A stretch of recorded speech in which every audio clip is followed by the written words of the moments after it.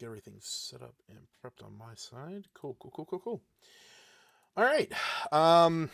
So do a quick recap from last session. Because Jared was not here. Nope, I was in a coma. That's right. But I'm basically going to read out more or less what I had sent to Jared.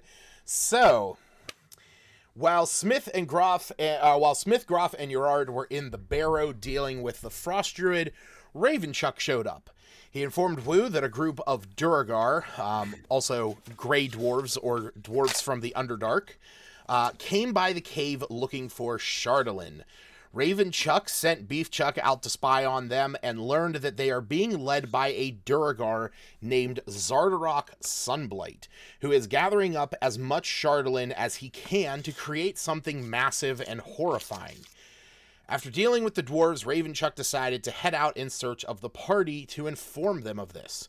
He went down to Bryn Shander and learned that the group had swung by the Temple of the Morning Lord and had met Copper, and he informed Ravenchuck that the group was heading up to Lonelywood. So Ravenchuck made his way there with the aid of a sled affixed to Beefchuck. Ravenchuck was also given a box that from Copper that was going to Urard. Once in Lonelywood, he went to the tavern and was told where the group had gone and went into the forest to find everyone. While Ravenchuck explained this, 2 winter wolves came out of the forest and attacked the 2 of them. During this, Sonar, the mummy priest, was hit by one of the ice wolves' breath weapons and failed his concentration save. This caused the moonbeam to end, making the door shut inside the tomb. Smith almost attacked Groff for dark vision, but fought it and lit a torch and ran out. Groff then ran out, but as Urard was running out, the dream sequence hit him and he fell unconscious, which we will go over what that is today. Before the door was able to shut, locking Urard inside for the next 10 days, which I had hopes that might happen. Smith was able to Smith was able to hold the door and pull him out in time. From there, Smith and Groff went to see what the commotion was outside, and why the tomb was closing in on them, only to find Ravenchuck and Wu had already killed the wolves. Ravenchuck then explained to the 2 of them what was going on and that they needed to head back to town. Ravenchuck also looked over Urard and determined that he had a sudden onset of exhaustion that overtook him. Smith helped load Urard onto Ravenchuck's sled, and they took him back to town. Once there, Smith and Groff took Urard to the dock to give him the ingredients needed for the concoction to heal Groff and Marcus of their syphilia. Wu and Ravenchuck went to the tavern to show off the trophy of the white moose. You mispronounced that. It was Groff syphilis. Yeah. And asked the owner where the town speaker was. The whole tavern was in an uproar over the dead moose and hailing the group as saviors of the town. The owner told him where town master Nimzy Huddle lived, and the 2 of them went over there. Leaving the docks office, Smith and Groff went to the tavern looking for Wu and Ravenchuck, only to learn that they went to the town speaker. Smith asked about a room for the night, but learned that the local inn had been closed for about 2 years due to the previous owner dying. Once at the speaker's house, Wu and Ravenchuck showed her the moose head, and she invited them in. They began explaining the situation and how they killed it. She was extremely gracious, and at about this time, Smith and Groff showed up with Urard, Sonar, and the companions in tow. Speaker Huddle offered her attic to the group for the night to rest in, so Urard was placed upstairs with Neogiri, Marcus, and the Shrub. After that, they discussed the bounty on the moose. She explained that the price was 100 gold.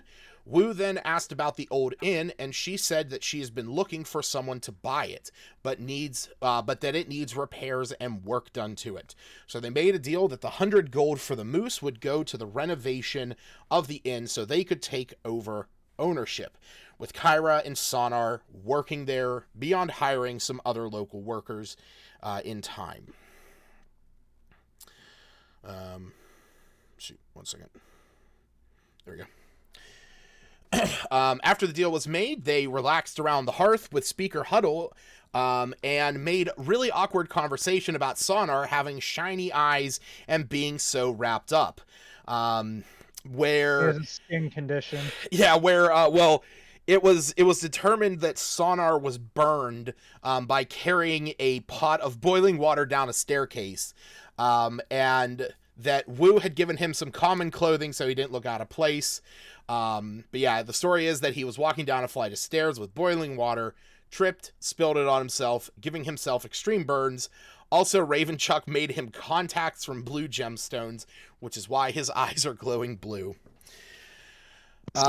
Yeah, I said that because Aaron said his eyes are gems. Yeah, because Aaron was like, his eyes are gemstones, and it's like, why would you say that? Oh, I loved that. Okay, so, kind of like funny enough, the last like 2 sessions across my 2 campaigns, we're kind of gonna rewind the clock just a little bit. Hey, Justin. We're going to rewind the clock just a little bit to handle through Gerard stuff. So, Gerard, as you were standing in that original room back at the Elven Tomb, you were talking to the shrub, getting from it that the Frost Druid that you guys had just killed was evil, was awakening all these creatures across the dale, that there were more than just the ones that you had already encountered. But some of them, like the moose that you had encountered, had an evil disposition. Some of them had a neutral disposition, kind of like the plesiosaur, whereas others had good dispositions, much like the elk with glowing antlers. And that she was using the ones that would still obey her as spies across the dale. As you were having this conversation, all of a sudden the light from the moonbeam in the center of this room went out.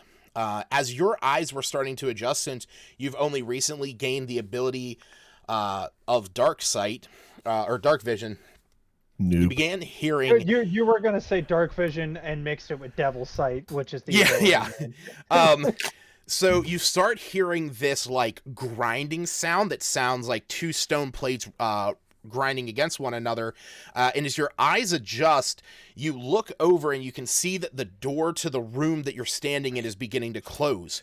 As you look back, you can see Smith, who has his sword in his hand, and it almost looked like he's about to raise it to go and strike at Groff's back, but he shakes his head quickly, stows the sword to his back, and pulls out a torch and lights it, and then starts to run out of the room. Groff then, who is very used to darkness, he was quick to act as soon as Smith lit the torch and ran out. He ran out after him. As you started making your way out, Neogiri, Marcus, and the shrub moved out in front of you. But as you ran forward, you stepped through the archway to the door, and instead of entering into that hallway, you were now standing in a snowy tundra. As you look around, there is nothing around you. You hear the wind blowing, and it's not cold, but you can see that there's ice and snow around you. And as you look around, you start to hear the sound of crunching snow coming up from behind you. As you turn, you see Calorics standing there, your patron. For Ravenchuck, let me throw this picture in the chat. You ever played Pokemon? That's the deity. Yeah, Tarot.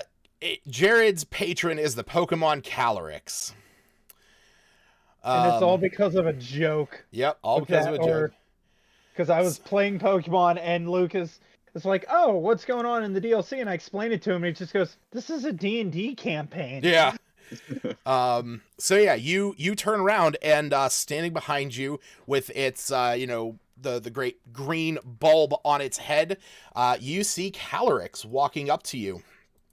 And he looks at you and says, "Hello, Gerard." Hi. I don't know if you picked the best time to bring me into the Feywild, but hello? Oh, well, not truly the Feywild. We are currently just in a border ethereal, if you will. Okay, good to know.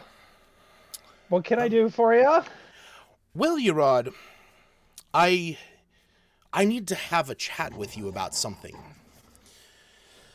I instantly start to sweat, realizing it's definitely dealing with the dark spells. Jesus Christ, Aaron, what were you just eating? What? It sounded like you swallowed your mic for a second. He looks at you, and he says, Urod, did you ever hear the tragedy of the dark Pegasus of lies? God damn it. Somehow, some way, through the darkness, we hear Groff just screaming. No, not particularly. I thought not. It's not a story most Fae would tell you. I'm out. It's a Sylvan legend. You see, the Dark Pegasus was an archfey of the Sylph, so powerful and so wise he could use the arcane force to influence the weave to create life. I don't want to alarm you, Lucas, but your one viewer just went to 0. I know. He had such a knowledge of the Shadow Weave that he could even keep the ones he cared about from dying. The Shadow Weave of the Arcane Force is a pathway to many abilities that some would consider unnatural. He became so powerful, the only thing he was afraid of was losing his power, which eventually, of course, he did. Unfortunately, he taught his apprentice everything he knew. Then his apprentice killed him in his sleep. Ironic. He could save others from death, but not himself. And he clears his throat, and he looks out across the vast tundra. You see, Urod, I know you have been feeling the influence of the Shadowfell recently. I can't exactly lie to you and say that I haven't. Some of the spells have definitely gotten darker. I mean, I've been trying to forge an elemental weapon. I instead get a blade of shadows. I try a calming emotions, and I instead engulf everything around me in pitch black darkness. Yes. It is the Shadow Weave. Thank you, Justin. Yes. It is the Shadow Weave that is allowing you to do this. The sadness and fear of loss you have from the deaths of your companions is fueling that connection. You see, the power of shadows is raw, unadulterated. It emboldens the users who learn to harness it and grants them abilities beyond the bounds of your realm. But I must warn you, Urod, the path you are on, if you choose to continue down it, will change who you are on a deeper level than you may realize. And the power of the Shadow Weave would not only affect you, but begin to influence the world around you. And as he says this, you can see that on the fringe of the tundra, this like endless expanse that you stand in, there's almost like a darkness kind of creeping forward. And Calorics looks up at you and says, "But I will continue to stand by you in these times, because I believe you are still the force of good that I envisioned so long ago. But I just must make you aware of what it is you are embracing." I'm starting to learn it, and as you can tell, I've been trying to use it for the benefit. I'm trying to use it for good. I mean, it caught me horribly off guard whenever I was trying to make a blade of fire to help defend my friends, and it came out as a pitch black blade of darkness, but I used it in that manner to defend my friends and comrades. Yes, and that is what I mean. The power of the Shadow Weave will affect the way that you interact with the arcane force. There is a balance to it, but if you embrace it, and you may have already realized that others embrace this same dark energy.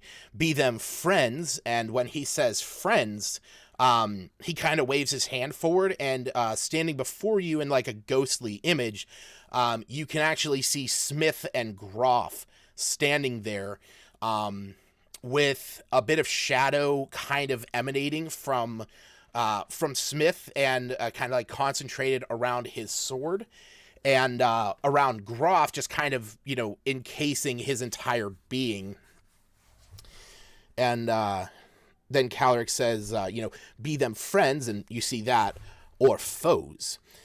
And when he says that, you see the image of Smith and Groff kind of begin to be pulled away from you in this black swirling whirlpool effect. And from where it is pulled into this central point of darkness, it kind of expands out into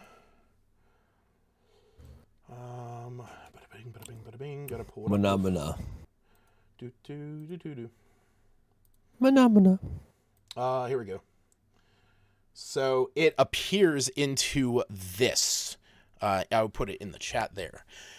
So you see this purplish shadow creature that has spikes coming up off of its heads, its eyes and mouth emanating this blue, almost hellish flame and shadow, but giving off this... kind of tilts his head and he goes, enemies, I've never seen a creature like that yet.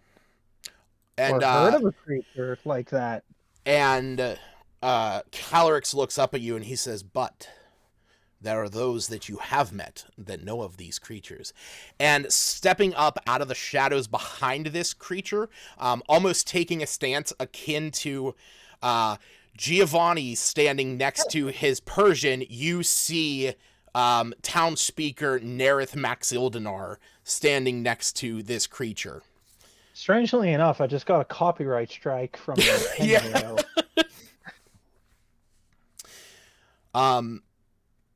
And he looks up at you and he says, I know that this has been a rough journey for you so far. And he kind of looks up at you and says, do you remember the reason I bequeathed to you these powers? Yeah, it was to find your horse and possibly try to get companion battles out here to the Dale. Well, that was more of my goal than yours. Yours was find the horse and stop the endless frozen nights. Yes. And I believe it is time that you learn the truth of that matter. And at this, Calorix waves his hand around you. A swirl of snow kicks up from the ground, and as it dissipates, you see now that you are standing atop a mountain of ice. You are looking out across what appears to be a fairly clear sky, and just from the quick glance, from where different landmarks are, you recognize this as you are standing at the peak of Kelvin's Cairn, looking out across Icewind Dale. And as you do this, Calorix points off to the right. Let me see if I can pull it up here. Here we go. If you look at the map, he points off to the right over near the Sea of Moving Ice. And he points out there, and as you look out, you can see this glint of light. And after a few seconds, it moves quickly towards you. As it gets up next to you, you realize now what you are looking at. It is a horse made out of ice with a rider aback it that is likewise completely made of ice. And Calorix, as he's watching this, you almost get this like seething energy from him. And as this sight moves past you, he looks at you and he says, "That's right.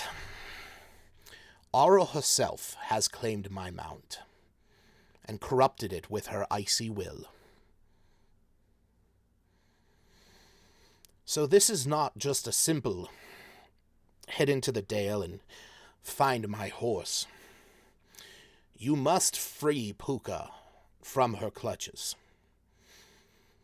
Only then, once that spell over her is broken, will she align with you and allow you to ride to victory in the arena that was promised. All right. I mean, it has been an easy journey, but I figured that it wasn't just going to be find the horse and the mission's done either with the way everything's been going.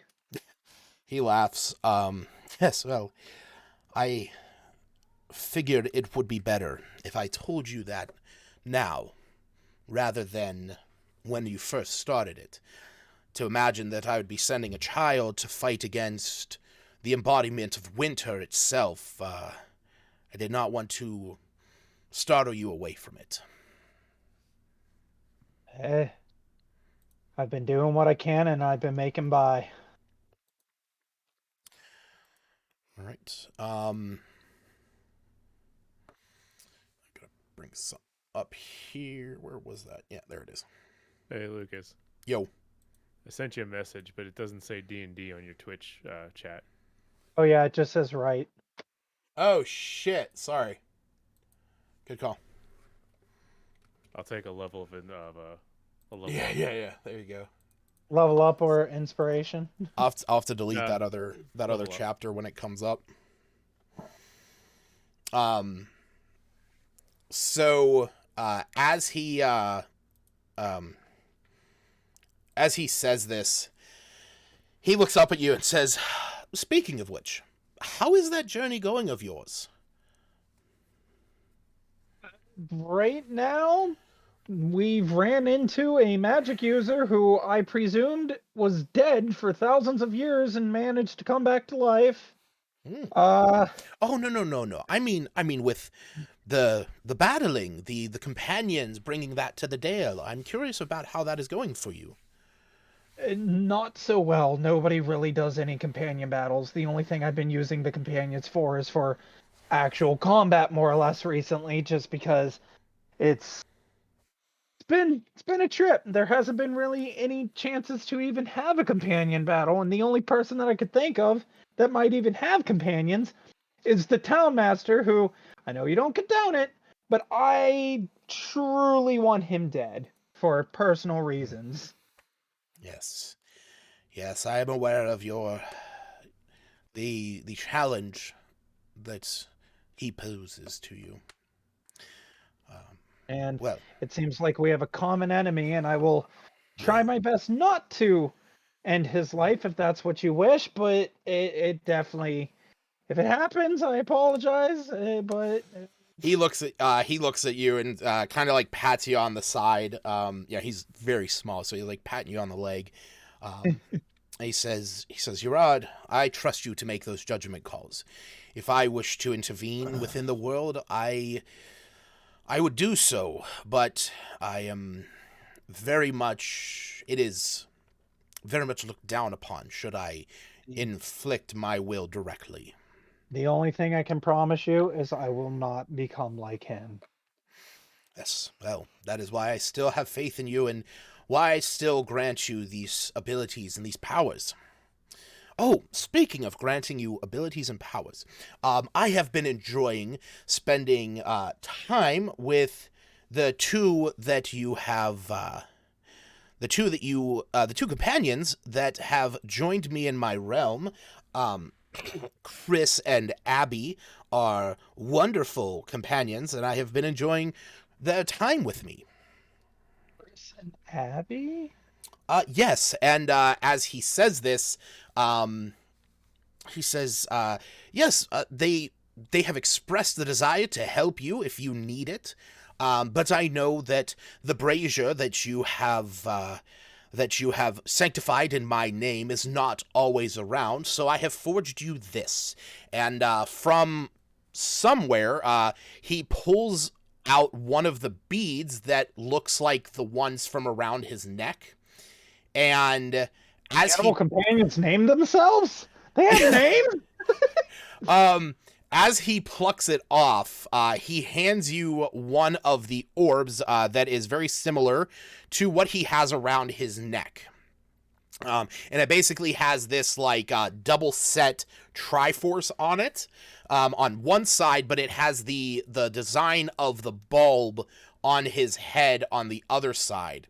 And as he holds it out, he hands it to you, and he says, should you wish to draw forth one of your companions from my realm, simply offer one of your current companions to the flames within this bulb, and you may call forth one of the others from within. Oh, so it's kind of like I can switch It's in and Pokeball. out if need be. No, it's actually the PC system, but yes. It's more the it's a Pokeball connected to the PC. And he nods and he says, "Now be wary. This is powerful magic and cannot be used all the time. Also, should one of your companions fall in battle, you may offer them to the flames within, but you will need to rebirth them at the brazier if you wish to summon them once again." Gotcha. And as he says this, he kind of waves his hand once again, and you are back in this void, this white snowy tundra. And he says, "Well, I must be away. Is there anything you wish to ask me before I depart?" Yes. I know you said there's a balance between the darkness and light. That creature of pure darkness that you showed me, does that mean it has a counter as well? There exist creatures that balance one another. And he kind of looks off into the distance, and he kind of waves his hands in front of himself, and from this, the snow around him builds into what looks like a letter. And he hands that to you. And when you look at it, it looks as if it is a map of some sort. There is kind of like a circle of squares. There are 7 squares creating this outline of a circle, and there is a line kind of tracing up from that, like a dotted line leading to a point above it.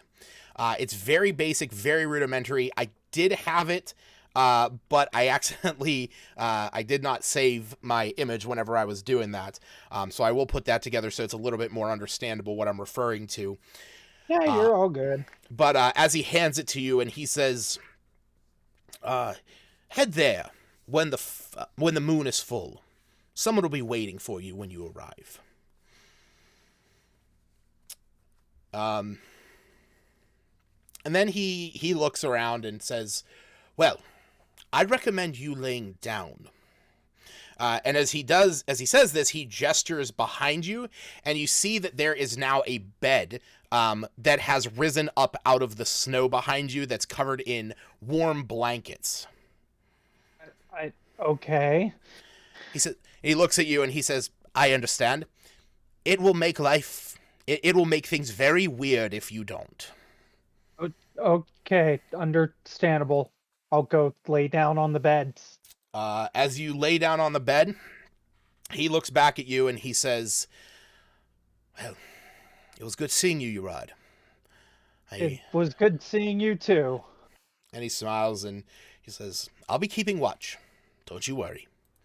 As you've been, and I'll hopefully keep doing good by your name. I'm gonna watch you sleep. Oh no! No, he refuses to after he no. witnessed Groff with that walrus. Oh, God. So with that, he begins to walk away. You hear the crunching of snow once again, becoming distant. And after a moment of laying there, you start to feel your eyes growing heavy. The warmth is kind of overtaking you. You actually get this sudden weight, almost a pressure on your chest. And you begin to hear a crackling noise in your ear as you start to drift off to sleep. Oh yeah, Lucas, should I just mark myself for a long rest? Yes, by yes, the way? please. Please do Okay. that. And because I also got to set Marcus for a long rest. Yeah. Make sure Give you him get a back long rest, because you will get a long rest for that. Did I reduce his max HP? Did you reduce his max HP? I think I did forever ago, but I don't remember what his actual max HP was. I thought I put it in notes and customize. I did. Did But you? Yeah, because I modified his max HP to 12, and I don't remember what it was originally. Hold 10. on. Let me look at something real fast. What the fuck?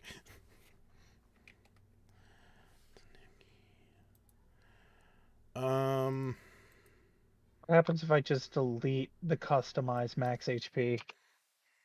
Just remove customizations. Oh, it fixed it. It put him back up to 17. Put him back up to 17? Cool. Yes. So all I had to do was remove the customizations, and it worked. Okay. Problem solved. Crisis averted. Yay. I'll say I actually don't even see him on your character sheet. He's under my extras. I know. I'm looking at it. I see the shrub, Marcus, the flying snake, and Yeti Tyke. Marcus is the tiny celestial. Yeah, I know that. I'm just saying, like, for some reason, it's not showing me. It's not showing me. Oh crap! That's why. Because whenever I clicked remove customizations, it removed his custom name as well. Yeah, but I'm not seeing him at all. Oh well, I have him on my end, and that's all that matters. I'll say, as long as you have him on your end, that's all that I care about. Because he should be. Because I think he's just listed as Tanuki. Because I did him. Who? Neoguri? Neoguri is under miscellaneous, and then my pet is Awakened Shrub, Flying Snake, Marcus, Yeti Tyke. Yeah, but like what he actually is as a homebrew creation is what I'm referring to. Oh. Yeah, I don't know about that part. Yeah. Yeah, that's what I'm looking at. Well, I have him on mine, and that's all that matters. Yeah, that works for me. Okay. So, with that, as your eyes begin to close, you eventually feel this warmth around you, and as you feel this, you open your eyes, and you are now laying in the same bed that you were, but you're not out in the tundra. You are now underneath the roof in a fairly spacious attic space. Marcus is laying on your chest. As you look over, you can see Neogiri sitting up against your bed next to you, and down by your feet in the corner of the room, you see that awakened shrub from when you were in that room. To your left, you can see that there is a small fireplace that is crackling away, and you can hear voices down below you. I'll slowly get up, adjusting to get Marcus off of me, and kind of pat Neoguri to wake him up, and just ask, "Where are we?" Neogiri looks up at you, and he says, "Oh, hey, I was wondering when you were gonna wake up there, buddy." Well, it's not every day that a deity decides to drag you into purgatory to question you. Oh, yeah, sorry about that. I was worried about you there, but yeah, no, we're back in the town that we originally came to, where we're kind of resting up for the night, after fighting off that moose. That other guy with the snake is here. Oh, yeah, I remember him because he was down at the cave. Raven Chuck, I think it was. Yeah, that's it. Well, glad to see you back, man. I guess. I guess we should head downstairs. As we're going down, Erard will kind of check his bag and pockets to see about that orb, just to make sure that he did get it, and or if it was real, or if it was just a dream. No, it is in your pocket. Okay. Yeah, as you look at it, you can, you feel a warmth you feel like a slight warmth to it. Like it's kind of, an artificial item, but it has kind of like a natural feel to it.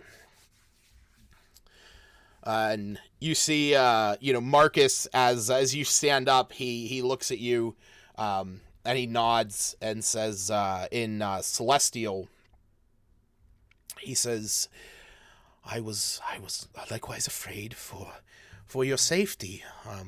We kept you safe the whole night long. I'll respond back in Celestial.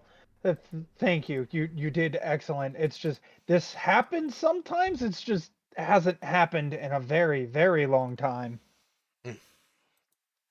Well, I will try to remember that for the next time.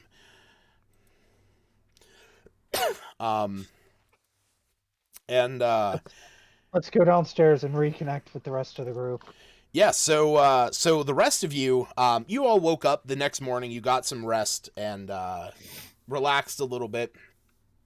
As the morning came, you all started to awake to the smell of Nimzy Huddle, the townmaster here, beginning to cook up some breakfast for all of you. The smell of fish, bread, and warm cider kind of filling the house that you're in. You all gather around in the common room where the hearth is, warming yourselves up, as Nimzy is going about getting everything cooked with the aid of her children. As you're sitting there, hold on one second.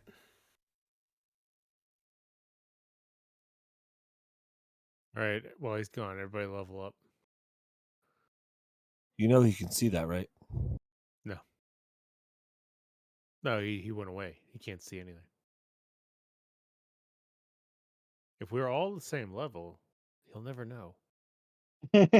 Oh, he'll know. Sorry Let's about all quickly boost up. Fuck you. So yeah, you guys are all sitting around, eating breakfast. Nimzy has offered you all some breakfast here in the morning, while you wait for your friend to wake up. And it's not long before we'll put the clock maybe at about 8 o'clock in the morning. This is going to be on the 14th of Hammer Deep Winter. So you still have 2 more days before the potion is ready. But you hear from the stairs the sound of creaking footsteps as Gerard starts making his way down to the common room. Gerard, you can see everyone around the table here, eating a breakfast of fish bread and warm cider. You can see there are 5 halfling children running about with a tidy-looking halfling woman going about trying to cook up everything for the group. I have a picture of her here. She has gray hair that's kind of pulled up in a bun. She wears furs around her shoulders and light blue colors. And you hear one of the kids that go, "Oh, mother, the man with the cat is awake." And with that, everyone, you kind of look over and you see Gerard walking down the stairs. You guys have free action to chat. I attack Yes. with a hug. Oh God! Good Hey, morning. I Roxy. thought you were dead. No, I'm not dead yet. Erard will give him a pat on the back. He's seen what this man's done to walruses. He's still mortified and mentally scarred. Don't worry, he's wearing pants Oh, thank God. for now. This time. still alive, just, being somebody that has a patron, they just kind of call upon you when they need you. That sounds very annoying. You get used to it after so many years. That's why I don't give anybody my money on Patreon. Is that what we're talking about? Sure. We're Okay. talking about that. Oh, I love that. Groff doesn't know what a patron is. Yeah, I did not imagine he did. He likes Ugh. the arts, but he doesn't have the money to support it. All that you know is that sometimes you are a patron of a bar. Sometimes. Sometimes. Somebody else talk now. I got a massive headache. But yeah, like I said, you guys have free action to chat and hang out. Nimzy will, upon seeing you come down here, Gerard, she will walk over and greet you. She says, "Well, I'm sorry about the commotion, young man. Let me introduce myself. My name is Nimzy Huddle. I am the town speaker of your lovely Lonely Wood here." Thank you. I know we haven't really had the chance to talk to you truthfully, besides handling the moose and getting the medicine for everybody and Yes, all of yes, that stuff. which as I spoke with your friends, I very much appreciate. Very much appreciate the help in putting an end to that monstrosity. Yes. Has my character met him before? Yeah, you've met Gerard. He was the one who had the I'm the one that tamed the dragons in the cave. Yes, he was the one You. he was the one who tamed the dragons, but not only that, he also had the flying snake and the yeti tyke that were bludgeoned to death during that combat. Viciously, horribly bludgeoned to death. That's hilarious. No, it's not. On I my wanted birthday. the Yeti. Need I remind you, on my birthday? Yep. Wow, that means we've almost been doing this campaign for a year. Yeah, actually next month will be yeah, because it was February, or no, it's been a year. It was February 13th. Session 19 was 1 year. Jeez. So, yeah. Nobody made me a cake. Nope, nobody made you a cake. I'll bring you a cookie. But yeah, so Don't make so promises you're not going to keep. Ravenchuck, you have met. I keep many of those promises. The line is still wrapped around the building every single day. It's horrible. Send help. Yeah, so Ravenchuck, you have definitely met. You definitely have met Gerard here. In fact, he was the one that Copper Knobberknocker, whenever you talked with him back in Brinchander, he is the one that he told you to deliver a package to. I walk up to him holding a box. I believe this is for you. I thank you. I believe we met back in the cave, but pleasure to finally actually get to talk to you more and not just befriend dragons, kill enemies, and then dip. As he's saying this, Everard will start opening the package. As you're saying this, you are just seeing the eyes of the children glow as you are telling this short tale of that's of right. valor. Kyra's gone. Everard's got to tell his own stories. That's right. That's right. Survival now. Kyra's still technically around. She's still around, which you guys kind of have to deal with the fact that you haven't really addressed Kyra's absence, but that could be handled later because there is going to be something that comes with that. Yeah, you're right. As you open up this box, inside of it, you can see that it's kind of divided up into two separate sections. One of them being a what looks to be something wrapped up in cloth, and the other half of it appearing to be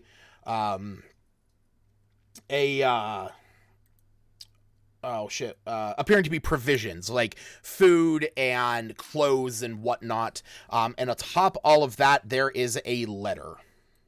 I'll open the letter and read the letter first before I tell the group that I have food and whatnot for everybody, or what I can offer to everyone.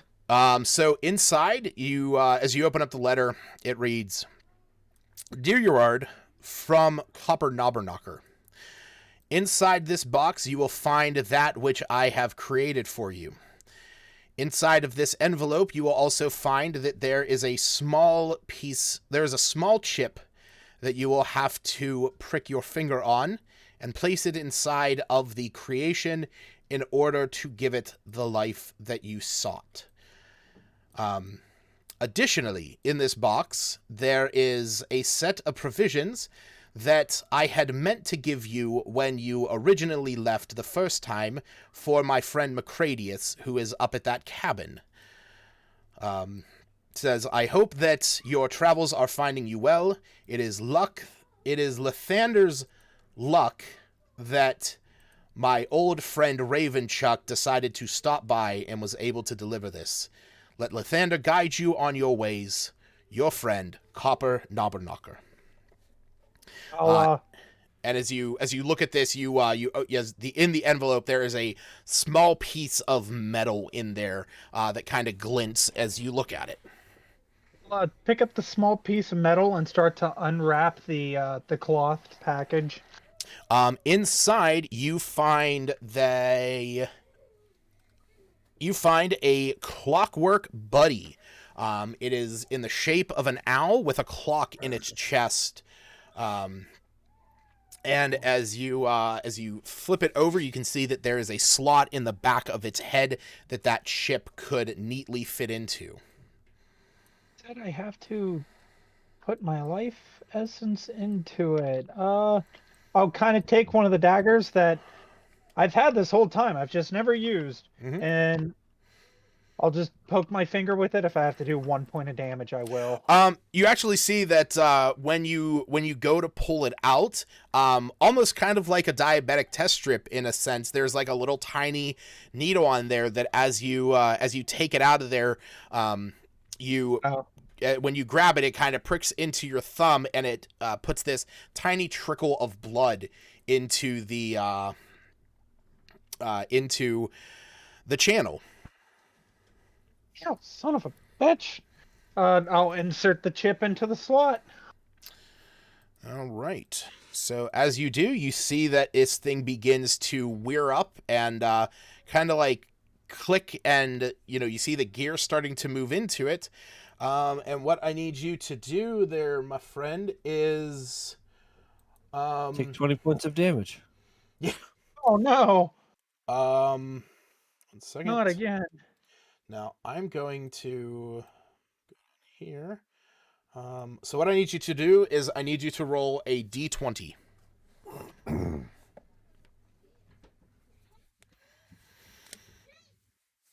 At 20. That's 20. 20 points of damage. So, wow, that is very like on the nose. So or what? For the supreme animal handler, or No, this is its behavior. This is its personality.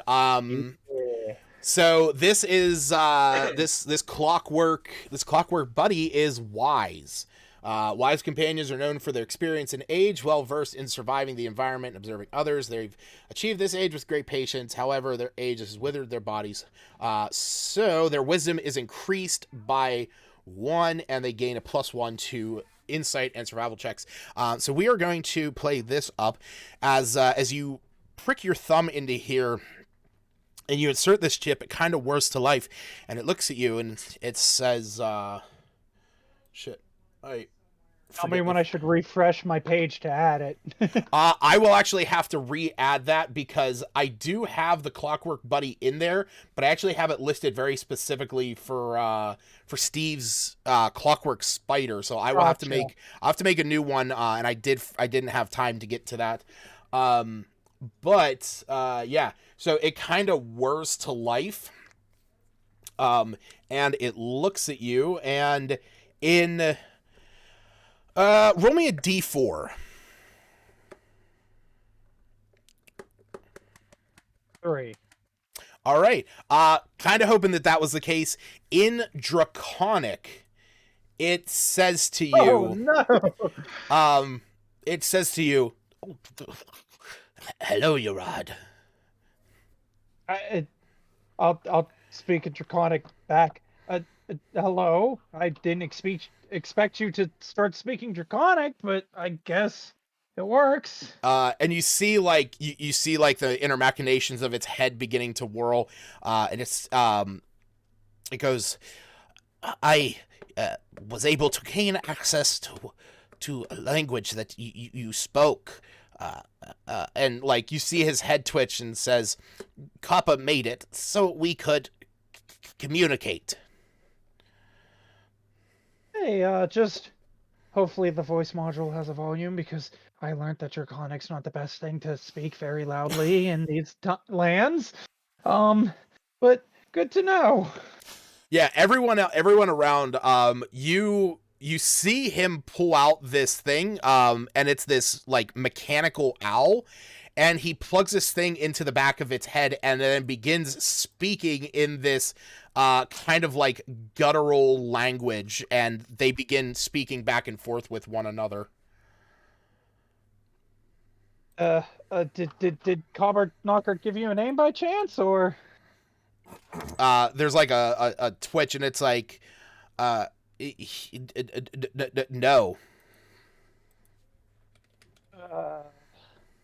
I have no idea what the hell I'm gonna name this thing. Well, you know what? We'll come up with a name for you later. And How about Albot? Just Albot, and we'll spell it ALBOT. yes, Perfect. ALBOT. Yep. There we go. Albot. All right. So there we go. We're going into P5 territories of names now. Mm-hmm. God. Yeah, you see, as this happens, you see, like the kids here in the room. They are just like gobsmacked by what they're seeing. You see that like they're kind of like gawking at him. Actually, I need you to do me a favor. When you wanted you wanted the wings, right? I paid him extra for the wings and the shooter. That's right. That's what I want to know. Pea shooter and wings. Okay. So yeah, you see the kids like coming up, kind of like poking and prodding, and while she is likewise gawking at this sight, you see that you see Nimzy. She says, children, please leave the thing alone. You don't need to be bothering him." She kind of looks around, and she looks outside, she looks outside, and she says, in fact, you children should be getting ready. We don't have very long, and we have to get ready for our visitors tonight. Visitors? I'll say that in common. Oh, yes, it is quite an event. Not very often do we get this treat, but today, this afternoon, Torg's caravan, Torga Icevein, and her traveling merchant caravan will be stopping here in town today. My eyes will get wide as I just turn to you. Isn't that at the... Woo? Yes. Woo, sorry. Yeah. Yes. She says, Interesting. You see this like, you see this like, excitement out of the kids. She says, it is not very often that she stops up here around the small settlement of Lonelywood. She mainly focuses, Tamerlane, Targos, Bryn Shander, East Haven, all of them. But she has decided to stop here up to our town, and when she decides to come up here, I let her entourage stay in the attic where it is nice and warm. No. No? No. I'm sorry? Why no?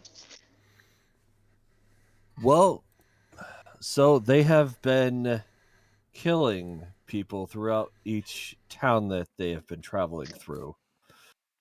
Erard will just kind of sigh and be like, we don't 100% know that. We have intel leading to that, but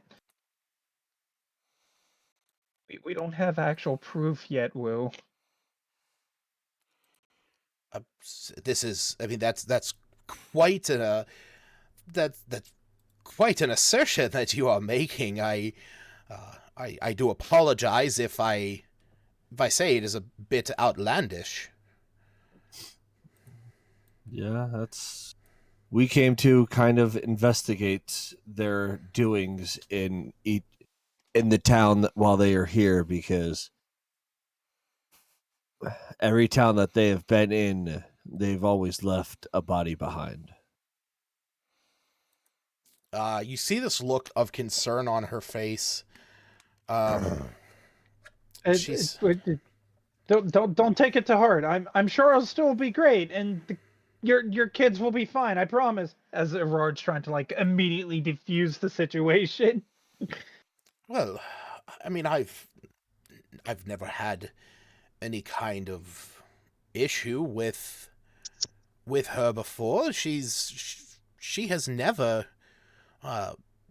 she's a bit rough around the edges, but she has never come off as one that would ever cause any issues. I mean, she relies on us here in the town in order to sell her wares.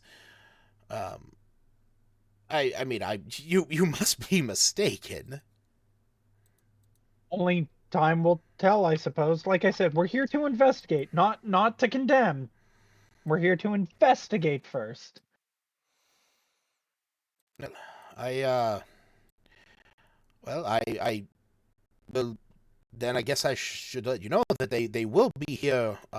They will be here soon. They normally arrive a few hours before. Well, and she kind of like looks outside. She says, "Well, before the sun rises." So you figure that they should be here fairly soon. We can. Woo. God damn, I can't get my names right. Yeah. I mean, considering we have Wu and you. Yeah. Who? Actually, can I change my name to who? No. No, we've already established a Who in the P5 Can I canon. change Sorry. my name to Hal? No. My name is just Y now. Oh God. But he's gonna ask: is there supposed to be a God? What the hell was it called? A lottery. A lottery here in town? Lots. No. Oh. And you see that like she kind of pauses for a moment, and as she takes in what you're saying, she goes, "Oh, you are talking about what they do in the bigger cities. The lotteries. I've heard of these. And she looks at her kids and she says, "Please, children, go upstairs, get changed, start cleaning the attic and getting it ready for our guests this evening." She looks at all of you as the children make their way upstairs, and she says, "No, it is. We do not hold such an egregious practice here in Lonelywood. I cannot speak that we would, that if the townsfolk weren't already terrified of the reality that we face here, in these moments that they might not want to pursue such horrific deeds. But no, when we perform our sacrifice to Auril upon the new moon, and she looks at her calendar, and you all realize that is tomorrow and the next day, as the new moon stretches across 2 days. She says, we put out an offering of food into the forest for Auril. Unfortunately, when the townsfolk first heard about these sacrifices up here, luckily, most of them were hesitant against the sheer concept of it. But that, unfortunately, did not stop some folks from trying to get something like that started. I remember vaguely there were these 2 folks that came from Tamerlane. They said that they were traveling around trying to gain support for their sacrifices, and that they believed that the only way to do it was to sacrifice ourselves. Two very odd folks. But I am... Do you recall what it looked like? Yeah. I don't recall very much about them. They were druidic in nature, if I had to, nomadic. Which she kind of like shrugs her shoulders. She says, but, to who but to the Dale, those folk belong, the ragged humans that live out in the tribes. Yeah, they had a bit of a cold demeanor about them, I will say that. All right. Well, keep an eye out for them. So these people with the wagon is supposed to be arriving today. Erard will look at Wu. Now, like I said, we're investigating first. We can't just execute everybody that we have a hunch on. What is this word execute you speak of? We can't kill the traveling merchant without proof. So says you. I like how you guys are so focused on the traveling merchant when Woo.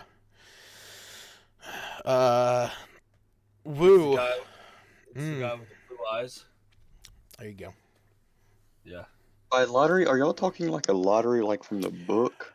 Oh yeah, I guess this should be some. Yeah, this is something that Ravenchuck would know. So, which I do apologize, Tarrant, that I did not explain that better to you. So basically, here in Icewind Dale, when the Rime of the Frostmaiden started happening about 2 years ago, some of the towns started sacrificing various things that they could offer up, and it has become now a thing across a lot of the towns that they, each town, sacrifices something. So it was the desperation of the people of 10 towns hoping to appease Auril so that Summer could return back to Icewind Dale by making sacrifices on the nights of the new moon.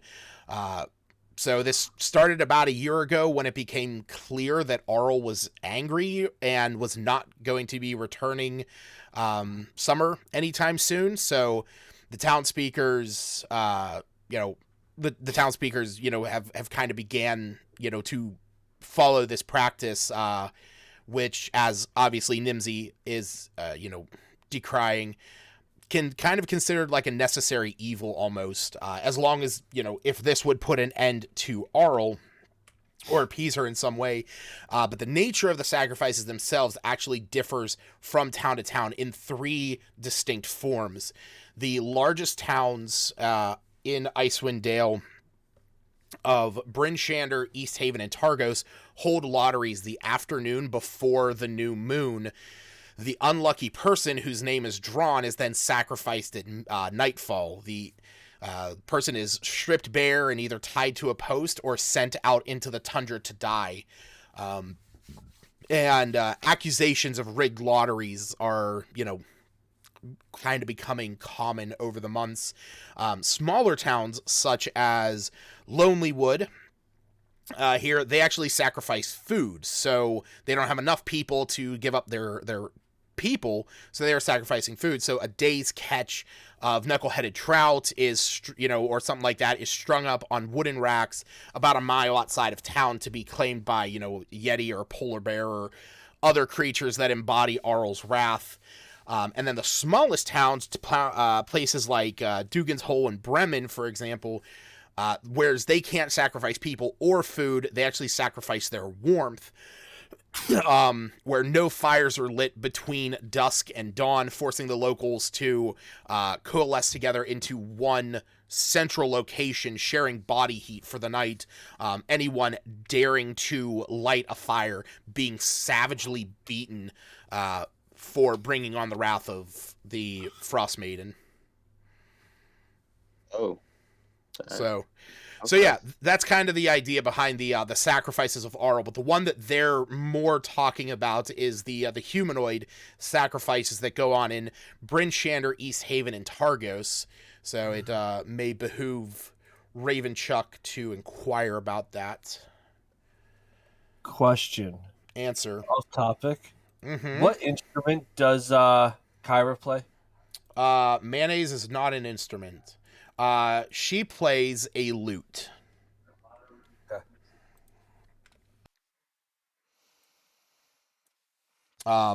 But yeah, so you see the children. They go upstairs, and she explains to all of you that her here in Lonelywood, they do not perform the humanoid lottery. Instead, they actually sacrifice food for the night to the Frostmaiden. Okay.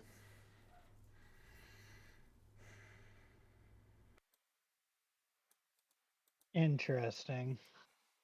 Yeah, interesting. She kind of looks at all of you and she says, "I'm still not sure why that is that interesting. My curiosity is getting the better of me, but is there something that I should know? Is there something that..."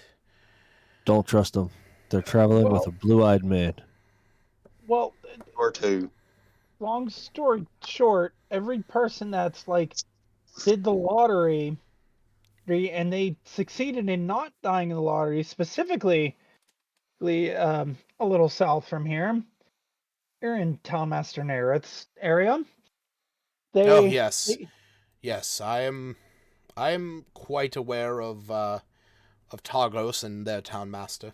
Not a fan myself, but besides the point, they would have a second lottery almost to where people could pay their way out of the lottery so their name isn't even in the pot to avoid getting sacrificed, but then they end up dead anyways. Oh, well, I can assure you that I can assure you that there is nothing like that that would be going on here. We do not hold a lottery, so there would be nothing for them to pursue here. That's what we're slightly worried about, but well, they are, like I said, they and you can she says, "I'm sure that there is nothing that we have to concern ourselves about." Everyone roll me an insight check.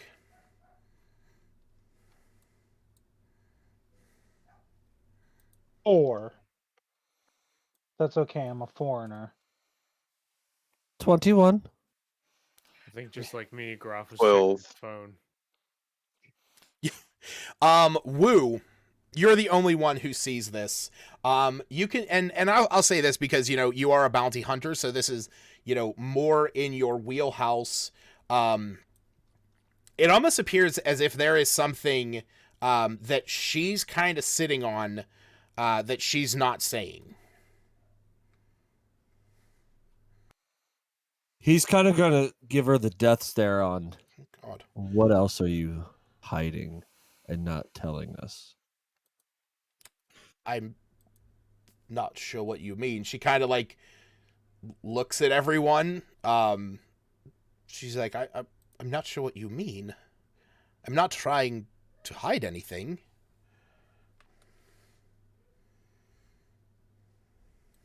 Are you not telling us a full story here? Feel like there's more than what you're not telling us. Well, she like I said, she looks at all of you, and she says, well,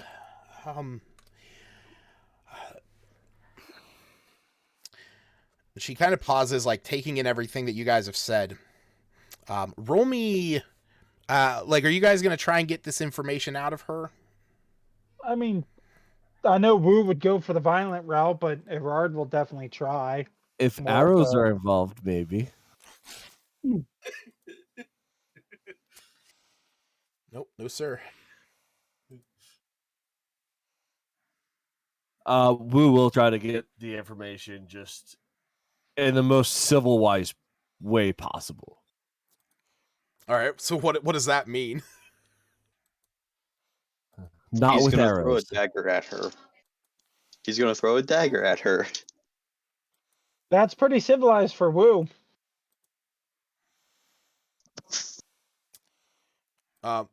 So wait, what did you say, Aaron? What are you doing? Trying to get the information from her. I know, but like, what are you doing? Like, are you just asking her? That's what I kind of need to know. I'm going to more or less kind of like grill her about the information. Okay. You're gonna cook her? You cannibal. So what do you say to her?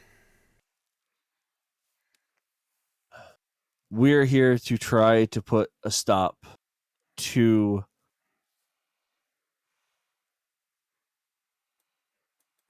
the carnage of all the death that is going on that is not been needed in the Dale. And it seems to be that there is one person in particular that we have heard rumors about that has been traveling with this group with piercing blue eyes.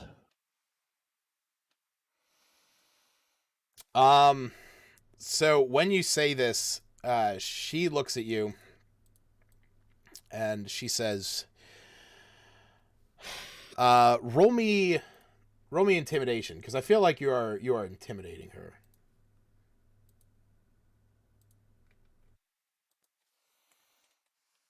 Team.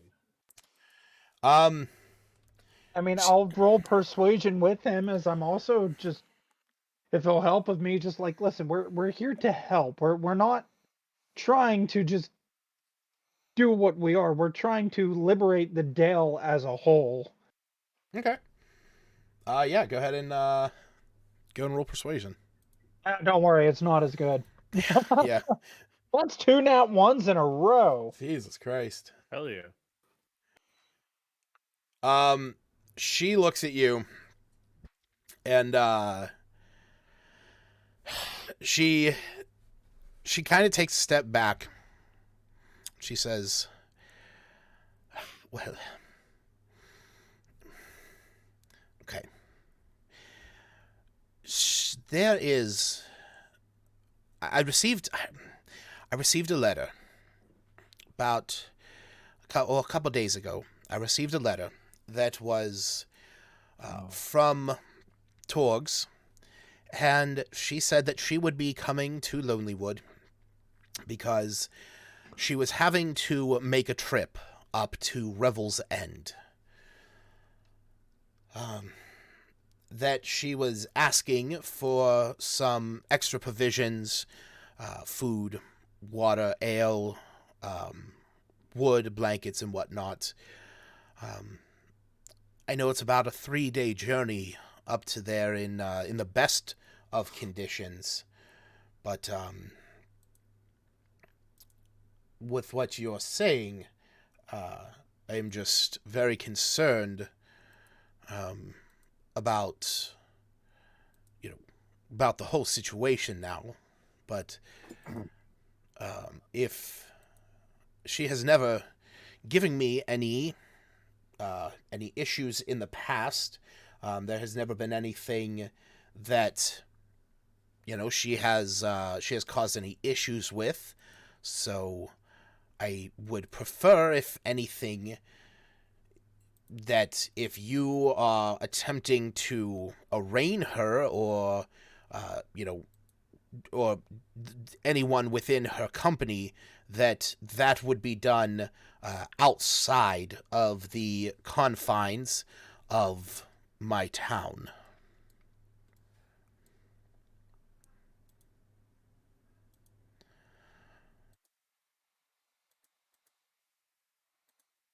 Yeah, I don't see why we couldn't be able to manage that.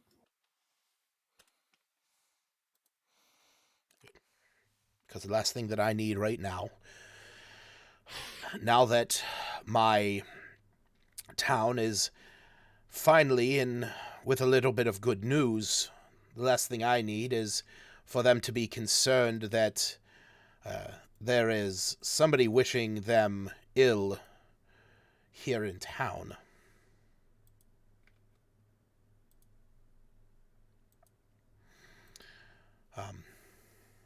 But yes, well, be that as it may, why don't we finish up our meals? And I guess I can get this ready for you. And as she says that, she goes over to a bookshelf not too far from where you're all sitting, and she reaches up onto it and brings down a box that inside of it you can see, as she sets it on the table, there is a set of keys as well as a piece of paper. And she looks at you, Wu. She says, regarding our discussions yesterday about the purchase of the ramshackle, I wanted to prepare everything. The paperwork will take me some time, so I must be ready to do that. If you are wanting to, you are welcome to take the keys and go over and inspect the inn yourself. In the meantime, yeah, we can scout it out, see what renovations need to be done, what alterations that we can do to make this a fine establishment for us both. Which, funny enough, this would be, I believe, the first time that Gerard has heard anything about that. Yes, it is. I just kind of look around. I'm like, wait, we own a inn? Yeah, we bought one yesterday. I own an inn. I turned in the moose head. I killed the moose. It's my trophy. It's my inn. We own that it. We are benefiting from. You never would have bought it without Grof's help. If anybody We says the killed word, the I'll shoot moose. him right now. We all killed the moose as a collective, if I recall. I might have been Who get the out for a killing blow, while, though? but I didn't retain brain damage when I fell asleep. It's our inn. I named it, so it's my damn inn. All right, Groff, take the shot. Take him out. Nimzy looks at all of you and she says, who's being hostile towards me? No. Nimzy looks at all of you and she says, please, enough of this. Outside. If you are wishing to brawl, please do it far away from the town so that you do not bother anyone that is beginning to go about their workday, as the townsfolk That's here. 2 hits. God damn it! I'm not allowing PvP. No, You hit Groth. I'm I not. did 4 damage. Jared, roll your damage. I'm not allowing PvP. Well, Do 9. this is- Groth misses. I did not miss. Reaction, I get a 15. +2. Fine, I Again. get 2 more shots anyway. not I cast doing. Firebolt on him. There. Not doing PvP. Okay, wait a minute. There, I gotta get my 4 animal damage. companions here. Lucas, I need that sheet for the mechanical owl faster than you do originally. I was going to say, Jared. I'm sure I hit. If you go to Raven your Chuck hits. if you go to your extras, you should be able to add under pets a Clockwork Buddy now. It should be in there. Well, Another just 9 rolling damage PvP. Let's see, that's 26, Oh my God. 38 damage he takes. So Gerard, He's bloodied. as this owl is active and around you, you feel an almost like warm sensation coming from that orb that Calorics gave you. Oh yeah, because I can only have 3 companions at a time. Correct. Well, I'll take one. I only sorry, have 2. shrub. Goodbye. Actually, in all honesty, who wants the shrub? What does the shrub do? The shrub is just an awakened shrub. It does nothing. It grows berries. That's it. Yep. Does Dude, all the I'll things. Give it take to it. Kyra. Nah, give it to Kyra. Have it help the inn once Up we at get the it end, all. we make our own special brew with the berries. You know it. I guess that would argue that maybe your first stop is heading over to the docks. I was gonna say if we're doing that, Why are we going to so the I'm not docks? getting yelled at for having too many companions. Can I give the awakened shrub to Woo with the agreement of we'll use the awakened shrub's berries? Yes, that is perfectly Okay. fine. As long as it is bequeathed from, or as long as it is relinquished from your possession. The moment, I'll- the moment you pass along this this plant to Woo, you feel the burning sensation coming from it to subside. All right, cool. And that'll be the agreement we have. Be like, there we go. It grows berries. We can use it to make our own special brew Or salads. or salads. You're And not everybody making likes a fruit. salad. Hey, what about the vegetarians? I don't eat meat. I don't think forest gnomes eat meat. You don't think who eats meat? Forest gnomes? I'm not too I'm- sure about that. I don't know. I imagine I could imagine what's his like some crazed forest gnome chasing down a squirrel and biting its back open. Oh God. Oh, we eat very little meat. We Um, just mainly eat wild fruits, nuts, and berries all right. with a little bit of meat. You hear the awakened shrub kind of like chatters its leaves, and it looks up at Woo and it says the berries I will make the finest ales. I am glad to hear. We all hear it talking to us. Yeah, it speaks common. Okay. I thought it was just talking to him in his head. No, none of you know Druidic, and I wasn't gonna make it Druidic just to be a dick. But yeah, so it knows any language. It knows one language that its creator does, which would be common because it was a frost druid. Which is why, no. which is actually why Jared casting Speak with Animals on the magical Leopleurodon out in the ocean, or the Plesiosaur was was there. Lucas, are you trying to say you're still salty the fact that I ruined your whole entire first encounter by becoming trans? I'm not saying anything. All right. Pretty sure you just did. Man, So, where are you guys heading? I guess to the new inn that we bought. You have an old inn? You don't wow. have you. There was an old inn, and it technically is still currently the old inn. All right.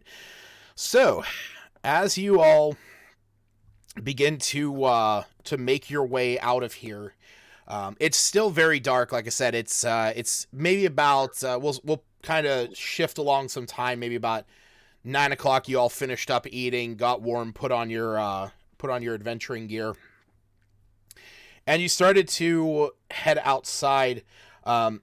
You can see that as you make your way down along the center street here.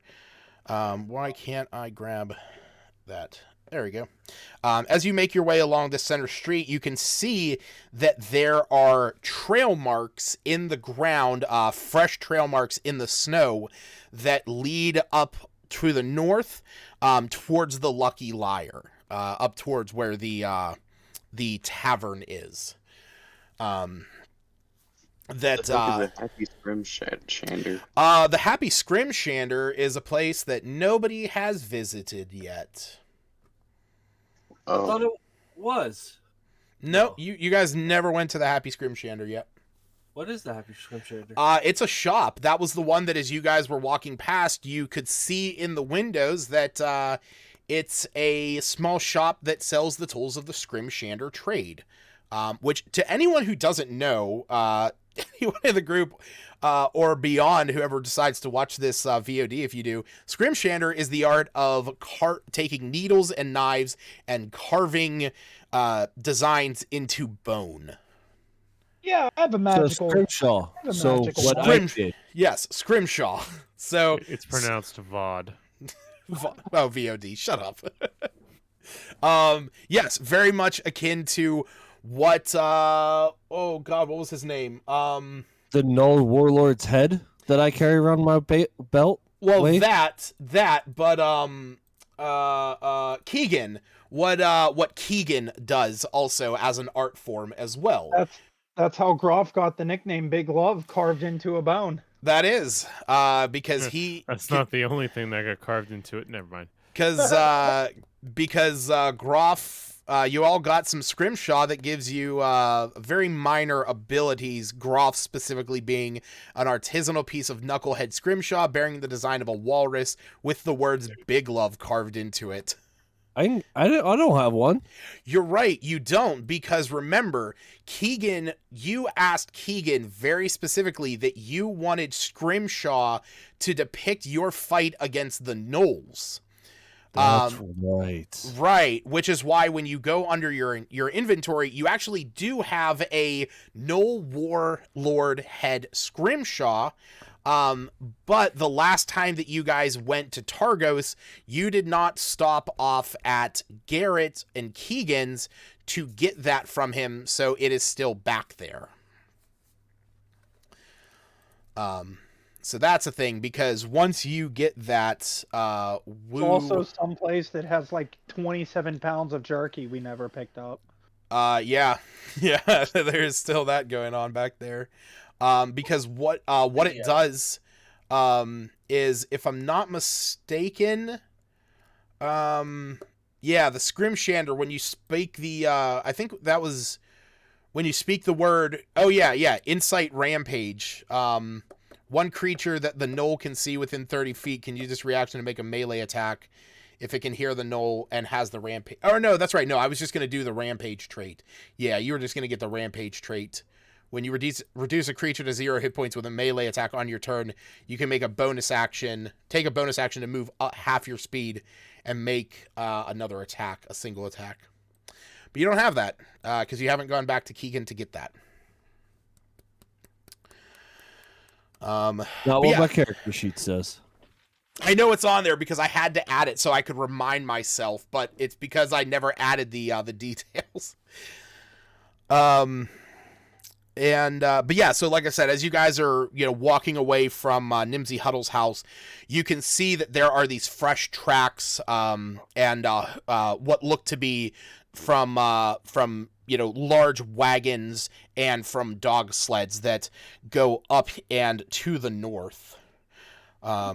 And Nimzy did explain to you, Wu, that the ramshackle is the building right across from the shortest dock. Got it. Where's our inn again? Oh, it's the ramshackle. Yeah. Mm-hmm. It is the ramshackle. So, as you guys start to head down, let me put your characters on the map here. Hey, Woo, I thought you said you weren't gonna sell ale at the inn because you don't want to take business away from the Lucky Liar. Who said I was going to sell ale at the end? The Awakened Shrub did. He's selling Yeah. wine. It's completely different. Yeah, it's just another place to have ale. We're gonna make it. We're gonna sell it to them, and yeah, Oh, We okay, make you're the selling ale to and then Lucky we Liar. sell it to the Lucky Liar. We become an inn brewery and arena and everything in between. I mean, why not have a fighting arena?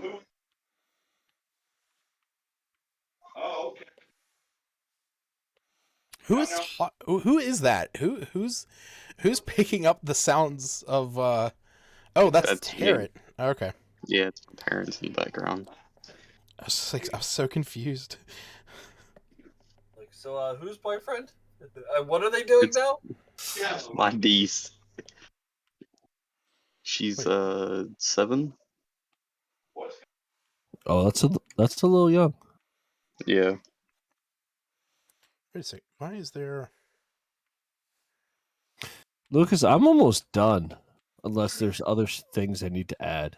What do you mean? You're almost done. I'm almost done. Well, With I mean that's cool. Like I have a different one. What do you mean you have a different one? Are you talking about the map? Yeah, the Yeah, clean I up know. version. Yeah, I know. Oh, I mean that'll come into play later. Yeah. Why I'm not- is it? Oh shit! I just realized what I did wrong. There we go. That fix it. So when can we open the inn?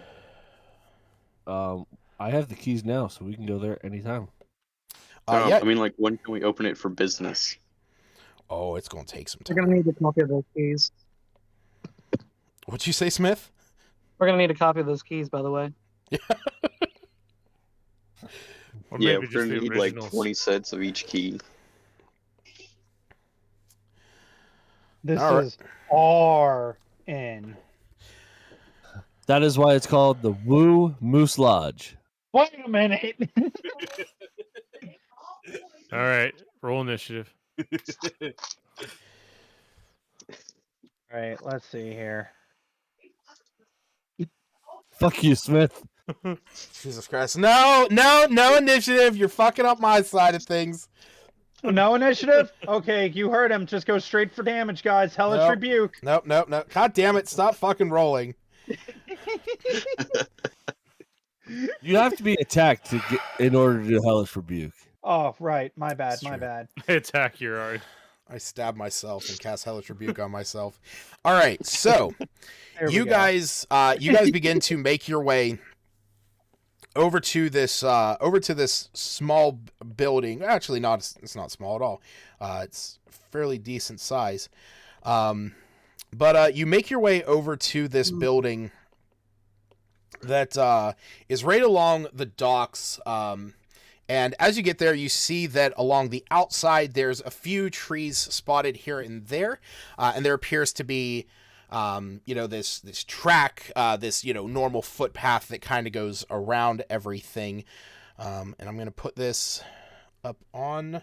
Ah, that's the wrong map. Good thing all I see is a black screen. Oh my god, thank god that's all you saw. Holy shit, that's not all that I saw. see a ton of spiders. So what I are see those a things? ton of spiders, I think. That's a lot. That was a lot to put on there.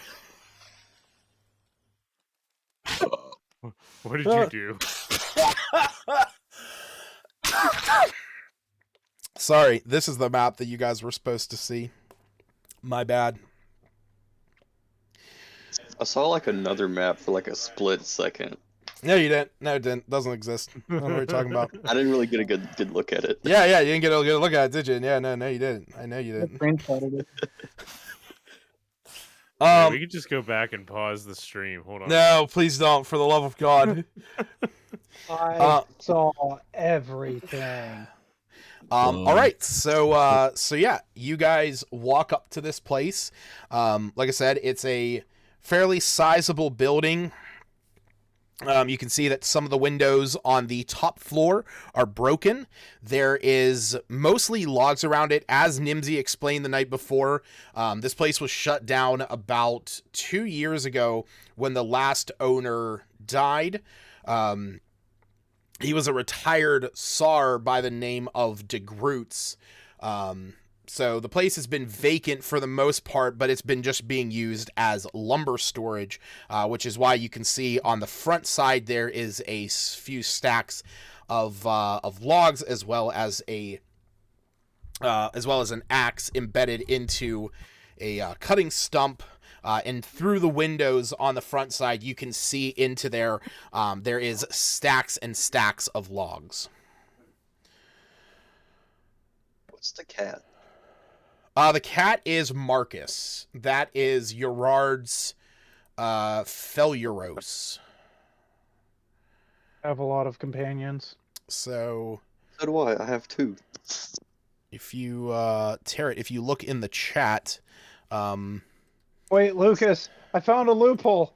What? Technically speaking, Neoguri is a familiar, therefore he does not fall into the companion category of. You're right. I know. But much like we already discussed in the very beginning, you can have 2 companions and Neogiri. Ooh, I like the raccoon. He looks. He reminds me of Rocket Raccoon. He's based on what? Who is he? Who is he based on, Jared?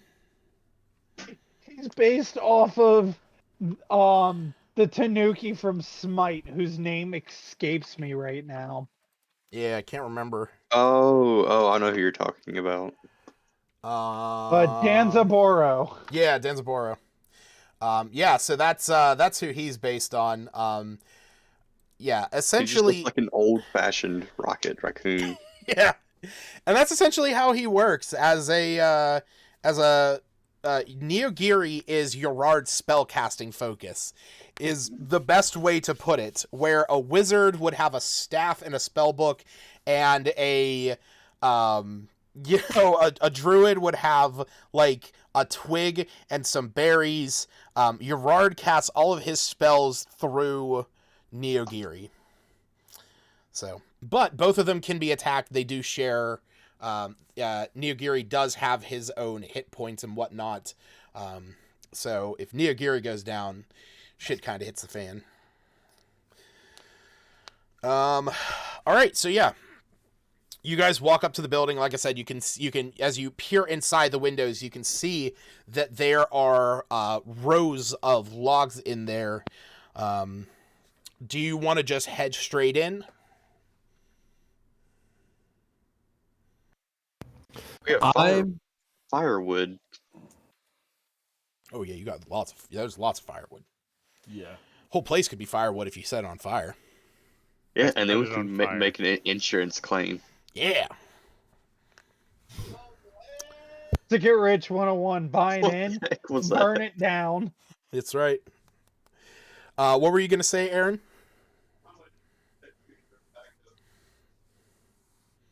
Aaron?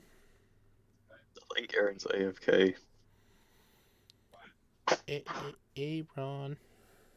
Maybe he said he'll be back. Did he say he would be I back? just heard something in the distance off Yeah. his mic. So did I. Oh, I thought... yeah, okay. I was wondering whose mic that was. Smith, how did you like your egg roll? He stuck it in his belly button. Oh, now you're back. I enjoyed it. Yeah. Thank you. Yeah. All right. What did you say, Aaron, before you disappeared? I want to use the keys that I was given to unlock the front door. All right. You do so, and as you Sorry. open, it's all good. My dad was yelling at me, calling me Uncle Aaron. I'm like, I know. God damn it. All right. So yeah, you guys can sort of move into this area. As you guys move into this area, you can see that the room is pretty much filled with lumber, kind of spanning most of this area. There is a bar on the far side of the building that kind of wraps around. There's a fireplace on the, I guess technically north would be over here, and this would be south. But, on this top side, you can see that there is a fireplace. Stacked in front of it, all of these are tables and chairs. There is also a fireplace over here. You can see in the corner a couple barrels and some broken glass. And there is a couple doors along this wall. There is one over here, and there is one behind the bar and one off to the side of the bar.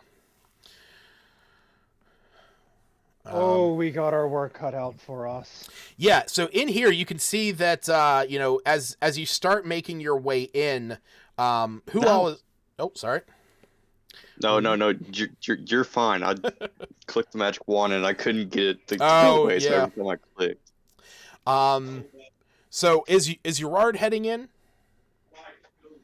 I guess I should ask this: is anyone staying outside while like Woo, Raven, Chuck, and Gerard are going in? Groff and Smith, are you guys staying? Okay. I don't trust Woo to do anything alone. Okay. Is it very dusty inside here, by the way? I know less than all of us. Not only is it dusty, but there's like kind of just this pure must that is permeating the air. That there is dirt all over the place. You can see that snow has been tracked in with the logs that were brought into here. And with that, a lot of the wood in here has started to grow kind of swollen and wet. But it, obviously with how cold it is mostly frozen wherever it would land. So there's going to have to get new floors since snow's been tracked in here. And in fact, as you say that, you also glance up and you can see that the ceiling above you kind of has some rot, as well as some boards that are kind of split and splintered up there as well. And a new roof. And as you're walking, it's going to be a new everything. Good thing we have all this wood. Oh yeah, true. We got a ton of wood, and it's all ours. That is true. As you're walking in, Groff, with your 18 passive perception, you notice something that kind of catches your eye just as you're about to walk in, and that is that you can see that there's kind of like a set of tracks that leads, to and from this place, you imagine, from people coming in and out of here getting lumber. There's a set of tracks that goes around the building, just following the natural curve of the town's structure. But you actually see that just off in the distance down here, there appears to be a set of tracks that cut up across and behind the building. Well, I'm a sucker. Let me point that out to everybody and let's investigate it. All right. Why don't you just investigate it? I will help investigate. All right. Yeah, I'll go help investigate as well. You guys stay here, try and figure out what you can do to patch this up. I'll go help Groff. Somebody tie Woo up while I'm gone. I'll watch Woo. I'm the smart one. I'll come up with ways to fix all of this. All right. Okay, so Gerard, Smith, and Groff, you guys are heading around back? Yep. All right. We gotta make a token for an owl. Wait, can I do like a survival check? You said these are tracked? Yeah. Yeah, so what I'll do is you guys can head down here to go and check out the tracks that Groff was referring to, because they're actually a little bit further down. I don't have them on here, but they kind of go like that up along. They kind of go like that from the normal trail, which was kind of what Groff had noticed, where they seem to have veered off up around the back of the building. Any idea what kind of tracks they are? Yeah, roll me survival.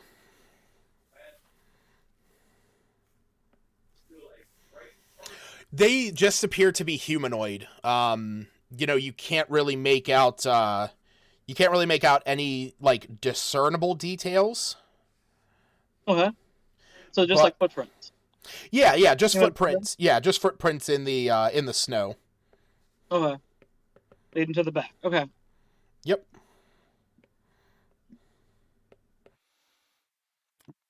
So, do you guys follow those footprints? Sure. Yep. Okay. Sounds good to me.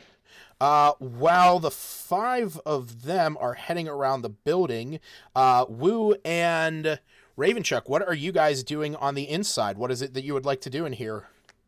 Investigate and count how many doors are in this one room. In this room, you don't really have to investigate, but you can count that there are 4. There is one behind the bar. There is one off to the right of the bar, and there is one that is off to the right of the fireplace, as well as the one that you walked into when you arrived. Can I make a intelligence check to find out what the most efficient and cost-efficient way to fix the floor and the roof is? Sure. Yeah, go ahead. Do an Arcana check, if you want for that. All right. Oh, hey, it's a 19. I thought it was a 9. Straight up mending. As you look at this, you think back in your mind. You're like, oh, what would be the best way to do this? And it's like, well, we could hire some saw. It's like we have all this lumber, but not all of this belongs to us. We have the 100 gold that was put towards the purchase of it, which we can use to renovate it. So we can use that to purchase some of the wood. And then you just kind of like, as you're thinking of this, you're like tapping your chin, and you're like, oh wait, I'm an artificer, and I have access to a spell, to a cantrip known as mending. So you kind of realize that a lot of the stuff that is in here, while it would take you quite a while, considering mending requires you to spend a minute per casting, you could use this to, you could use mending to, repair a single break or a tear in an object like the planks in the floor. You think to yourself that, your firebolt spell might be able to thaw some stuff out, like actually getting the fireplace going might be able to thaw some of the wood here, using that to dry it as well. As for the dust and dirt, well, that's just obviously going to be something that's just kind of elbow grease for the most part. Okay. Woo, I know how to fix some of the stuff. Some of the broken stuff. You do that. I'm gonna go through this door. Which door? I'm gonna follow him. I'm gonna kind of. Is there? I'm Chuck's assuming been there's with the enough. group for a total of 1 day, and he already knows he has to stay with Wu everywhere he goes. I'm assuming I can jump over the bar. Yes. Oh yeah. It's breaks as you go over it. As you are clambering over it, Wu wears, he wears studded leather armor, but he has, these 2 sabers with him. Four sabers with him. Ravenchuck, you're just kind of watching him like like roll over this counter. Plates and dishes that were on the back side of it just begin sliding off. You hear the breaking of plates from the inside as the three of you outside are starting to make your way around the building. You just hear the sound of porcelain breaking through one of the broken windows here. What is he doing in there? Ooh, that is coming out of your pocket. This whole building is coming out of my pocket. No. And when you open the door into the back, you can see that it leads into what appears to be a fairly defunct kitchen. You see Beef Chuck. The smart way. Yeah, yeah. You climb. Open. Yeah, you climb up over the logs and jump down. The two of you peer back into here. You can see that this is a fairly defunct kitchen. There are 2 stoves on the back wall, as well as a prep table here in the middle. There's also a door, which I forgot to put. I forgot to put that on the wall layer. Stupid me. There we go. The door's going to be open anyway, but it's the fact of the matter. There you go. So there's a door leading. What the fuck? I straight up also did not put. Is that a broken teddy bear off the ground? Beside Woo? I forgot to put over that. here. Is that a broken teddy bear? No, that is a broken pot. That's a broken terracotta broken pot. Teddy bear. I can see There's that. like one piece that looks like a mouth. Looks like a mouth. nose. I can see that, yeah. definitely. Yeah, you guys, like I said, you head into this defunct kitchen. There is a massive spider web that is kind of stretched across the 2 stoves. That comes down, hitting the table in front of you. Just above that, to the north on the map, you see there is a door that leads into a storage area where there are additional plates, cups, as well as you smell a musty, moldy kind of scent coming from there. You also normal spiders make webs that big. Woo. You also see that there is a door down here to the south that you imagine might lead outside. Yeah, we got a spider web block. I'm going to investigate the spider web. All right. Cut it down, Woo. What I need you to do is roll me a nature check. Can I aid him in this? Oh, I'm not proficient in it. I'll say you can likewise make one if you wish. I don't help him. Okay. Oh yeah, no, you don't. Yeah. So Ravenchuck, yeah, I end up getting stuck in it.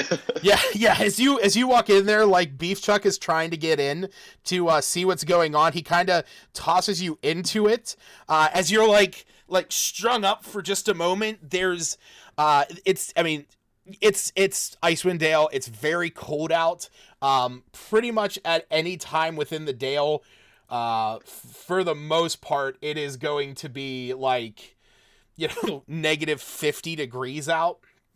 God. So, these spider webs being up, like you hit it and it kind of like, sends a shiver up your spine. But for Woo, yeah, there's really it's a big ass web, but there's really not much that you're able to discern beyond that. Oh, we both failed. Yeah, he got a 9. So yeah, the most that you can really discern from this, it's from a big ass spider, if anything. Real quick, since my snake is made of metal, do I have fur covering it to keep it warm? No, I mean it's not really alive,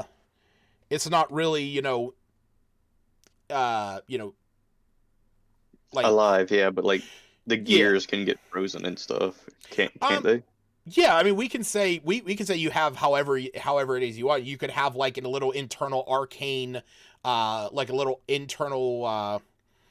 arcane engine that kind of provides heat through its sinew and stuff, kind of like a warforge almost. However you want to Yeah. flavor it, that is entirely on you. All right. So while the two of you are starting to, I'm gonna put the web down, by the way. okay, I imagine using your sword. Yeah. Okay, yeah, you're able to cut it down with no issue. It's like I said, the main thing that you kind of get from this is just like how sturdy it still is with how cold it is. All right, so as you guys are checking in there, the others, you start to make your way around the back of the building. As you do, you can actually see that this line of tracks, once you actually got around here, you can see that there is still a fresh set of tracks in the ground, but there are additional tracks that lead further up, and I know it's kind of hard to see on the map here, but this structure just up to the north here, there are 5 doors on this, and you see that it is disconnected from the building on this side, but these have the like moon symbol on the front, kind of denoting them as porta potties or latrines or outhouses. Good job, guys. Y'all Moon found temples? the bathroom. But Smith, with your 21 in survival to check these tracks out, you realize that the fresher set of tracks actually goes into this door, which is right in front of you. What the fuck did I just press? We can say into the room again. That's about it. Yeah, I don't know how that just happened. Oh, you know why? Because I hit the undo button. There we go. So you can actually see into a door right here, or you can see that there is a door right here on this wall that the tracks are leading into. And I'll gesture to go this way. Is this just the back of the inn? Yeah. You just imagine you're just on the opposite side of the inn from where you came in. Oh. All right. As you head up and open it, you can see inside there is a hatched door down on the ground. Was that in the blueprint? We would There have a was a blueprint? Yeah, do we have one? No. Not if you got a Well, blueprint. Woo probably has it, because he has everything apparently. Well, Oh, Woo only it's has his Rock, inn. go first. Woo only Yeah, has it is. Woo only has the keys for right now because there are blueprints. They are just back up with Nimzy Huddle because she has all the paperwork because he has to sign it over to you guys. Well, we have 2 choices. We can either investigate this ourselves, or we can go in and give Woo. So who's going in first? Well, I'll open the hatch. What'd you Will say, keeps Smith? saying it is in. I'll go ahead and open the hatch. All right, so you open the hatch and you peer down inside what looks to be a decrepit old staircase that leads down into darkness. The light from outside, it's still very dark out, and you're kind of just going by the glint of the outside dim light. You cannot see down inside, and the staircase seems to be in very poor condition leading into there.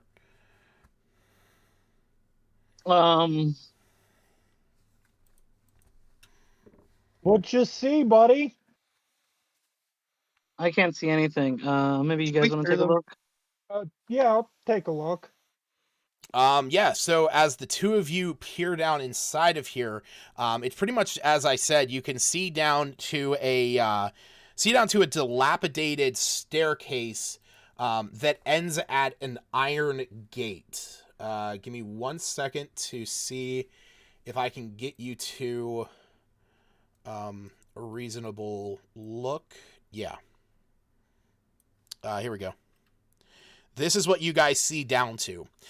It's a kind of broken away staircase that leads down to an old iron gate.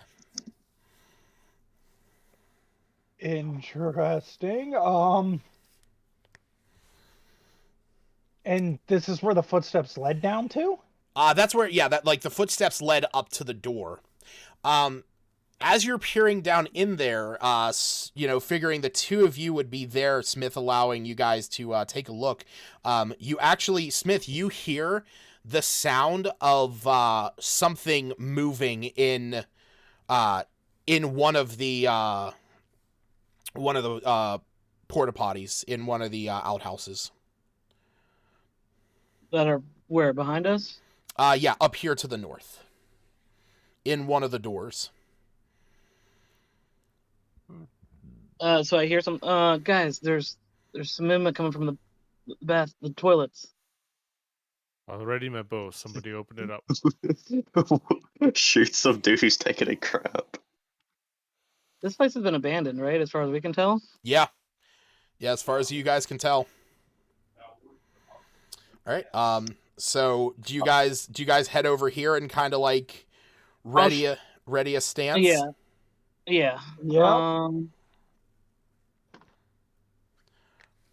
So is there continuous movement going on in there? Or what's going not on? continuous movement. You did hear some shuffling over there, but then there was nothing for a moment as you guys kind of like made your way over there and are now standing in front of the doors. You're also not sure which one it came from because, like I said, there are 5 doors here. Already ready in no, I don't want to ready an attack. Should we announce our presence first, or should we just kick in every door and hopefully we don't see somebody with their pants down? I'm gonna have my bow drawn. Okay. Is anyone there?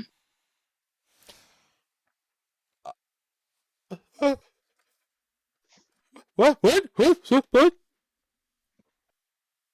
Was that someone talking? Yeah. You hear sounds coming from the middle door. Lad, You, go in there and drag him out. You want to finish up and come out here and talk to us, buddy? Oh, I'm sorry. I didn't mean anything by it. No, we just want to talk. Just kind of awkward with you being in there. Yeah. Then just let me finish up. Rage and attack? I'm just kidding. Groff, lower your bow. Groff. I will Lower your lower my bow. bow when I know he's not a threat. He's currently in the bathroom. I don't think he can be any less of a threat. I shoot the stall. No. He ends up having a revolver on the other side of the door. Oh no! After a moment, you kind of hear this slight rattling noise of the door starting to open up. You hear a bit of like a I'm sorry, and from inside you just see this normal commoner who is bundled up very tight, and he sees all of you standing there, Groff with his bow drawn, Smith, this hulking Goliath with a massive sword on his back, and Gerard with Neogiri and Marcus sitting on his shoulder, kind of in this surrounding format. And he looks at you and he says, I'm sorry. I'm sorry. I didn't mean any trouble. Groff, lower the bow. No. Am I free to go? What are you doing? No. I was simply going to the bathroom. Search him. I have nothing on me. Boy, search him. I'm not touching him. He just came out of the bathroom. This isn't exactly the cleanest of places. I'm Boy, sorry. you handle animals for a living. Search him. I'm Probably cleaner than what he did in there. I'm sorry. I knew that this place existed, and I knew that these bathrooms were back here. I'm getting ready to go on my way, and I really had to go to the bathroom. I'm sorry. I didn't mean Likely anything by it. I Is didn't there think. anything else in the area? Like, what is he doing out here? I'm thinking to myself, like, I mean, so the thing to keep in mind, and I'll switch back to that map in just a second.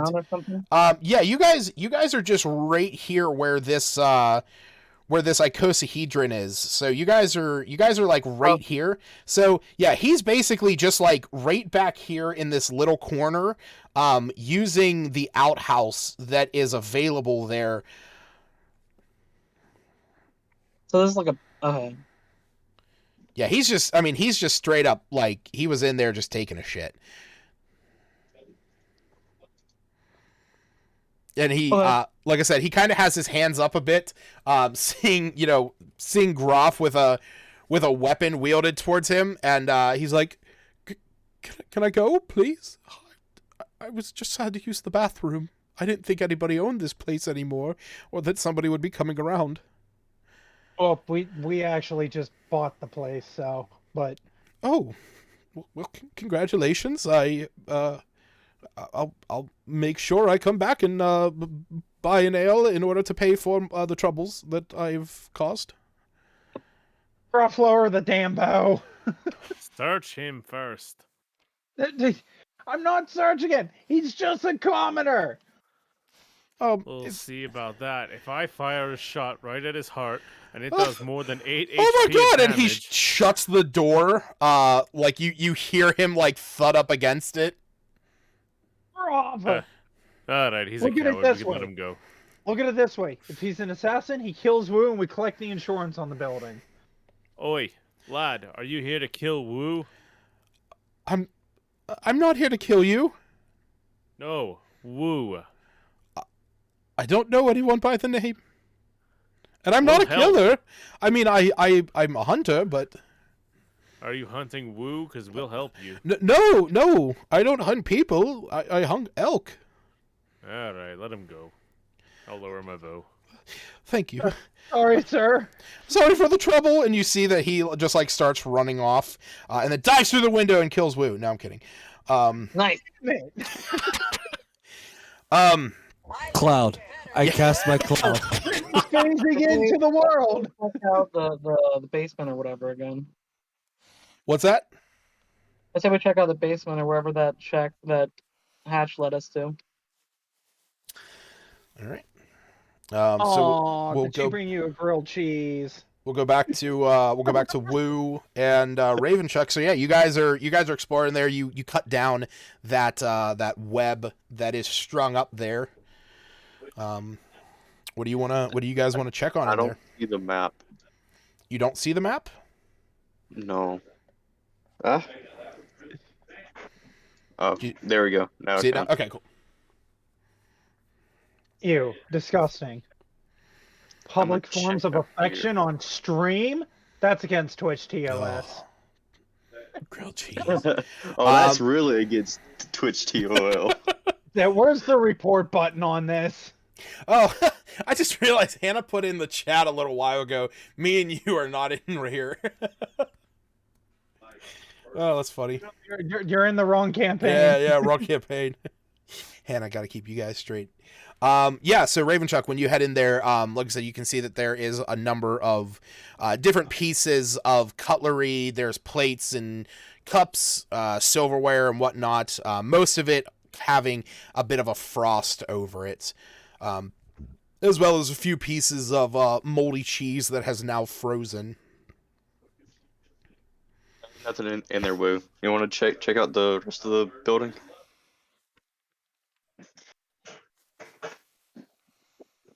Aaron?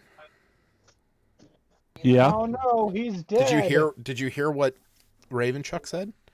I did not know. He said that there was nothing really in that room other than some plates, cups, cutlery, and some frozen cheese, and if you would like to explore the rest of the building. Yes, let's move on to the door that's down to the west. This one? So instead of that, just leads back out here. Yeah. As you open that. Oh, okay. Yeah. As you head down there, you open up this door and you see that it leads out back. The two of you can, as you open it, you see a set of tracks heading up this way. And as that happens, you see a man that is dressed in some common hunting clothing starts making his way down this way. Here's the door open, kind of like stumbles back a bit and is like, "Oh, sorry." Begins making his way back up towards town. Well, as I seen him, I'm gonna yell at him. Not yell at him, but like, "Hey, get off my fucking property! Come here." Oh, I'm sorry. I didn't mean anything by it. I already told them. No, this poor commoner. Who'd you tell? Them. And he points up towards Smith, Gerard, and Groff. At the thought of him maybe being friends with Wu, I draw my bow again. He quickly dives over here to break line of sight. He's gonna ask him what he does for a living in this town. I'm a hunter. I hunt elk out in the forest. We see. What do you do with all of that extra meat and hide that you get from your hunting? Well, I mean, this is not so much extra anymore. I sell the meat mostly to oh shit, I need her name. Sorry. The butcher? No. Oh, there is a butcher, but he says I mostly sell my meat to the butcher, but he deals with Denis up at the Lucky Liar. Oh. We've met her, yes. Yeah, she's the owner of the tavern. Okay. Yes, I recall talking to her and meeting with her. Well, if you ever have any extra meat and or pelts that you're willing to get rid of, that you're willing to sell, let me know. I will be gladly to pay. We are also the new owners of this tavern inn, and we are looking to restoring it. So anything that you are able to offer that we can buy would be greatly appreciated. Yes, I'm absolutely will. If I'm not mistaken, might I ask you, are you the ones that killed the moose? Yes. Yes, we are. I heard about that. I overheard it at the tavern last night. Thank you so much for that. You, funny enough, you have put me back in business. It was near impossible to get out into the forest with that horrific beast stalking about. So yes, I will absolutely be willing to give you a hand. Shit, one second.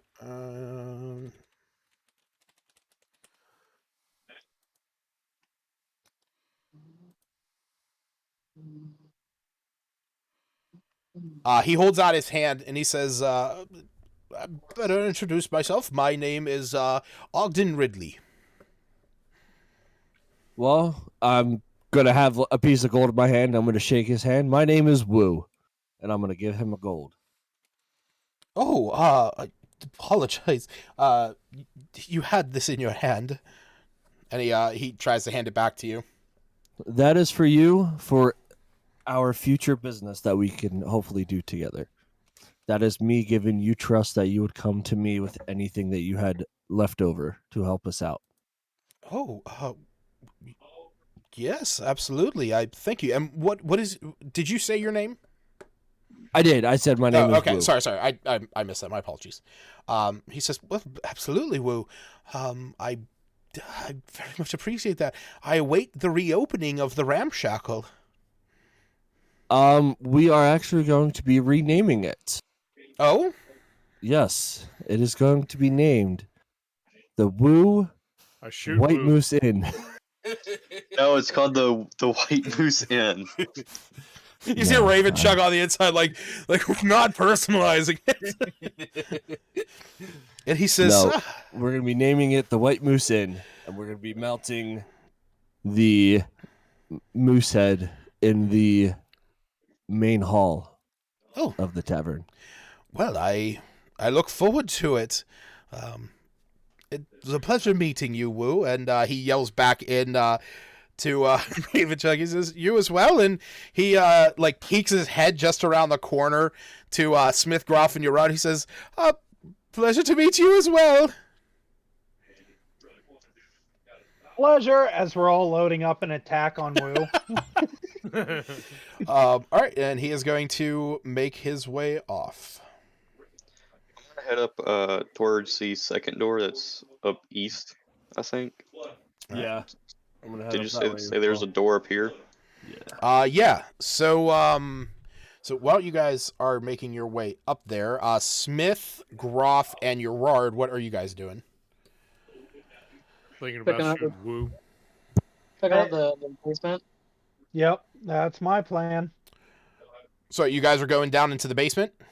Oh, Yep. yeah, let's do that. All right.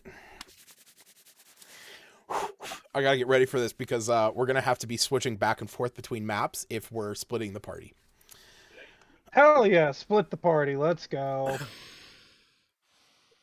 All right.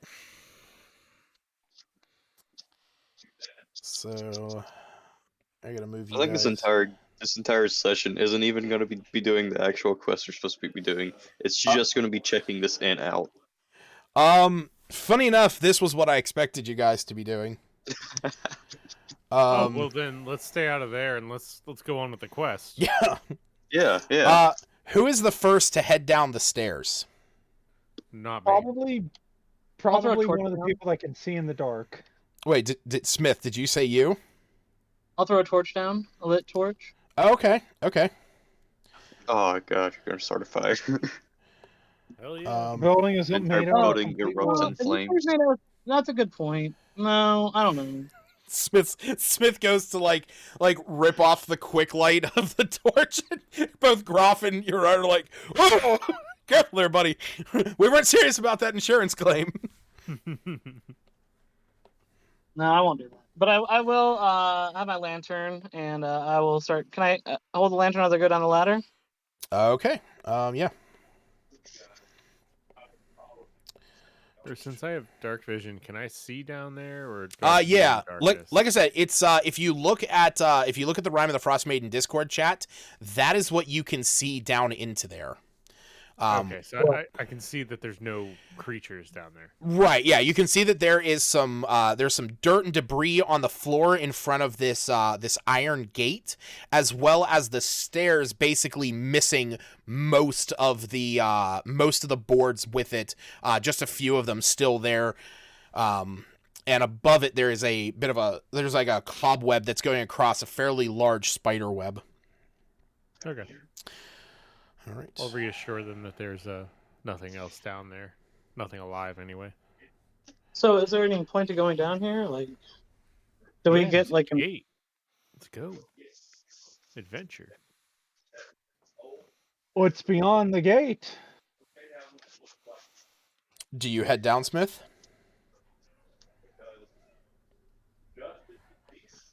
Sure. If the guys tell me to go down there, I'll check it out. Oh yeah, let's go. Yeah, let's go. All right. All right, where's our new map? Yeah, that's kind of the thing that I got to get ready because I was not expecting you guys to split the party like this. Oh, good. We still defied expectations. That's Yeah, a good one. you That's all definitely we ever needed to do. you definitely did. I mean, it's very much going to be so. So first off, I actually need Smith. So as you are stepping down into there, you start to step down in, and as you do, you feel those boards on that staircase start to creak and snap and splinter under your feet as you put your weight on the one, and you can feel the boards begin to snap. I need you to roll me a dexterity saving throw.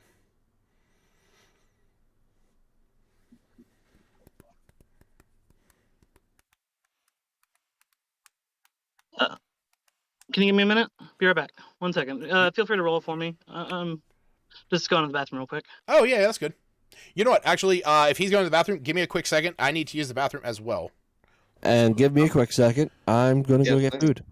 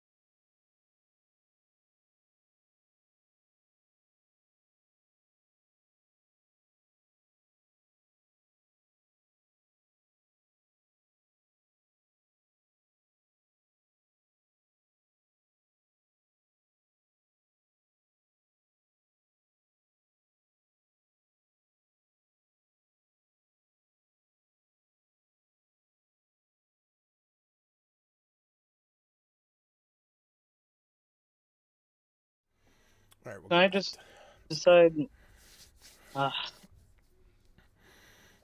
far down does it go? I mean, it goes down to the next level, so, probably about 10 feet.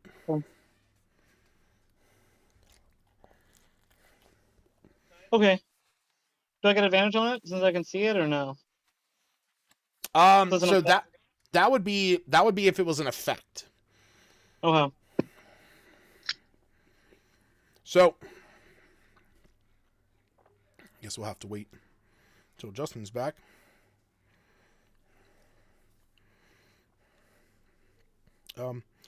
Actually, we'll do it this way. Because I imagine he will be back any second. So, Smith, you have your lantern pulled out. You go, you test that first step. You start to have some apprehensions about putting your foot down. But as you do, you put the full weight of your stance onto this first step, and it cracks underneath your feet, and you fall straight down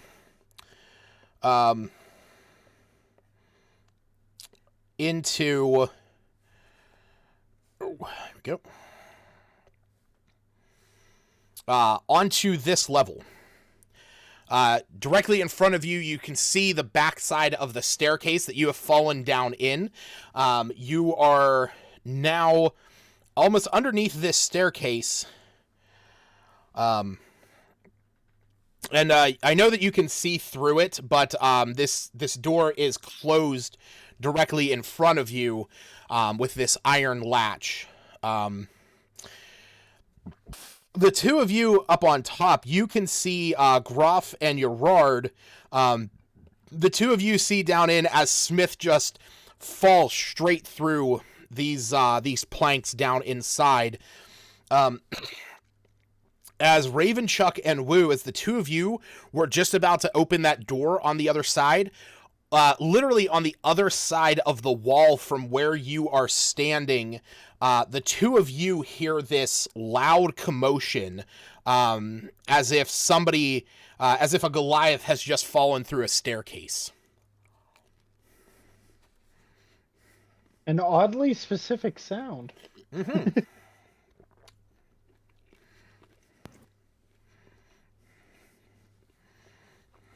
How sturdy is this wall?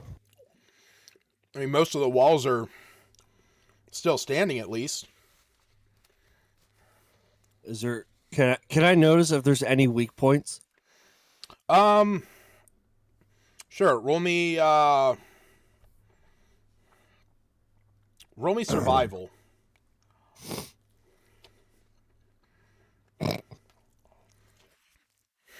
Jesus.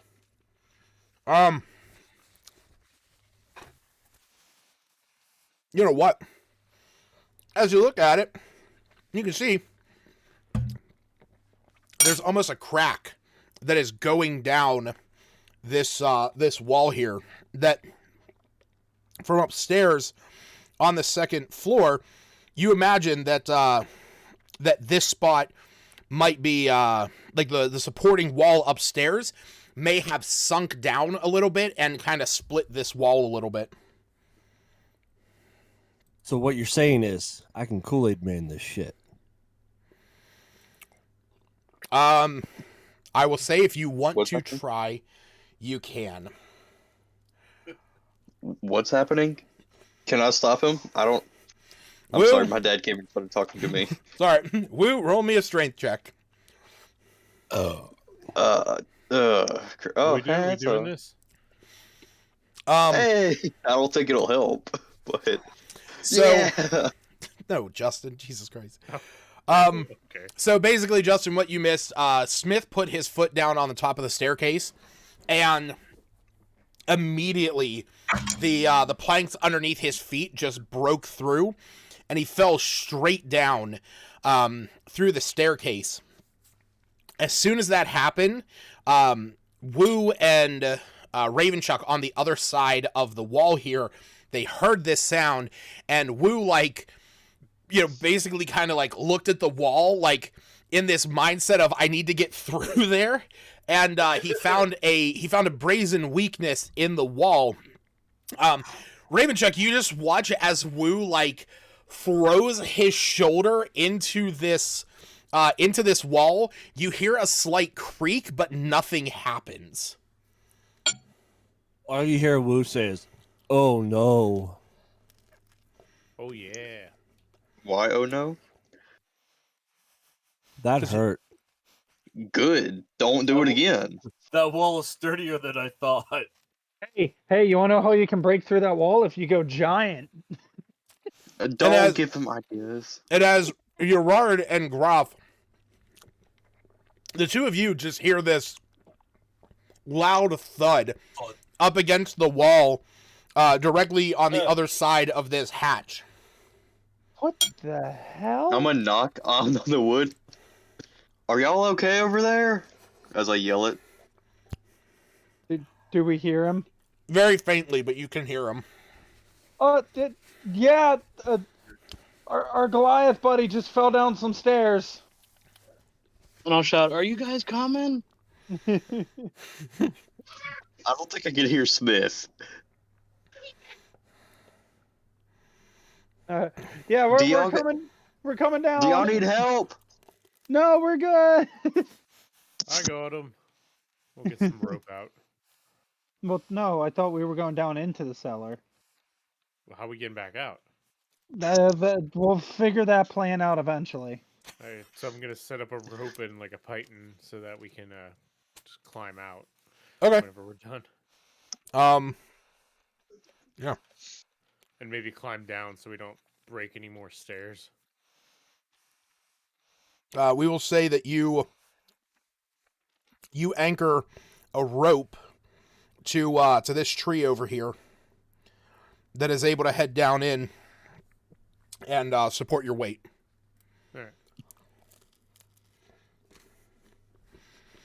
Alright. We're down in the cellar. All right. I'll proceed to... Can I check out this lock? Is this something we can break? Yeah. There's a lock on the door? Yeah. So while Groff and Gerard are, or while Groff is setting up this rope and Gerard is preparing himself to go down in, Smith on this map, as you peer through this door, you can see that it has an iron lock on it. But you can see through it, and in this room you can see that there is a number of barrels that are just beyond the door, and then a line of crates up against the one wall. What you're seeing here in the middle is a oh, sorry. I guess you actually wouldn't be able to see. There we go. You're able to see that there is some support beams in the center of the room here, and then there is also another door just to the north. You can't really make out what it's leading up to. You also see, though, that there are two closed doors over here that appear to be made out of iron as well.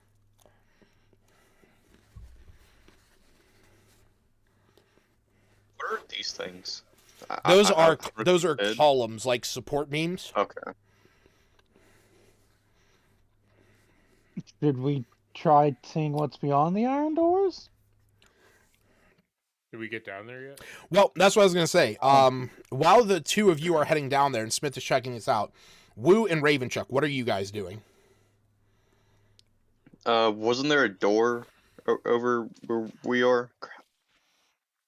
Yeah, there's a door directly in front of you. Do you guys want to continue heading up through there? I still see Smith. Yes. Oh, yeah. There is a door right here directly in front of you guys. If you have, if you're able to see the map. There you go. Now I can. Okay. Oh. I want to go north. Or Okay. east. Yeah. South. Whichever direction that Whatever is. that is. Up. All right.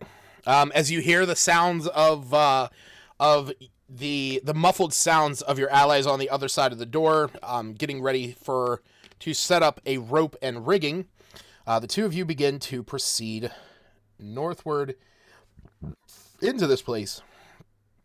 As as you take a few steps up into the corridor, you see ahead of you that there is 2 branching paths here.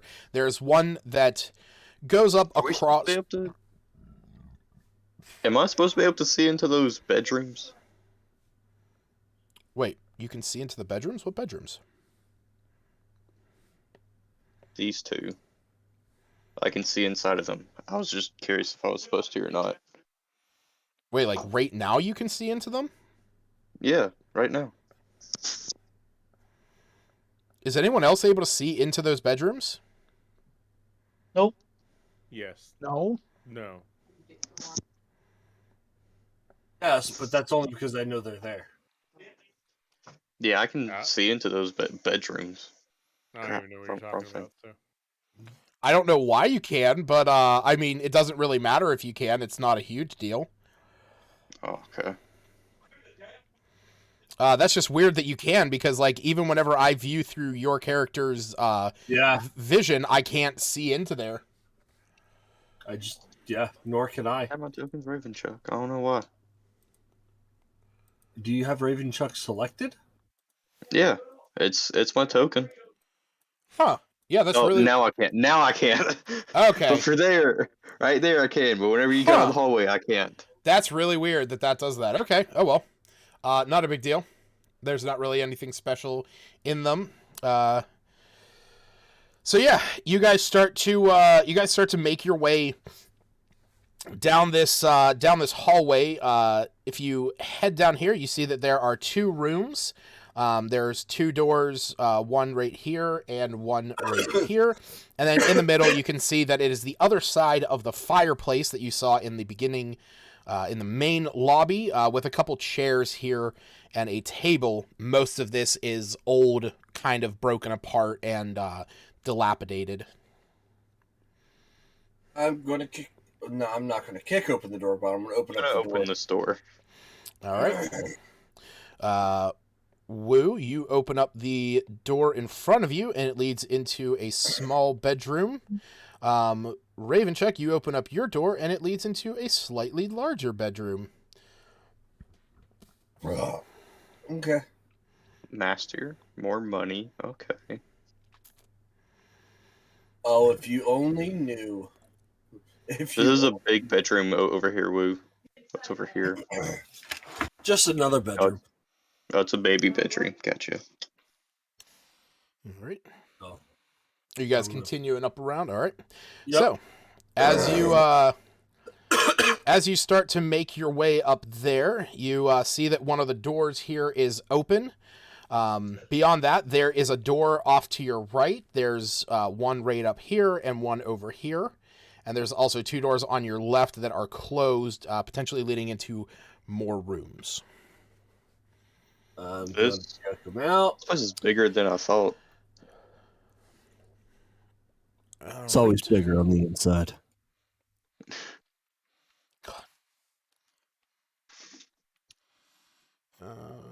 Yeah, that's what I thought. All right. So yeah, as you open up the door here, Ravenchuck, you can see that there is a staircase that leads up to the 2nd floor. Hey, Woo, I found a staircase. Oh, is that the one that leads up? Yes.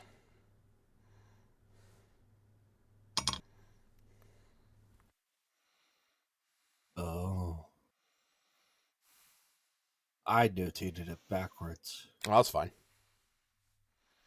And that would give you the thought, Woo, that the next door up from there is probably contains the door or the stairs going down. So he is going to go. He's going to say to Ravenchuck, "We should check out the other stairs since we noticed a clash, and hopefully they're down at the bottom and not up at the top. They had fallen down and not up." Yeah. Right. So, okay. I guess we're going downstairs. I mean, you can make your choice. You can make your own choice, Ravenchuck. You can go up. I can't leave Woo by himself. Woo does stupid stuff by himself. Who got an inn by himself? Woo almost broke his inn by himself. Who's Yeah. almost You lost the inn by forfeiting his life by himself. Can you just imagine Wu just body slams one of the support beams and the whole place comes tumbling down? Oh yeah. Well, Insurance claim. don't worry. I Except didn't for even put those Russell, support we beams did. in when I redid the place. So All right. So the two of you start to make your way downstairs, and we will pick up with the others. So it's at this point that the two of you, Gerard and Groff, you're able to safely climb your way down with the rope there. It's and all the broken pieces of staircase. There's enough footholds and direct pieces of contact that you're able to get down. Smith, during the time that they were getting down, would you have tried to get through this door by some means? Probably try to get it open. So there's nothing else. I can't see anything like bad on the other side. Yeah, like I said, just on the other side, from what you're able to see, you can just see that there's a couple barrels on this north side. There are these two support beams holding up the ceiling in here, some more barrels on the southern side, and a wall of crates along the western wall. The only other thing that you notice is that there's two doors in here, two iron doors just down to the south as you look down there. Would I imagine Wu would have been given the keys? Wu had like a key, like a ring of keys. Yes.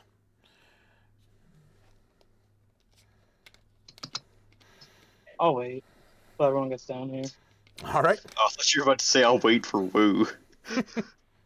I'll essentially wait for Wu, yeah. All right. So Gerard and Groff, the two of you get down there, and you see Smith standing before this iron gate. How you feeling, lad? Oh, Smith. By the way, take 5 point. No, take 5 points of bludgeoning damage from the fall. Oh, come on, it was so long ago. It was in game like a minute or two ago. But if the DM forgot, it's their fault. Oh yeah, our fault. yeah. Sorry, I forgot about that roll. My bad. Oh boy. Yeah. So I was raging. yeah, just down the stairs. And Stone's endurance. You can do Stone's endurance if you would like. That's your decision. I'm simply saying. It's just Stone as soon as he feels the step break. Oh shit! I am simply saying that when you fell onto frozen, broken boards that kind of poked and pierced at you, and battered you as you fell into this space. So you take 5 points of bludgeoning damage. I don't necessarily know if Stone's endurance is necessary, but that's your call if you want to maintain your 55 hit points. It's a waste of stone endurance. No, he might need that 55. You watch your mouth there. Hey, I'm the smartest one in this group. Okay, don't backtalk me. So while he is there, like I said, what are you two doing? Couldn't get the gate open, or Think we should try breaking through it? we might as well. Wu keeps claiming it's his end, so he has to pay for the damages, right? There we go. I'm in. What the fuck? you heard it and you got it on stream. It's my inn now. Damn it. No, it's I not. imagine Hey, he I probably didn't has say the that. keys. Wu didn't hear that. What'd you say, Smith? I imagine he probably has the keys. That's good. That's true. that's a good He might assumption. have the keys to get in. Should we head back up and go find them wherever they are inside of the inn? You guys distract them. I'll pickpocket them. Fuck. We better get copies of the keys for this inn. Yeah, we need to. just found out I had $13 on my card. Nice. Did Wanna not lend know me that. $13? Sure. Thanks. Can I tell are there like tracks going into this place, into this room? You know what? If the three of you want, you can roll me some perception checks. Yeah, that's a good idea. Sure. I have a +6. Why don't y'all roll What to is see up if we with can my find a dice? key underneath the rock? Lucas, this is almost my third nat 1 in a row. I give up. I quit. I'm going Yeah, it is. home. Yeah, it is. You know, Why is there a RNG question is mark often in the based middle of on your that. name?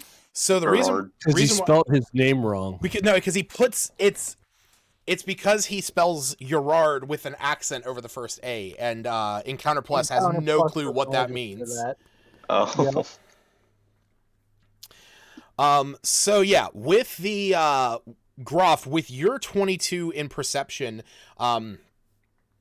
you notice two things in here. You notice that one, there appears to be a little bit of ice kind of lining the iron lock on this door.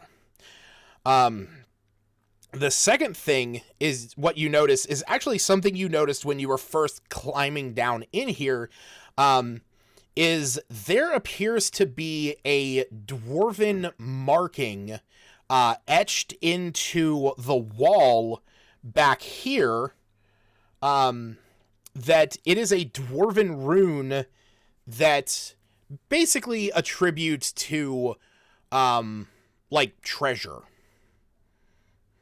Ooh, treasure. It's like kind of like carved on the wall. But it was like it would have been under the staircase, without Smith like smashing through this, it would have never been seen otherwise. So it kind of like stands out to you. Huh. Does it give me like a location or point me in a direction or anything? No, kind of do you know like almost like what are the markings in Elder Scrolls? I don't. From the Thieves Guilds, like the Thieves Guild symbols, almost like it would be something akin to that, where it's like carved into the stone to like it's the dwarven rune for denoting like treasure, or you know, like the symbol for treasure or gold or something valuable. All right. I'll point it out to Smith and Gerard. I'll say, "Oh, lads, look at that. That means there's treasure up in here somewhere." Can I like So- actually inspect the wall? Where the Sure. rune is? If you want to inspect the wall, give me an investigation check. So all it took was treasure, and now we're like, yep, we're breaking in. Screw the keys. Yeah, Smith. It is. Even with your lantern, you're checking across the wall, but you don't really see anything. It's you know, with all the debris around here, you're not really able to get a good look at everything. And you're not able to make out any kind of like markings beyond what Groff has already pointed out to you. So there's like no like, you know, seam on the wall that you can find. I mean, if you guys don't want to break the gate, I can teleport to the other side of the gate and see what's over there. That's not a bad idea. Are you casting Misty Step? Yes, Okay. You thank God I can use it for free and not use a spell slot at first. Yeah. All right. So you pop up on the other side of here. Okay, so we'll say that like Smith steps back. You kind of have good range of this whole, you know, this immediate area. So where within those Probably just to like the dead center, so I could get like a feel for the room and see the little hallway. Okay, so we'll pop you right about there. Yeah, there we go. And yeah, What so do I see? so what you actually see is as you pop yourself over there, you can see that there's a lot more barrels. That's kind of the main thing that you see. There is a ton of barrels over here, and there's a ton of barrels up in this alcove. You can also see that this place is just inundated with spider webs. These massive, huge spider webs. The likes of which, you know, you've never quite seen these big of spider webs. I've got my work. Erard will yell back to them, being like, "There's a lot of barrels, and you ever get that sinking feeling that there might be a massive spider?" Do I hear him say this?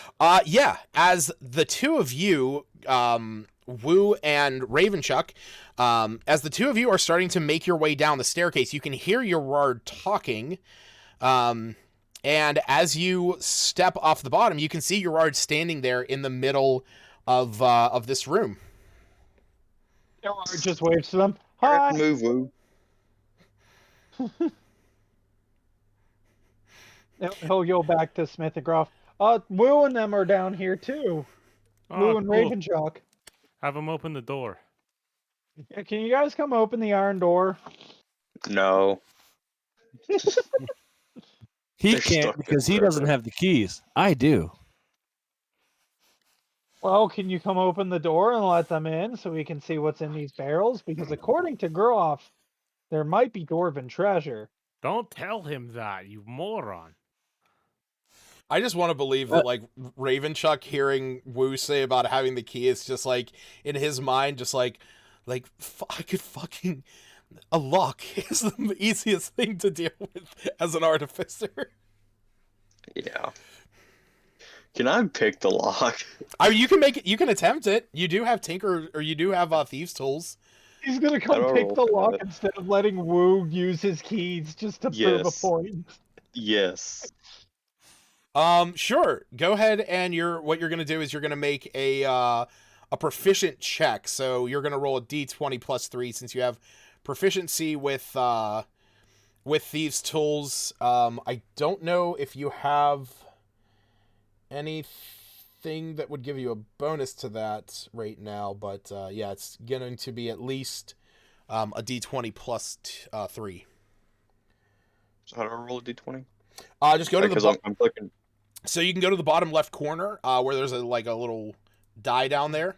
Click that, and then click the d20 and hit roll to everyone, and then we'll just take that and add 3. Unfortunately, there's no way to click that and then you rolled 3. Whoops. Yeah, go ahead and re-roll that. I don't want to I want to take the 3 just because you got 2 of them, but go ahead and re-roll that. Only roll it once though.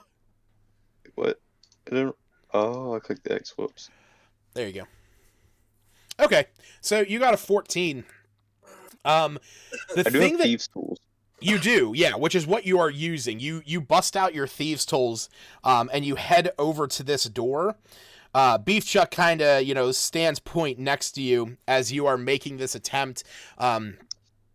Unfortunately, something that you're noticing is that your tools really aren't able to penetrate into the mechanism because it almost appears as if there is ice built up inside of here. I don't think a key would even work, guys. This lock's frozen. Wait, I think I have a key, and I try to kick the door down. Roll me a strength check. I am right behind it. I'm and I'm super small. I give him a second to move out of the way. That was longer than 1 second. You've screwed up. Yeah, roll me a strength check. Ow. Nope. Yeah, it hits your thick dwarven boot, and it holds strong. But there is kind of this sound that kind of permeates around you as the metal rings off itself. Can I try? I can Yeah. literally Straight create. up. I'm a going to use the flaming key, see blade if it to melt opens the it. ice. I can literally use the flaming blade to melt the ice, guys. Guys, I have heat metal. I could Okay. cast it on that and just melt the Nope, lock. kick the door. Here's what happens. Okay, Groff tries kicking it, Ravenchuck tries picking it. Groff's like, "Oh, I got this," and goes to kick it. Ravenchuck backs up. As Wu is walking up with his keyring, starting to reach for the one that he believes that this is, because this is kind of really the only, like, iron gate, but doesn't realize that Smith has taken a few steps back amongst the rubble and just charges forward and throws himself into the door. You hear the ice within it shatter, and with the 20, you kind of bend the gate a little bit, Smith, to the point that it is able to be open now, but you imagine that it will be a little bit of a challenge bending this back into shape to get it to be able to close once again and lock. Will it be a challenge? Just mending on it? Okay, yeah. I will say that if you want to cast Mending to try and bend this back into... Yeah, that's fine. Okay, I'm gonna guess mending. All right, so yeah, Smith, you basically barge into the other side. Wu, you're kind of like tossed back into the barrels a little bit as Smith barges through the door. You see that the gate is kind of bent where the lock was, as Ravenchuck is heading over to try and mend it and use a little bit of firebolt to heat up the metal in order to get it workable and pliable. We will also say that Groff is on the other side, so you are all back together. There's a lot of spider webs here. And they're massive spider webs. Groff, didn't you say something about the Dwarven symbol? Should we be checking barrels? Oh yeah, check the barrels for treasure. Since you blabbed the Woo, now everybody knows. Oh, there's treasure here? Cool. Supposedly. Can I go check a barrel? No. Yeah, you head How over. do you know there's treasure in here, bro? I'll point out the Dwarven rune to him. Gerard, roll me just a dexterity saving throw. Oh no! I hope you get stuck in those spider webs. Don't worry, I am. I got a 5. Yeah, so as you go to grab at them, to grab at one of the barrels, you're trying to avoid the spider webs. As you can see, they're fairly big and fairly thick. But it's as you do, one of the barrels kind of topples over towards you. And, I forgot to put Marcus. Oh, that's 2 new gears. You see that the one barrel is starting to fall down on you, and as you go to try and brace against it, you see that the spider webs fall on top of you. As they do, you are restrained underneath them for the moment, and you are trying to break free, but the chill from these spider webs kind of goes to the bone. And you take 1 point of cold damage. Oh no, they're magic spider webs! But you are currently restrained. Give me a strength check to try and break out of there. Listen, bud, that's a -1. I know it is. Yeah, this is horrible. Yeah. The rest of you guys see Gerard go to get one of these barrels. The one topples over, and he's just underneath this web, kind of kicking at them. And you can see you can see this almost shimmer across the spider webs as it has this icy sheen on it. The spider web did damage to me. I'm burning it. Yes. Oh no, I'm not. I don't think Hellish Rebuke in a small rundown wooden tavern would go very well. Cannot roll very well today. No, I cannot. Those rolls are rough. I hate it here. Does anyone try to break him out of there? I'm still trying to mend. Oh, true. I will. All right. Yeah, Smith, with your jeez. Groff, you head over, you give it a try. You cannot break these. Smith, you don't have to roll because or no, sorry, yeah, you do. Go ahead and roll. Yeah, strength check. Wow. Yeah. Both of you make this attempt at it. You are not able to get him out of there. Gerard, you take another point of cold damage. How would you help him, Woo? Wu I don't goes think you can even get up to him. Wu goes over and cuts the webbing from the top as it falls down, freeing Gerard from his icy, sticky prison. So, interesting enough, guys, those webs are very, very, very cold. And Oh yeah, I know. boy, am I slightly afraid to see an ice weaver come crawling down off of the ceiling. I look at the ceiling. More spider webs. You have a passive 18. Jesus. Wait, where are you standing? Do you have a +8 to persuade to perception? I do. Yeah. Jesus. So you get good eyes. You get like 30-30. it's like the opposite of me in real life. Yeah, you don't see anything. What if I take 2 steps to the right?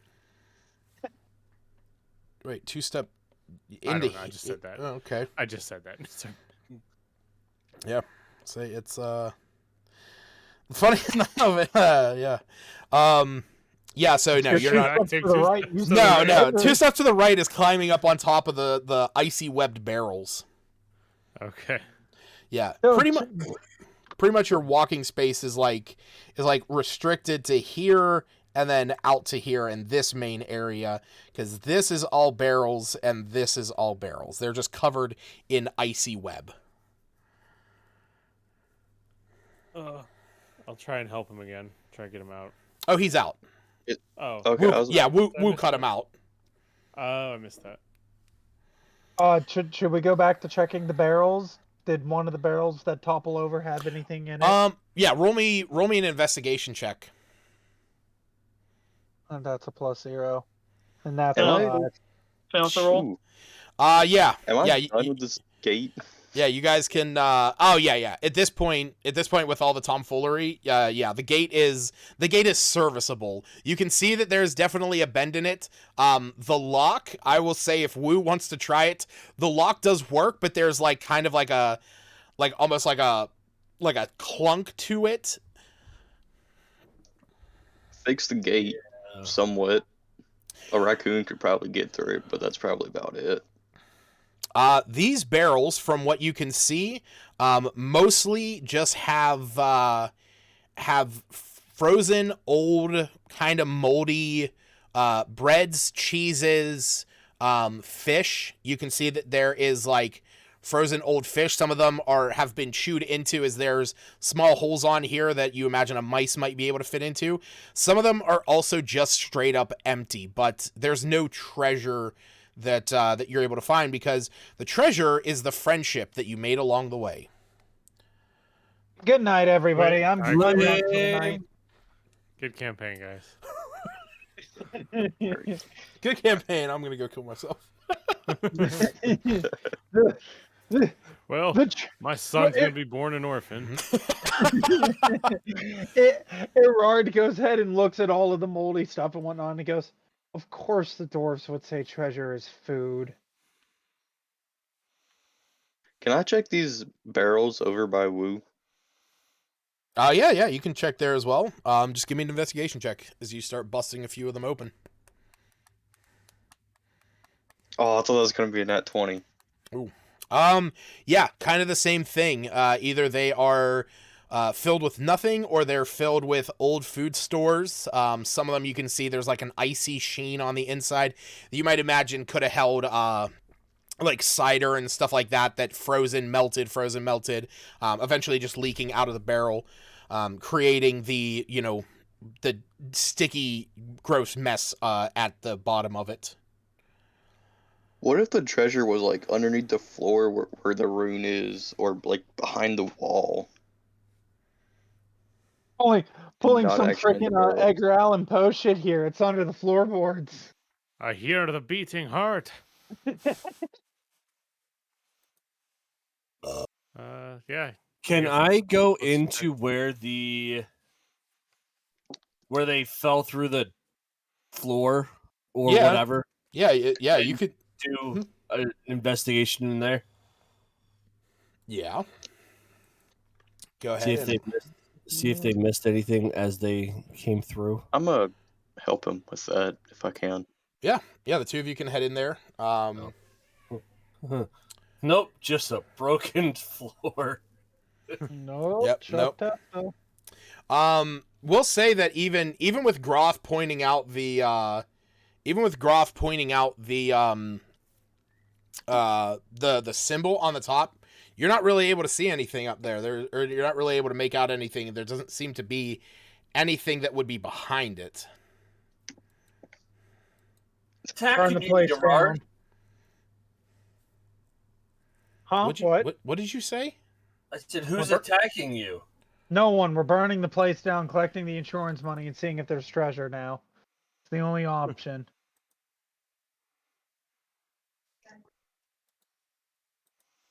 Yep, that's apparently a thing. So, how? I guess how's the upstairs looking? About as rough as down here and everywhere else in this building? Yeah, we found the stairs to go up to the second floor too. Did you guys check that out yet? No, we came down here. I'm gonna open this door. I think that's a door. Into that one. As you look at it, you see that it likewise has an icy sheen over it. And it is locked. Woo, come open this door. Unless you want me to pick it.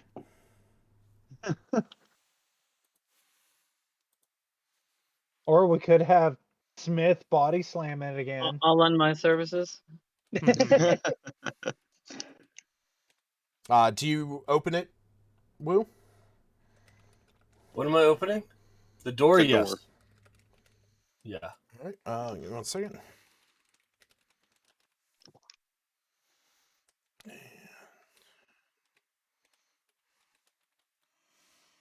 All right. Cool.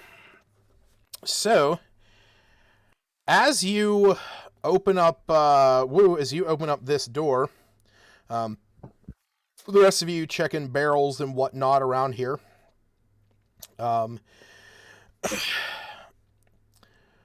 Woo, you open up that door, and as soon as you do, I need to roll something. In that corner. Yeah. That's a 9. Uh-oh. So that misses. That should hit. Misses. What is it? 19. Yeah. Okay.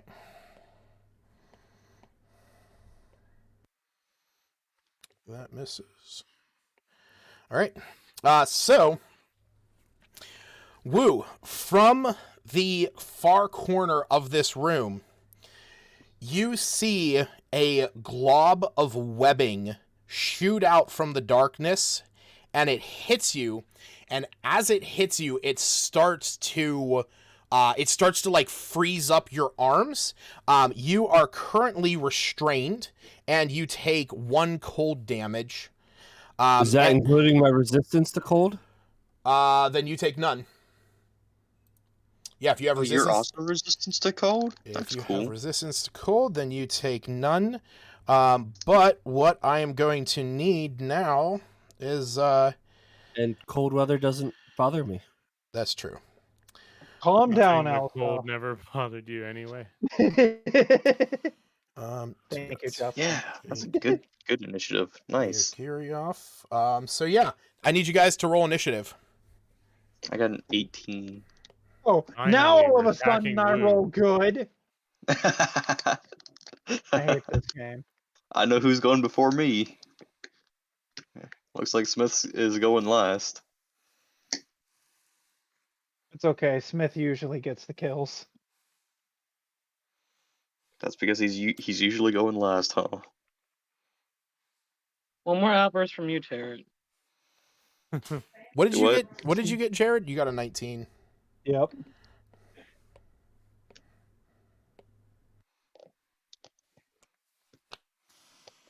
Oh shit! They just posted the work schedule. And Is it populated Jared. rough? I'm I'm pretty much mornings all week, which is fine because that means I get the afternoons off. But that also means I have to deal with the people that think it's socially acceptable to buy overpriced cookies at 8 in the morning. Hey, Jared, while Who's we're live on E1? Twitch, why don't you tell me the flavors for next week? Oh, hold on. I'll tell you the flavors of next week in 2 seconds here. Penis. What time is it? It's 8:21 p.m. Let me see if they posted it yet. Where do you work, by the way? Crumble cookie. Oh, as I have my thumb on the Okay. pause. Okay. As of 20.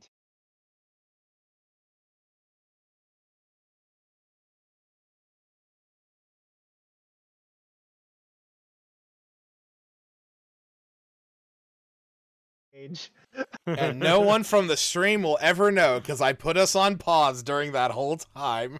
No, it doesn't matter if you had it going. No, that's because fine. It's posted on their Facebook page. That's why I had to pull up Facebook. shout it out again! chat. Shout it out again! What about the next week, Jared? I don't know next week yet. I'll I find know out you do. by. I'll find I out know by you do. Sunday. Sunday of next week, I'll know. We don't know the cookies. What are you talking about? You'll know before we know about Luffy and Kaido. Uh, All right. So, 800 years I haven't heard this sound. so it's at this point, Wu, you see, actually, Smith, Groff, Gerard, the three of you, you guys see Wu suddenly, like, hit with this icy-looking spider web as he is wrapped up. It's at that point that you see the door off to the left open up as it kind of bursts open, and you see this spider come out of there. Can it open doors? Can Huh? spiders open doors? It said he burst through it. Yeah. So he rammed it.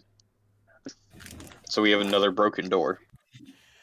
Yeah. So that door basically, yeah, it like bashed up against it, and you see that it comes out. It's bearing these wild fangs. I will put the Because I need this animal is so I can for my summon. Shut up. It's you see it. It's a spider that shoots icy webs. I'll let you put two and two together on your own time. Ice Do they make silk? moose. Okay, I have ice moose now. I mean, they make. I don't know. I don't know if they make silk. That's not a question to ask me right now. Gerard, it's your turn. You see. We need to capture one of these so they can make silk for us. You see a spider come out and is about to bear fangs down into Wu. I let it.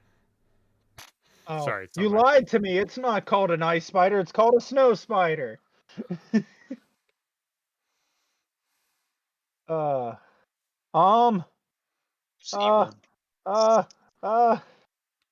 Animal friendship. Doesn't that take like 20 minutes to cast? No, it takes one action. Are you casting animal friendship? I On the thought you were going to spider. say, no, it takes 1 hour. The spell lets you convince the beast that you mean it no harm. Choose a beast that you can see within range. Must see you and hear you. If the beast's intelligence is 4 or higher, the spell fails. Otherwise, the beast must succeed on a wisdom saving throw or be charmed by you for the spell's duration. It succeeds. Well, that was one of the actions. Don't worry, I got this. What do you mean? That was one of the actions. That was your action. No, well, one of the actions that I can do because I have a bonus action. I use rescue on Wu. All right. You cast rescue. Nirgiri shoots out a plunger and sucks Wu back with lightning speed as you see the spider attempts to bear fangs down into him. And I just drag him back with me. As this is going on, from the room up to the north, that nobody decided to take a Excuse you, sir. I still have 2 more actions because Marcus gets an action. Oh, so sorry. does my mechanical bird now. Sorry. Do you have the Clockwork Companion out right now? I assume so because we turned them on and everything. A lot of enemies. Okay. Oh boy. All right, I'm going to have to add something for the time being. It's fine. We'll just like argue that he's kind of here because he has the wings anyways and the pea shooter. So yeah, you know what? I'll add a small owl that will represent him. Don't worry, guys. I have a plan next turn. Oh, this is gonna be. Lucas, you forgot to add Beef Chuck. Oh no, he's there. He's right behind you. No, the initiative. On the initiative. Unless we're just gonna argue about doing it on same time. He's on there. He's right after you. You guys rolled basically the same thing. Oh, okay. Oh yeah, I see him B1. I just didn't see his picture. That's all. Yeah. Okay. I'm gonna have Marcus. That's a cool looking owl. Gonna have Marcus attempt to tail wrap. I gotta read something. No. Because he would not be surprising the target on the first round of combat. No, yeah, you guys don't have surprise. Yep. All the commotion and everything, that was actually the reason why the spiders had the attack ready against someone opening those doors. Right, that's a 21 for tail wrap to hit. All right. The target is now restrained. Okay. Yep, he is now restrained. And now it's time for the Clockwork Buddy. Let's see what you can do, Albot. I gotta scroll down here. It's bombard, right? Yes. Because of the pea shooter. Okay. Range attack +3 to hit.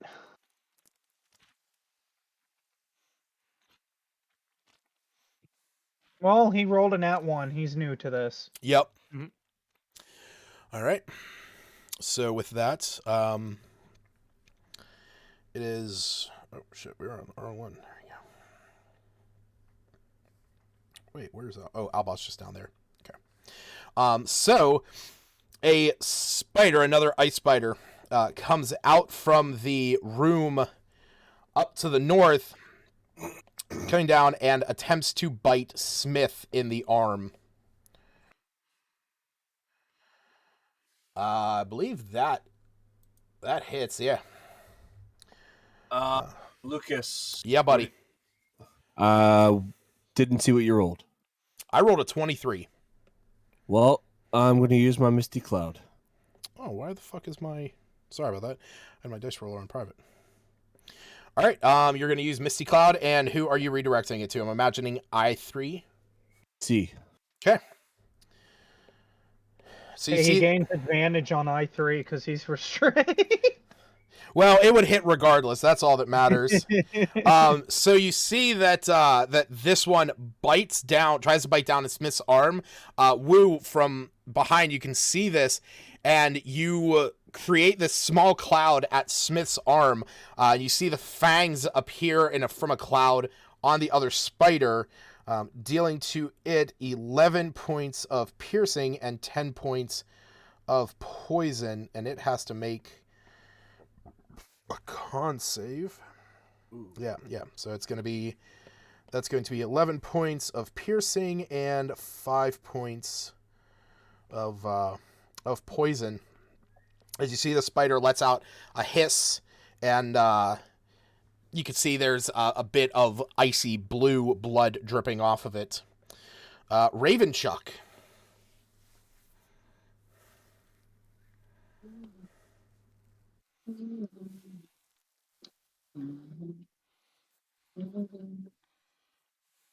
Tarrant. My mic was muted that entire time. That's all good. I am going to cast Branding Smite on my hammers. Okay. And I am going to smack the snow spider. All right.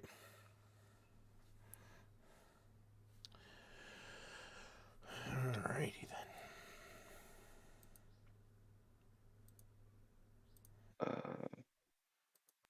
I guess you would need to equip your light hammer, so make sure you click the little box next to it. Okay. And then that'll appear on your main page that you can roll to hit with that.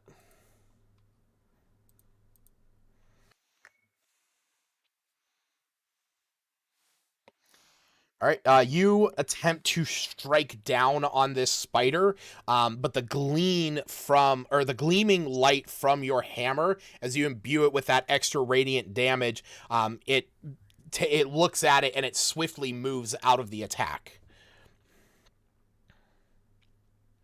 Sorry, I didn't mean to roll that. It's all right. It's I still. Yeah, go ahead.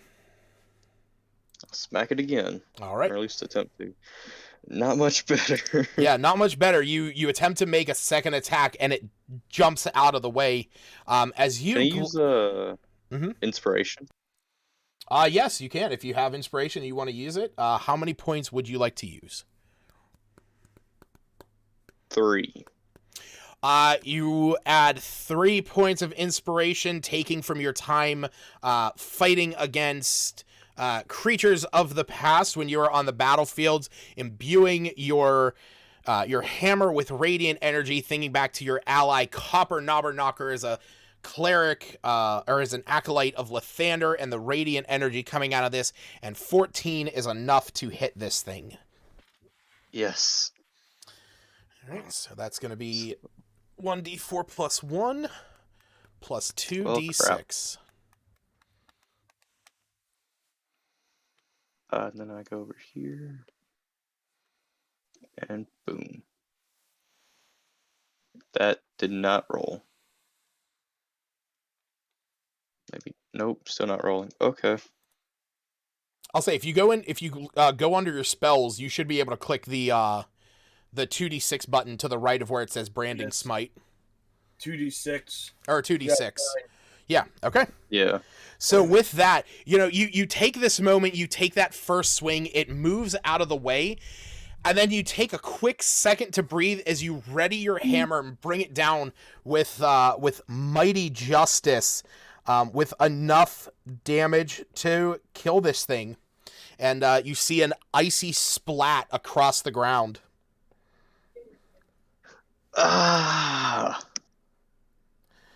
Or because my character has a high-pitched voice. Oh, yeah. Ah! All right. So next up would be Beef Chuck. Well, I don't know there's any more in that room. So I guess I'll have him come up here. And, Wait, in what room? Below me. I don't know that there's any more in there. No, you can see clearly into that room that there is indeed another spider in that room on the far wall on top of an oak barrel that you see. There's a ladder leading up to these giant oak barrels. I will also say that because whenever you initially open the door, there's also one off to the left on another massive spider web in there. So at least there's 2 more enemies in there. Oh, okay.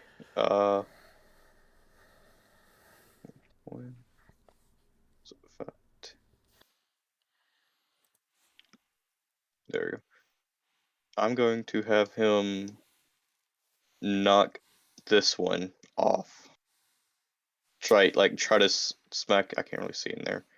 To smack the boxes and to have it fall down, and maybe be prone.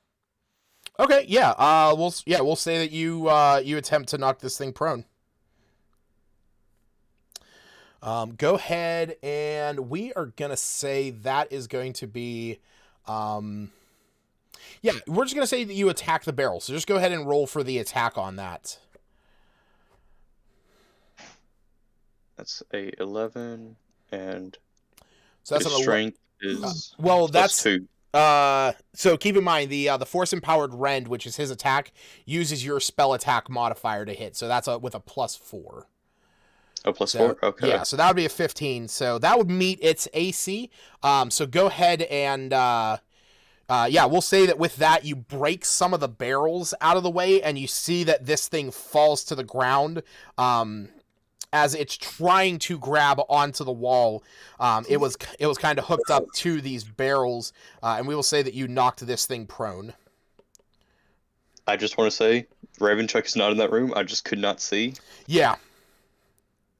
Yeah, well, that's kind of the thing. You saw that one spider there in the corner, and you see that Beefchuck is going in there, and you can tell that as soon as he enters into that room, there is this emotion of distress that you kind of get from Beefchuck. You've sent Beefchuck into weary situations, but what you've just sent it into right now, it kind of seems very concerned about. Cool. All right. So next up is going to be this one. From, again, the room to the north, you see another spider crawling out across the ceiling. And with this one, it is going to go for the biggest target in the room, seeing Smith standing there trying to shoot it with its icy web. So with a 24, that hits Smith. So Smith, you are currently restrained.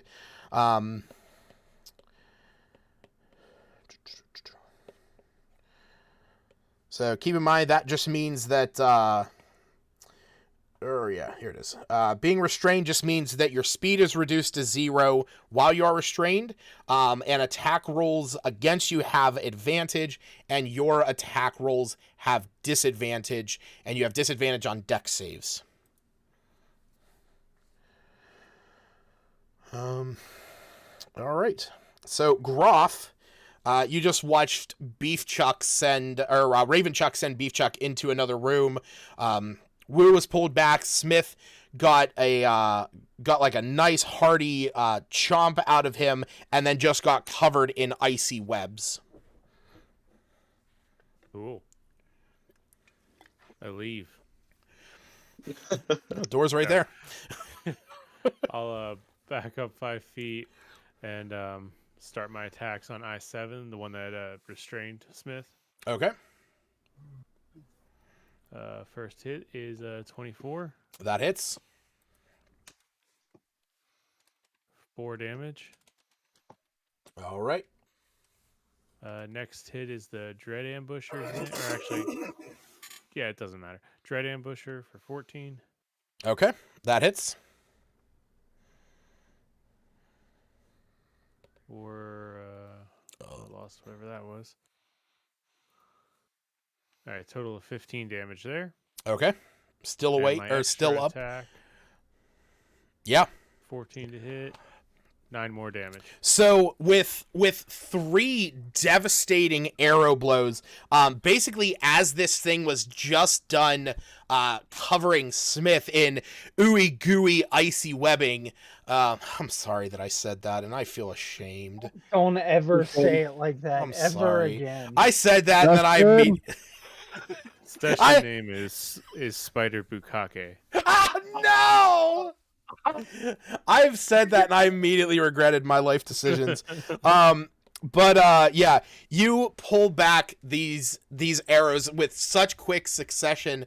Your hand basically just a blur, each one of them hitting its mark right on this thing, and you see it is plastered to the wall behind it, letting out this high-pitched gurgle. Hey, Woo, that's how you do it. Right. I lay 1 card face down and end my turn. Sweet. Appreciate it. All right. So this one is going to use half of its movement to stand up. And it is going to move over to here and is going to attempt to bite down into your Steel Defender, into Beefchuck. The fuck? There it is. All right, what is Beef Chuck's AC? 15. Okay. I'll Yeah. murder you. You see, as this thing moves around into position, it stands up, moves over, and it tries to bite down into the steel outside shell of Beef Chuck, but you can see that the fangs just slip right off.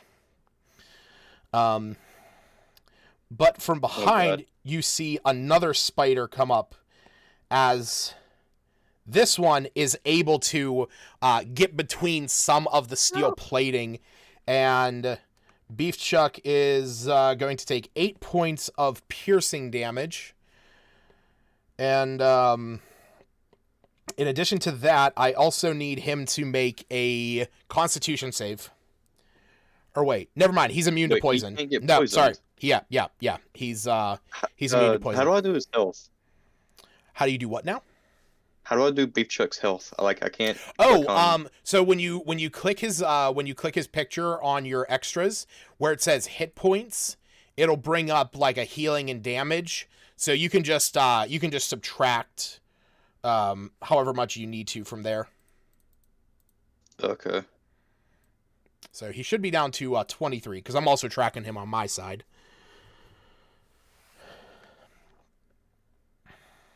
All right. Woo, it is your turn. You can hear Beef Chuck on the inside of that other room. You can hear these high-pitched whines as you hear the sounds of stuff hitting off of his metal hide, but there is also the spider that is standing right behind you that just sunk its teeth into Smith. You mean the one that I averted away from Smith? Oh, yes. Sorry. Well, you know what I'm doing for a bonus action. We'd be going large. Okay. Yeah, you just barely start to hit the size of the roof that you're in, but you're able to achieve that size. Remember, I don't need to actually go large to be large. I know, but it's gonna be all right. Fine. Then I will. Yeah, because this place won't really let you double in size. So I will just have to. I'll just have to denote that. Yeah. So I am going to attack. I'm going to pull out one of my Chardelin sabers, and then one of my basic sabers with the runes on it.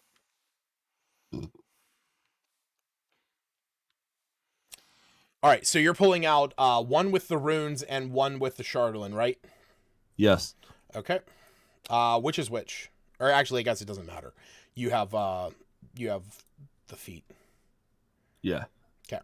Cool. So I'm going to attack I6. All right. Chardelin. Hits because you have Smith backing you up with a flanking bonus. Yay.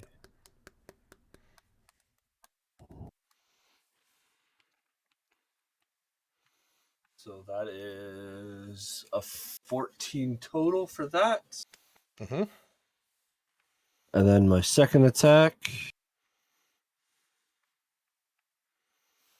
16.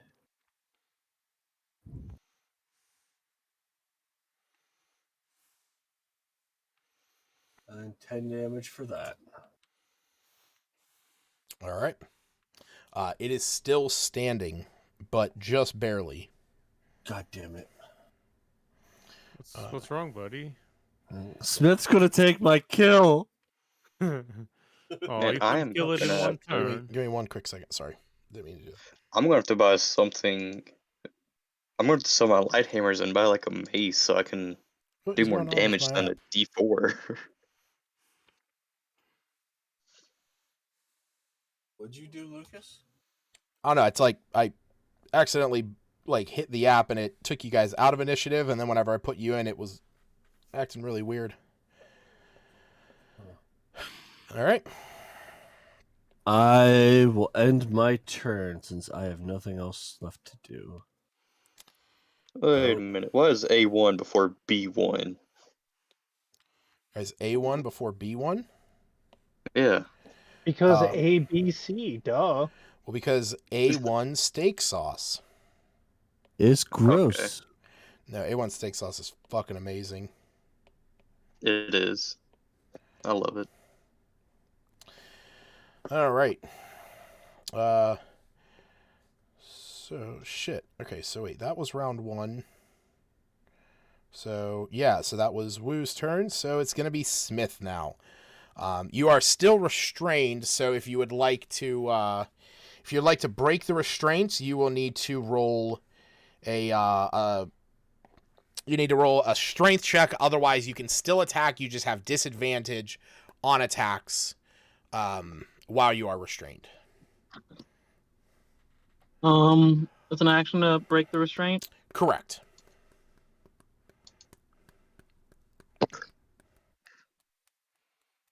Is this guy Hey, attack yet? Lucas. Yo. I'm gonna have to be right back. I gotta make a phone call real quick. Okay. Yeah, no worries. What'd you say, Smith? Has this spider been attacked yet? This spider has been attacked. It is kind of on death's door.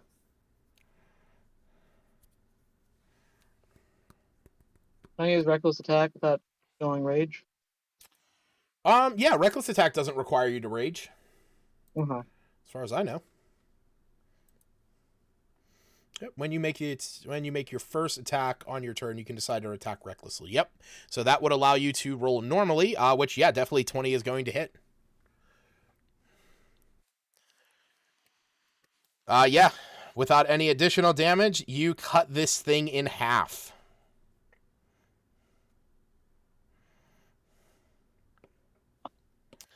That's the only one I can see, right? That is the only one that you can see. You still have your movement if you want to, yeah, you would have to, you would not be able to do that. So yeah, that is the only one.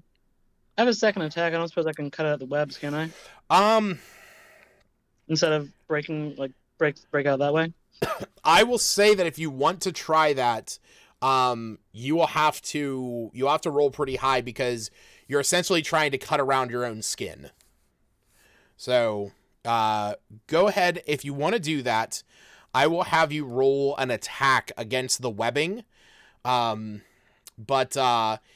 Basically the way that this is going to work. So the DC to break free from this webbing is a 12 and your AC is a 14.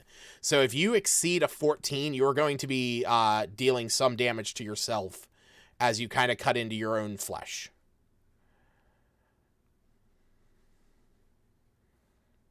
So I have to roll a 12 or a 13, is essentially? Pretty much. You have to like hit those because you have to roll anything over a 12 will break the webbing, but if you roll over a 14, and I'm not going to make you take all the damage, but you will take some of that damage.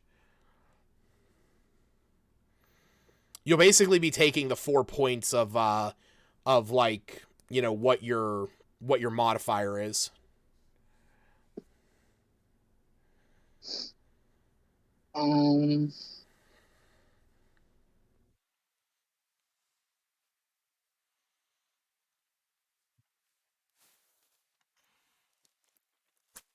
Let me think for a second.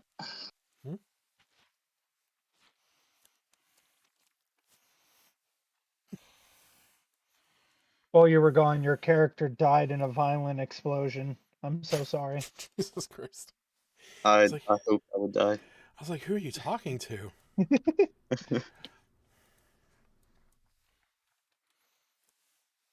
Sure, why not? All right. Go ahead and roll that attack. Oh, it's still Smith's turn? He's basically trying to break free. So yeah, you take your sword and you kind of run it across the webbing that is surrounding you, but just like this is more precision work than what you're used to with essentially a great weapon. So you do give yourself a few cuts here and there, so you take 4 points of slashing damage. Okay. All right. So No longer restrained?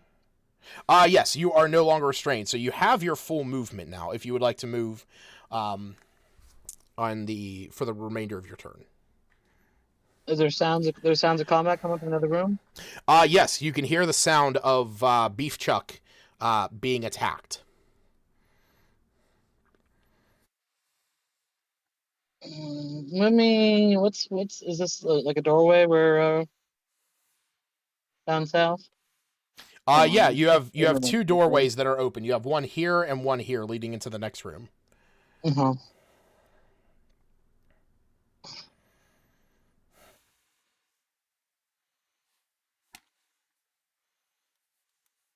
Oh, that's not what I wanted.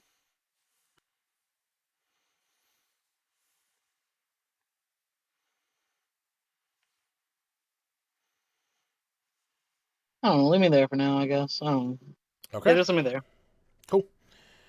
All right. With that, you see Spider move across the barrels. Let's see. What is... Chuck's AC is an 18, so that is going to hit. Raven Chuck, you are now restrained. From what? Okay. Yeah. Yeah, it shot at you and got you covered. And it's at that point, Raven Chuck, that from the side you see a massive glob of that same webbing shoot out. Why does that have initiative? Even Jesus more. Christ. Okay, I see why he was scared. Oh God! You see this massive spider begin to make its way down, and it shoots its webbing at the webbing that is surrounding you and begins to pull you in. Oh God! So, as you get terrifying, as you get in there, you see that I'm gonna die, guys. Bye. Yeah, the rest of you on the outside, all you see is like Raven. Can I be screaming? You can be screaming if you wish. I mean, restraint does not stop you from screaming. You guys just see Raven Chuck like get covered in a glob of icy webbing, and then just get like pulled into the room, out of sight from all of you. Raven Chuck. Good. Raven Chuck, as you're heading in there, you can see Beef Chuck battling it out with these two other spiders. This one large one that is directly in front of you, it has these huge, massive fangs that basically look as big as your hands. Or as big as me. Yeah, but the thing that stands out to you the most is that in the back of this room, standing up against the wall, kind of leaning there as if what is going on is not actually that big of a deal, you see a man who is, how can I describe this? A well-built man. Like the commoner we kicked out of our urinal. Well, no, he's a well-built man in his 30s.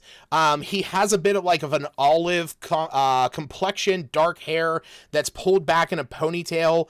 You don't really see any facial hair or anything like that. He's dressed in a very stylish vest with matching pants and boots, similar to that that would be worn by mariners of the southern Sword Coast.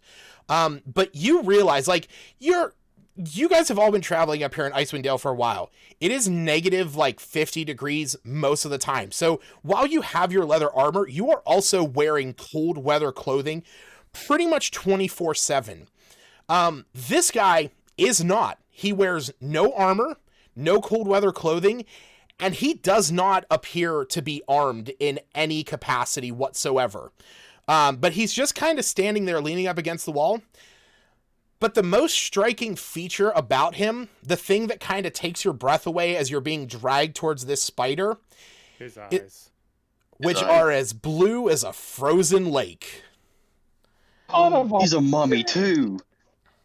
You see this man standing there. Oh boy. Yeah, I was trying to be romantic, but all right. Yeah, no, his eyes, they are strikingly blue. Are they icy blue? They are as blue as a frozen lake. I've seen Game of Thrones. I think I'm gonna die, guys. Because y'all can't see what I see, and I'm pretty sure I'm gonna die. That's okay. You'll Oh, have 3 no, rolls to that- save yourself. All right. Possibly. So I might have that. you see this man as the spider has you, like almost pinned to the ground. You see this man just like nonchalantly begin to walk up and around as he looks down at you, gives you a bit of a nod, and just generates an icy dagger in his hand and throws one down at you and throws one at Beef Chuck. Oh, you douche. Neither Hey. one of them neither one of them hitting. So we will just say it is the struggle that you are trying to do that is allowing you to avoid this. And excuse me. He looks at you and just gives you this quick wink as all of a sudden he bing. Yeah, that's what I thought. My character is still screaming, guys. Where? Hey, Woo, you can keep the end. So it's Woo's in, huh? Yeah, definitely you are. As you see him, all of a sudden, like a swirl of ice and snow appears up around him, and he teleports over to here. Over to where? Nowhere. Oh, He didn't teleport. He didn't. No, you Gerard can't. can kind of see him with Devil Sight. I can move him. Yeah, don't move him. I put him back.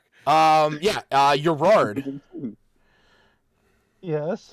Basically, from where you're standing, as you are looking down in that room, you see an icy swirl kind of appear, and you see a man of the description that I just gave you appear. I'm sorry, can you repeat that whole description? I wasn't paying No. attention.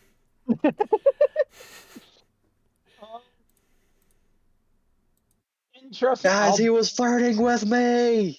Oh no! We gotta kill I him! think he was. I'll let the group know, being like, guys, we're not alone. There's a guy down here, and based off of Raven Chuck screaming, I feel like he might not be friendly. Can I get a clear shot if I stand there through the door? I do. Sure.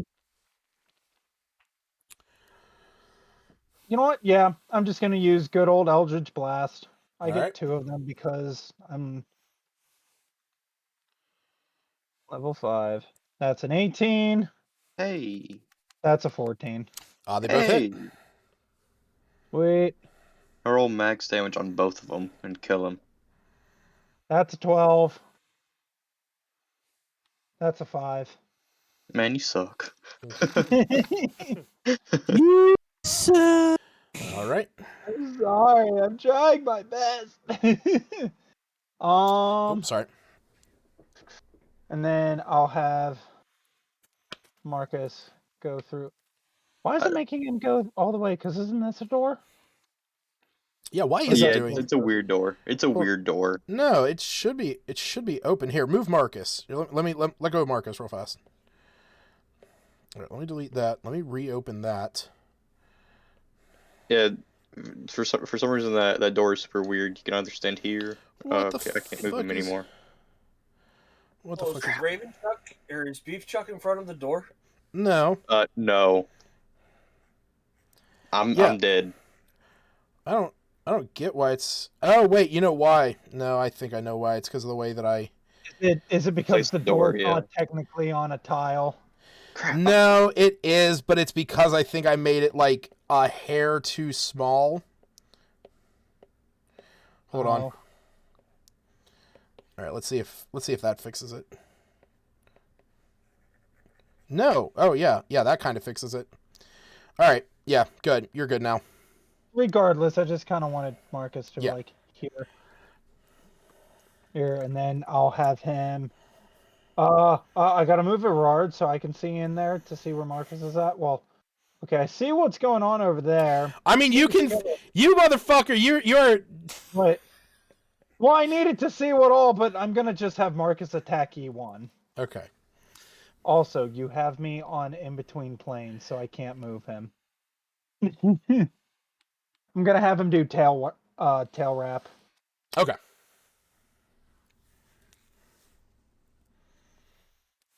Oh yeah. I gotta Fortunately, see that what it was. misses. It was- That's a 5.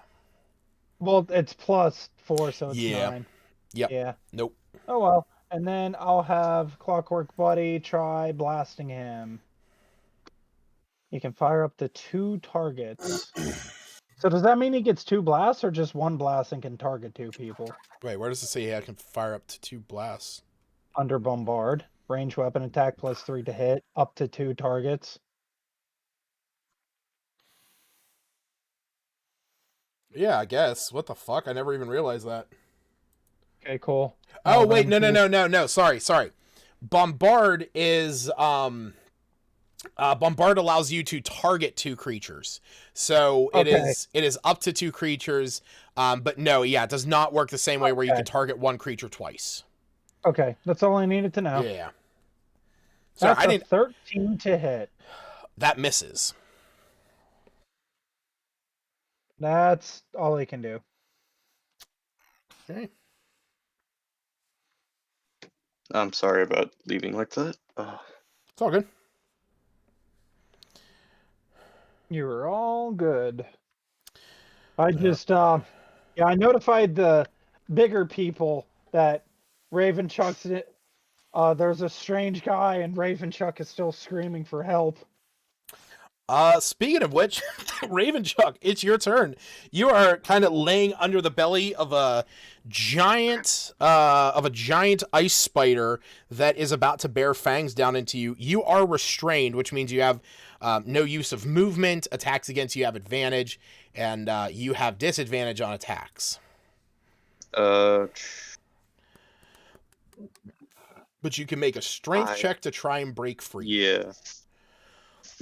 That's about all I can do. Yeah. With the strength of Smith, you rip apart this icy. Oh shit! Wait. Never mind. You're resistant to cold. You break apart this icy prison that you are in. You are no longer restrained.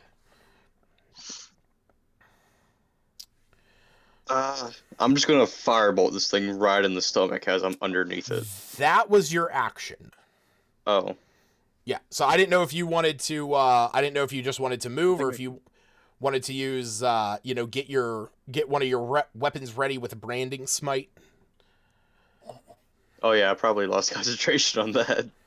Well, yeah. So, you didn't even lose concentration, but it only counts for the next time you hit a creature. Is it? Oh, I thought it lasts up to a minute. Okay. So so basically you could have it concentrated for a minute, but it's just until you hit a creature.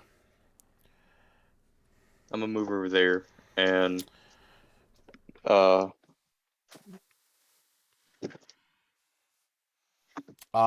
and you I will the opportunity cast attack. branding smite. Okay. Oh yeah. Yeah, the opportunity attack misses, so you are perfectly fine with that. Oh, thank God. It is Beef Chuck's turn. He will attack B1. He is B1. Oh, I mean not B1. I2. Just attack. Stop hitting yourself. Yeah, that hits. And then you said it was a D8? His force empowered rend, yeah, it's a D8 plus 2. So. Okay. Yeah. Nice, 9 points of damage. All right. Groff. Kind of the same thing. From where you're standing, you saw that man appear kind of out of nowhere ahead of you, and you can still hear the sounds of Ravenchuck screaming over there on the inside. As you move up into that position, you can see another spider inside the room over on the far wall, atop some barrels.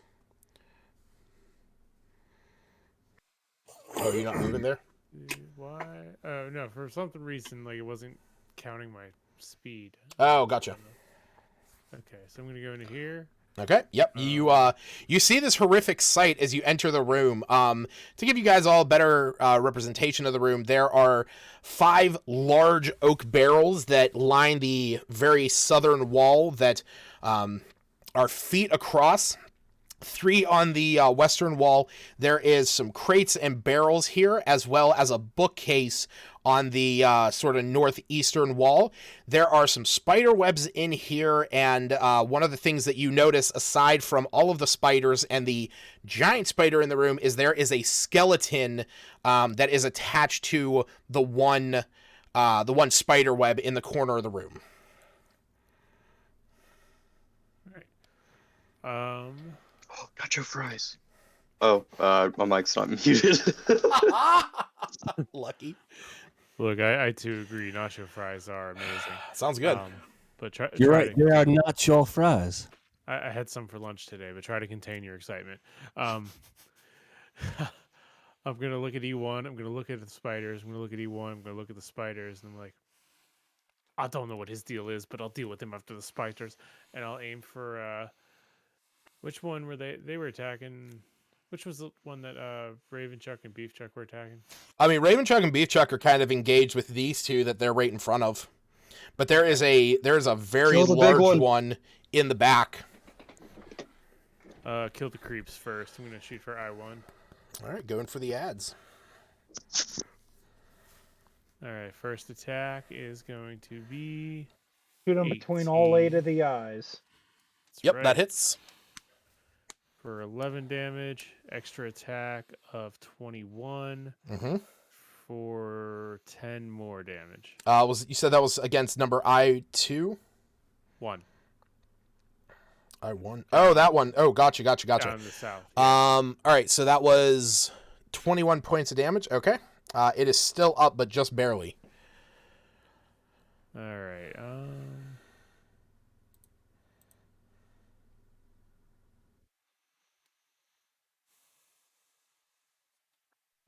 That's not... Kill him, Gruff. No, that's it for my turn. Okay. Oh, you didn't kill one. Yeah, I know. That's all I could do, though. All right. This one is going to come down and going to go after Ravenchuck with an unfortunate miss. Gotcha, 18. Unfortunate? That's a fortunate miss. This one is going to go after Groff, though, the one that Groff just peppered with an attack. Oh, shit, that's not his turn. Sorry. My bad. No, people at Taco Bell know how to put fries in a box. That is going to hit Beefchuck with a 16. So Beefchuck is going to take 9 points of piercing damage. And, yeah, this one is going to attack Ravenchuck. That is going to miss. So that is just going to be the 9 points of piercing damage to Beefchuck. Thank God. Welcome to your first or your second session. Yep, second session. Already gonna die. All right, Large Woo. Lucas has a habit of doing that. Yeah. Large Woo, go ahead. Large Woo. Large Woo is going to move. Okay. If your woo remains That's right. large for more than 4 hours, consult your...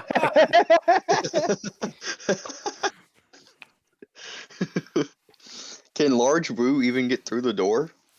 Large gonna Woo find can, out. because the thing is if he uses his giant's might, but there is not enough room around him to physically grow larger, he does not, his size does not change, but he still gets advantage on strength checks and gets the additional damage to his attacks. Oh, okay. Large Woo just reminded me of the Of your Tingler Large ring.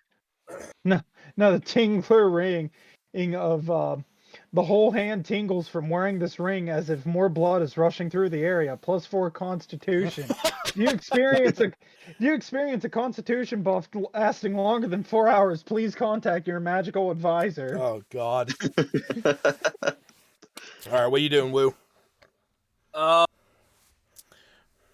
Hey, look, Woo, it's the So, guy with the crystal blue eyes. I know. That's why I stopped and I'm going to attack him. Okay. No. Okay. How is it a bonus action to activate my runes? It depends on what specific one you're. Oh! In your sword.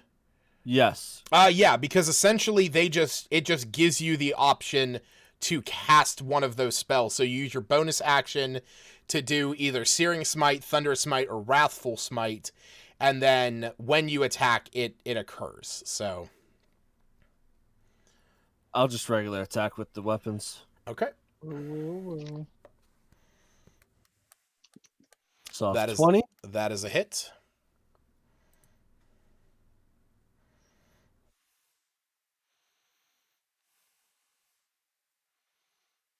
Second attack. That hits.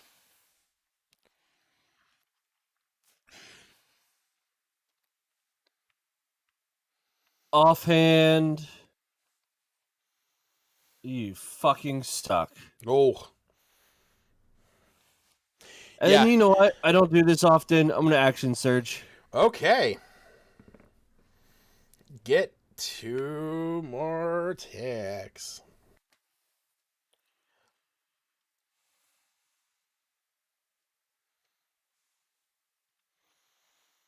Seriously? Wow. Yep. Holy shit. I feel bad. Like Me too. I don't even feel good about that. Does he take any effects due to the Charlatan? You actually see that the Charlatan does not affect him. Okay. All right. As you take these 2 slashes in you just see that he kind of like phases back, and he has this smile in his face, or on his face, as he looks at you in the eyes and is just conjuring up this sword in his hand. Smith, it is your turn. Come on, kill something, Smith. Raging attack. Okay. Guess I'll go for E1. All right. Yep. More than All enough right, movement to get over there. Me, Gruff, and Beachuk will kill the spider guys. Yeah, you guys got this, right? Yeah, totally. The only thing that I will say, the only thing that I'm going to say, Woo, is you notice that the attacks you are doing against this guy, while you are dealing some damage, you just think that your weapons really aren't phasing him that much.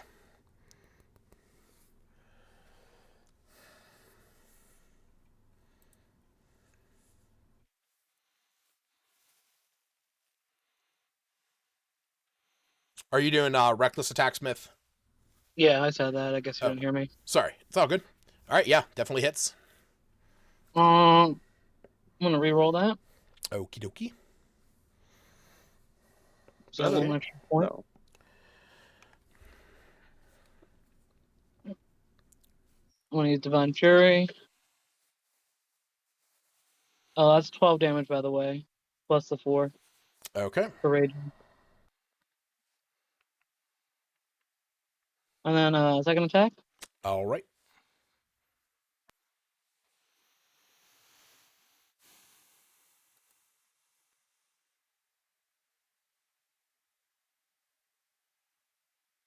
Another 12 damage. Okay.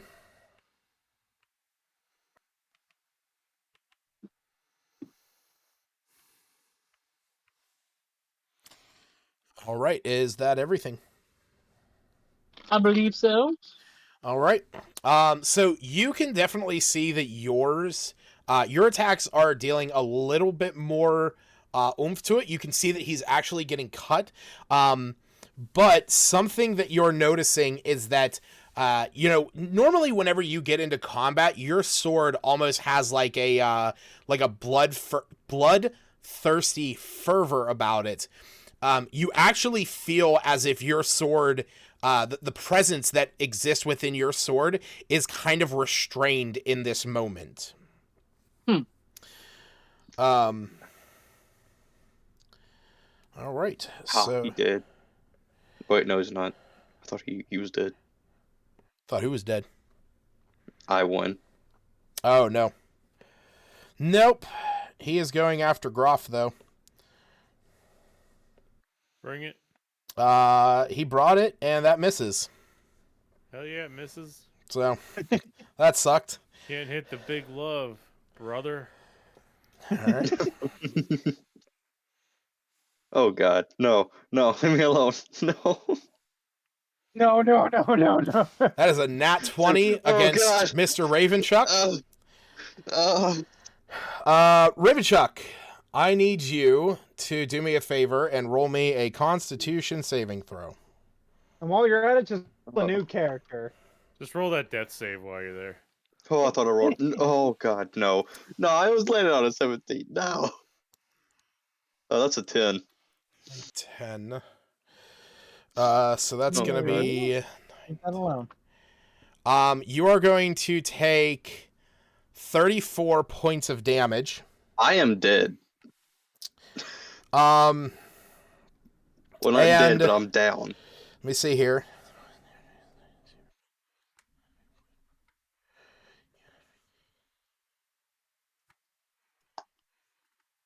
Okay.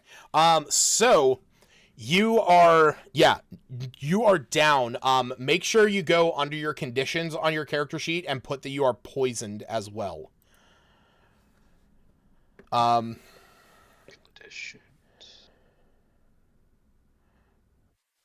You want to kick its characters in the balls too? Oh, there it is. So you guys see this giant spider go up and just sink its fangs into Ravenchuck. Like you can see the muscles in its fangs kind of like pulsing as the poison seeps into Ravenchuck's body. It's at this point that the blue-eyed man that the two of you are fighting, he has this ice dagger and this ice sword that he's using to parry your attacks. And he looks at the two of you, and he says to the two of you as you're fighting up against him, he says, "Oh, you've come down here with some fervor. I imagine you are after me."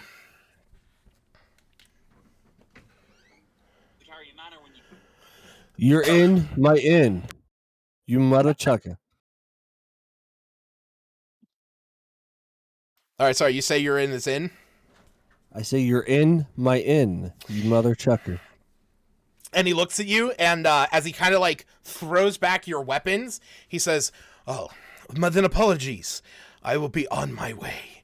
And he is going to, in the snowy, icy flash, he is going to teleport over to here, and he's going to move onto the other side of this door. He pulls it shut, and then you see he grabs the lock, and he creates this mass of ice over it. Can I still theoretically see him? You can still see him as he gives you a wink, and he heads over as he looks like he's about to start making his way up there. When does he end his turn? Right now. Is he out of sight? From where you are at, yes, he is, because he is currently attempting to climb up to the top of that. Like he basically grabbed the rope and is starting to make his way up there. So unfortunately, the angle that you are at, you cannot see him from where you are. Okay. Well, I never knew it was the end of the big spider's turn, so I was going to do it then, but... Oh, all right, never mind. What were you planning on doing? It's over with now, and it's been moved on, so I cannot do it. I mean, if you want to try and push, if you want to use your stone rune. I was planning on it, but okay, nope, it's too late. All right, I'll let you use it against the spider, or if you want. Okay. Gerard. Yeah, you basically just watched this man appear in front of you, go through that door, and freeze the lock. I'll yell down. Should I try to stop him? Please do. Spiders. No. We got spiders down here. He's almost Isn't dead. that the blue-eyed guy that... What? Guys. What? I can handle the spiders. You two do what you want. Okay.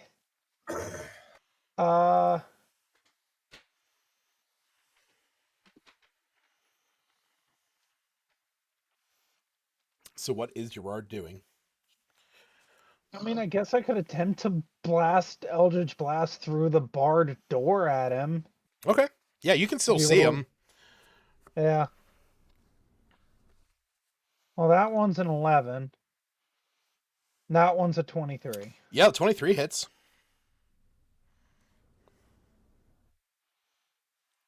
That's 13 damage. Can it blast him off of climbing the rope? Well, he hasn't had the opportunity to start to climb the rope. You see that he is like as soon as he gets around there, he's like seeing everything that's across the floor, how it was all destroyed. But he sees that you guys have conveniently left him a rope.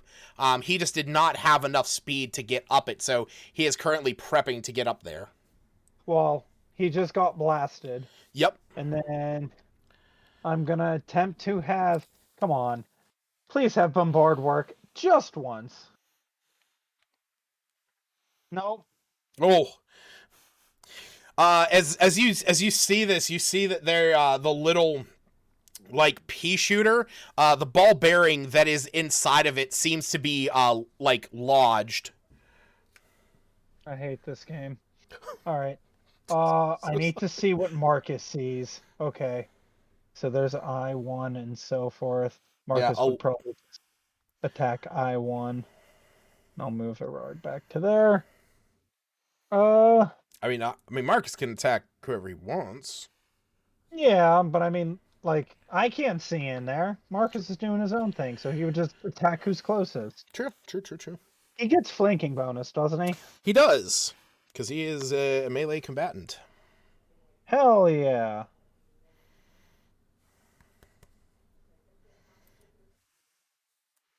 Okay, so that's plus the...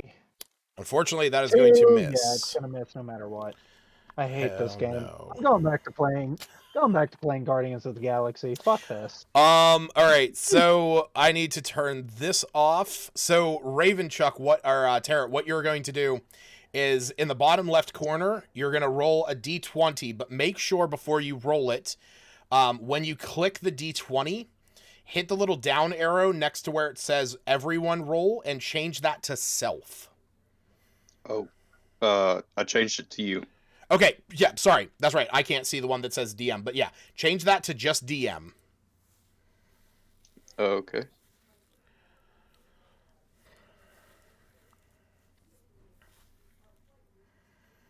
Well, crap. Okay, just don't say what it is. Just mark whatever it is, because only you and I can see what that roll is.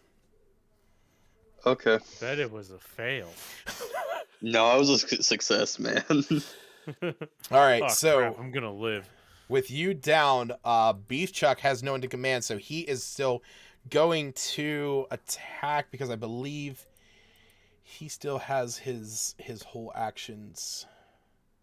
If I'm not mistaken. It obeys your commands. It shares your initiative. Takes its turn immediately after. Blah blah blah. Yeah. So it's its own thing. So the only attack. Oh wait, it can move and use its reaction on its own unless you take a bonus action to command it. So he is going to take the dodge action. Okay. All right, Groff, What's up? it's your turn. We're still here. You got a big ass spider. You got a pretty big spider in front of you, and you got 3 that are going up against Raven Chuck, Beef Chuck, and What are you guys doing? Why is this taking so long? Come on. All right. I am going to invoke an opportunity attack in order to walk over here.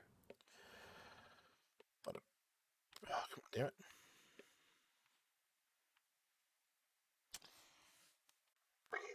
Does that hit? Yeah. You're resistant to poison. You have advantage on poison. So roll a con save, and you have advantage. Save advantage.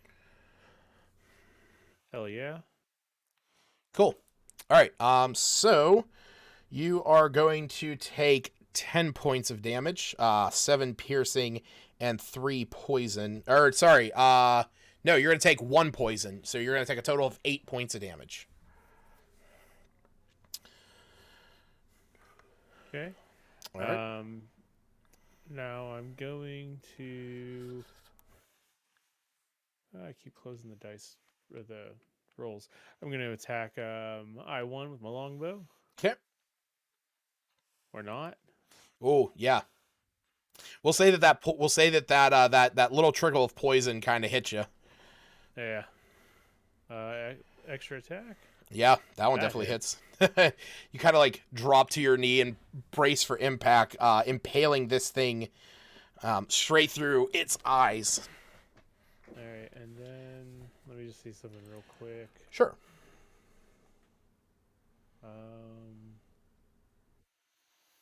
Oh, that is actions.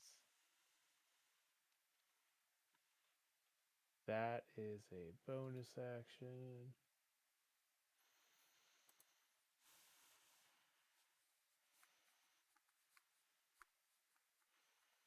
Okay, I'm going to cast Healing Spirit onto Ravenchuck. Will that would heal him, right?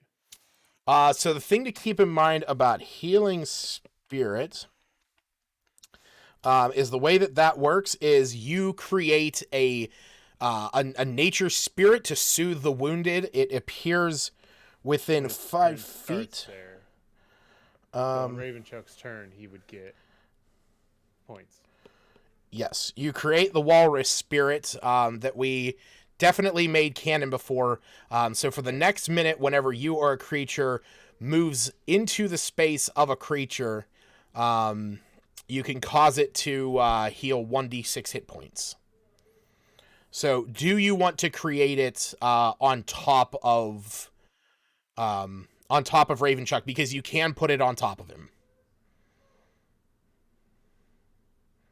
5 foot cube, so yes. Okay. Be embraced by my warm, loving spirit. So gross. That'll be my turn. Is this the same walrus you humped? No, this is the spirit of that walrus.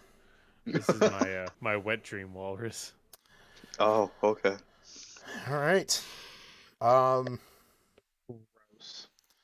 What's Marcus's If you could just survive till your turn. AC? 15. Yeah, Okay. if.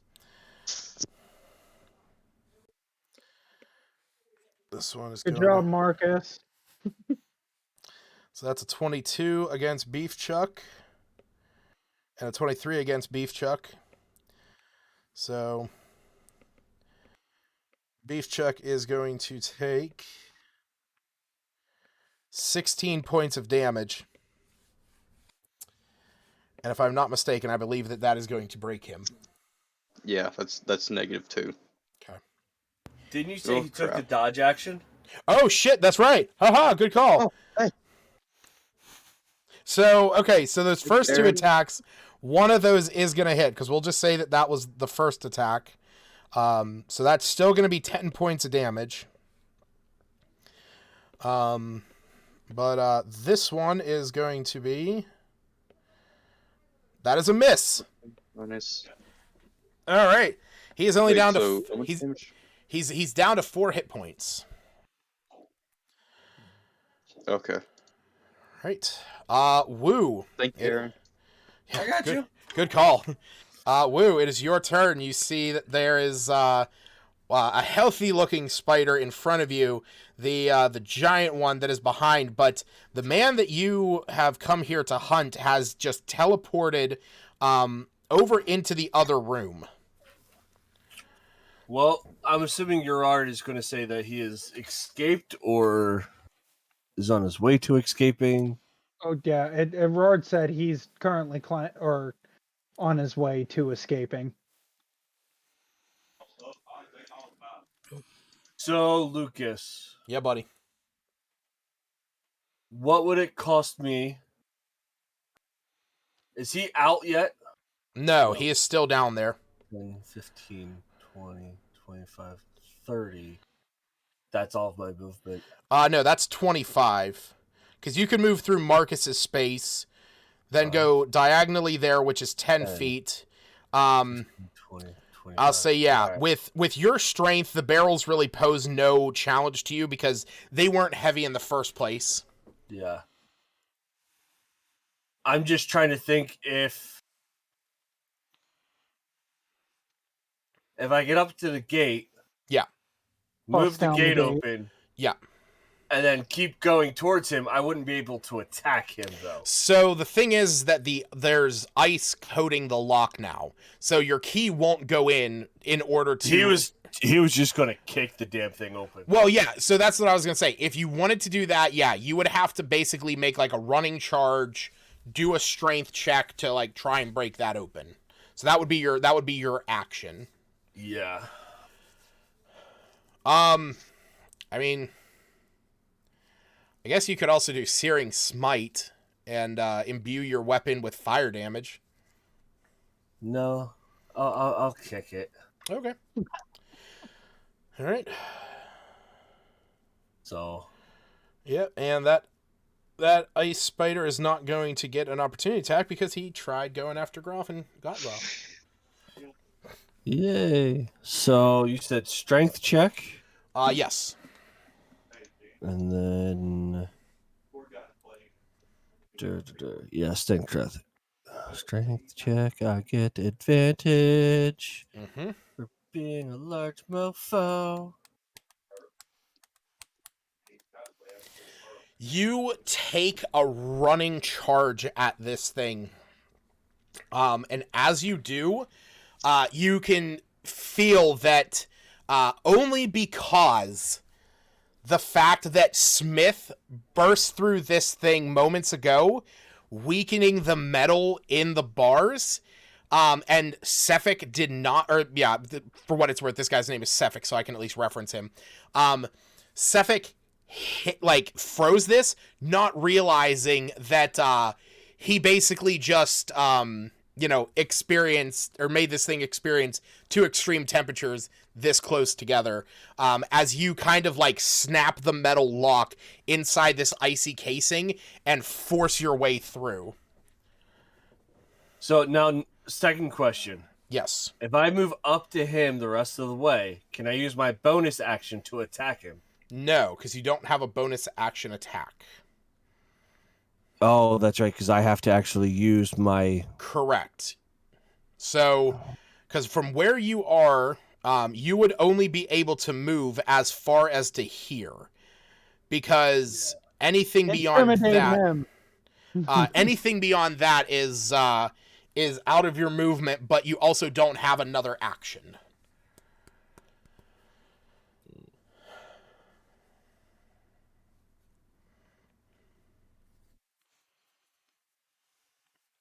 So, unless you wanted to cast Searing, or, activate one of your runes for your next attack, there's really not much you can do.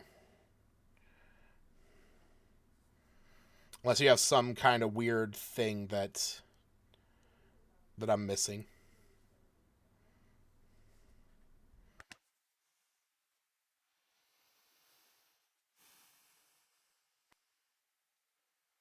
I'm just trying to look at, see how it defines how I can use my offhand as a bonus action. So the thing about the offhand is that two-weapon fighting is a thing that everybody gets. When you take the attack action and attack with a light melee weapon that you're holding in one hand, you can use a bonus action to attack with a different light melee weapon that you're holding in the other hand. So that is that you have to take the attack action with a light melee weapon that you're holding, and then you use your bonus action to make another one. So being that you used your action to break through the door, that is your whole action. So you would not be able to get that bonus action attack. All right. Yeah, I guess I'll use what is it, Thunderous? Okay. That goes. You imbue your weapon with thunderous energy as you stand there across the room, watching Cephik begin to try and gather that rope to make his way up there. Smith, you just watched Wu run out of the room after the man who teleported out of there, but you have a horde of spiders in front of you, and your companion, Ravenchuck, is down. Your mic is also muted. He will be up on his turn, by the way, Smith. So you said the big one's been bloodied? No, the big one does he has. know that? Smith might not know, but Groff can tell him because he's right there. I mean, he could see the walrus. Oh, true. That's right. Yeah, Smith has seen the walrus spirit. No, none of the spiders in here are bloodied. But after taking that Eldritch Blast, Cephik is bloodied. I just don't know if that does you any benefit.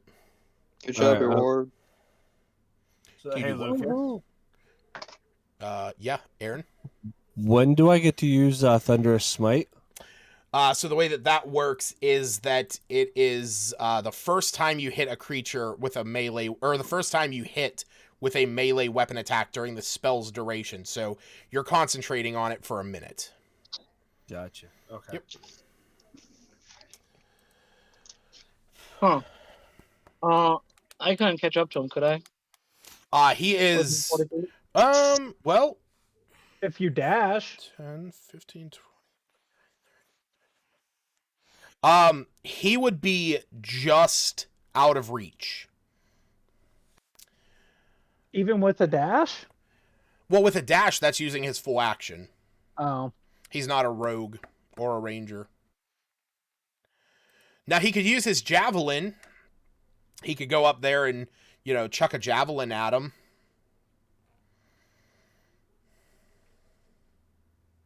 Do I have any idea what... So he, teleported away the first 2 times, right? So, yeah, he teleported through the room that he was in, and then when he was fighting you guys, and...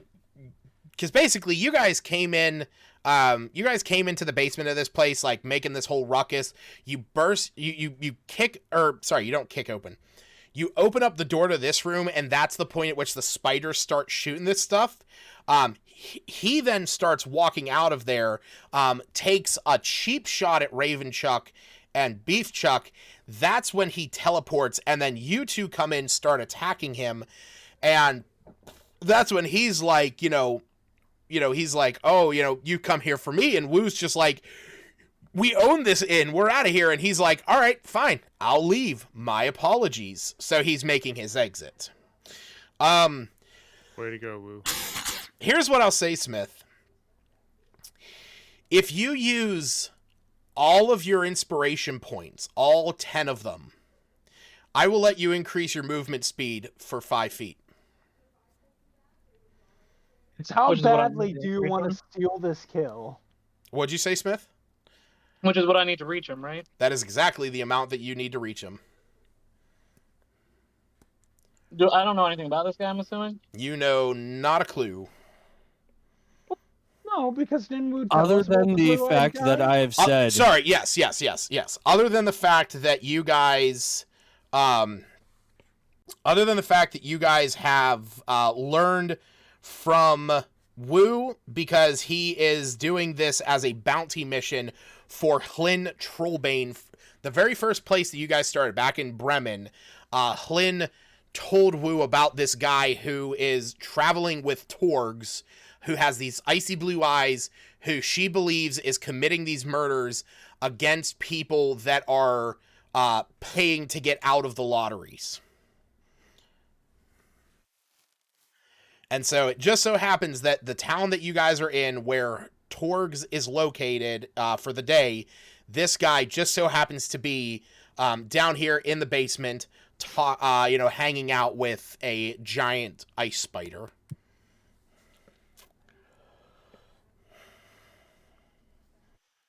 Weird coincidence, if you ask me. How ironic. The dude you're hunting is randomly in the inn you just bought. Oh, just go crazy. That's so weird. All right. So are you using up all 10 points? Can I just use up 9? So I don't have to, like, doesn't get using 10, like, get rid of it on your item list? No, it's still there. It just goes down to 0 charges. Uh-huh. Yeah. Alright. All right. Reckless attack. Damn it. I didn't even think about that. Yeah, you guys see, like, this guy starts running. Wu runs after him. Smith, as soon as you see him going, your sword gets that little bit of a kick back into it, and you feel this energy as you see Cephik running off, and it just kind of empowers you. 1, your sword in your hand kind of rooting you on, and 2, just that juicy, juicy feeling of stealing a kill from Wu. And with a charge that you have never done before, extending your reach, you swing your sword. Go ahead and, with a 19, that hits. Go ahead and roll the damage. All right. 14. He is still standing. He's still standing, but as you cut across, you like slice towards his hands and you chip away at the rope. Okay. Go ahead and roll your second attack. That's a nat 20. Nat 20! Oh, boy! Go ahead and roll the damage, Smith. There may not be much of a bounty. Yep. And again, we'll always go with the first 2. So whenever it rolls like that, so that's a 3 and a 4 plus a 4, which is 11. But that's going to be with an additional 12 on top of that. So that's a total of 23 damage. Are you doing Divine Fury or anything like that? Oh yeah, but it'll also be +4 for each, +2 for each attack. True. But Divine Fury. All right, yeah, because Divine Fury is going to pop on another 11. So, Smith, as you do this, you basically run up, and you see him, like, going to grab this rope as he's kind of trying to brace off of the boards that you obliterated on your way down there. And he turns around to give this cocky look, only to see you charging up with your greatsword, like, thrown forward in this arching lunge, and you hit him in the arms. It causes this massive gash to form across his hands, and you kind of, like, smack the rope out of his hands, and then with a second massive swing, you bring your sword down on top of him, and with that, he crumples to the ground as he has this kind of shit-eating grin on his face. Nice. All right. Did you kill him? Yes. On a Good. scale of 1 to 10, how dead is he? All right. So now the Queen Spider. No longer existing. The Queen Spider is going to head over here. Groff, as this thing comes up to you, you get this, like, very cold sensation around you, as if this thing is just exuding cold. I'm But afraid of the cold. as it tries to bite down at you, you are able to move out of the way. Like 5 feet out of the way? Not 5 feet out of the way. Mean. Smith, as you like you pull your sword out of there, you feel this like surge of energy through you. You turn back and you have this smile on your face, knowing that you just took this kill from Wu. And as your back is turned and you're looking at Wu and Gerard, the two of you see Cephik stand up, and the wounds on his body begin to heal themselves. And these guys again. He looks at you, and he taps you on the shoulder, Smith, and he drives his sword into your gut.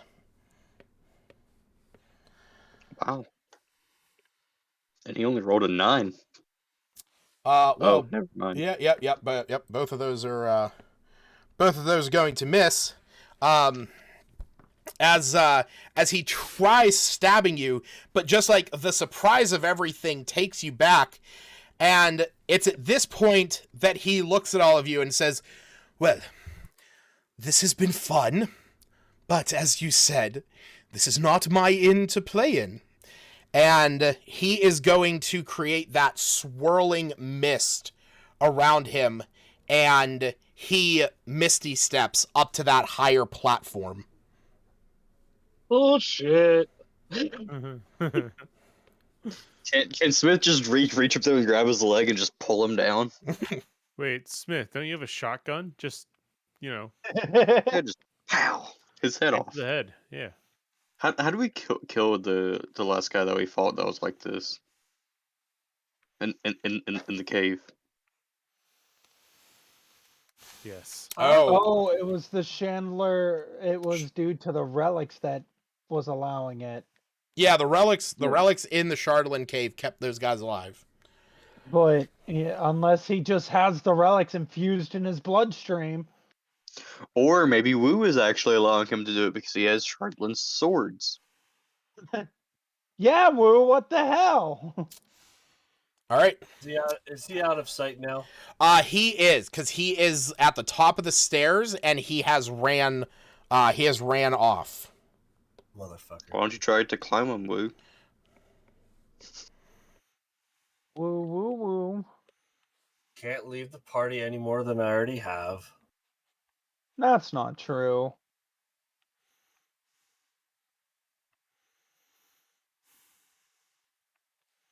You're right. It's your turn. Seeing that he kind of healed up and took off, I guess I'll go join everybody into the Cave of One. Why is that not working? Hello? There it goes. It wasn't like I moved my character here. I just want to get in. Okay. And it just didn't do the steps for whatever reason. Yeah, it does that sometimes to me too. But oh god! Yeah. You head in there. Ravenchuck is currently down. He has the healing spirit of Groff over top of him. Why do you think I was screaming? Beef Chuck, the big love on him. Let's Lucas, what's the light situation in this room? The light situation is whatever is in your own head, because there is no natural light down here. Okay, cool. So I can see it perfectly, but I needed to know for other reasons. Yeah. You're in, like, right now. You guys are basically in darkness. Oh, cool. Except for the only one that is reliant on light right now is Smith, and that is because I have made it canon in my head that he attached his lantern to his belt. Okay. That's all I needed to know. What type of lantern does he have? He has a hooded lantern. Oh.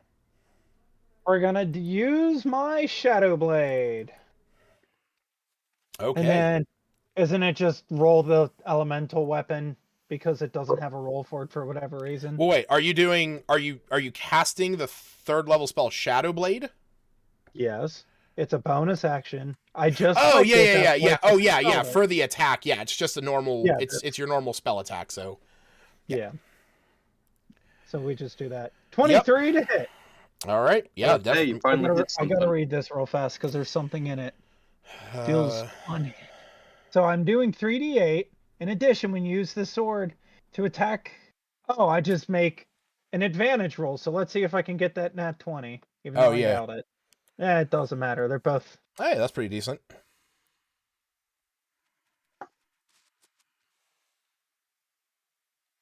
18 damage. Jeez. Yeah, you slash through this thing.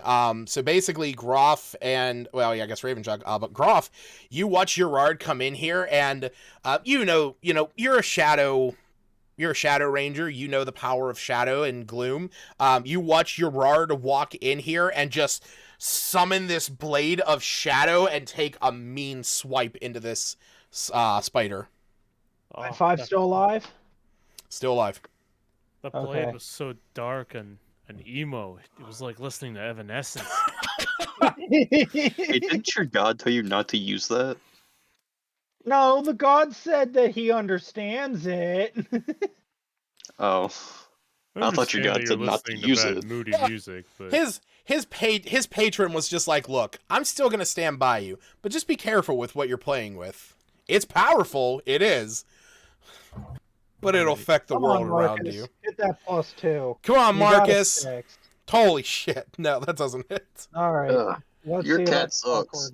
They all fucking suck today because my rolls are garbage. Finally, the bombardment works. Hey! Since it's 2 targets, I'm gonna have him shoot I-5 and C1. Okay. We'll have him come into here. Actually, where do you want him? That's your call.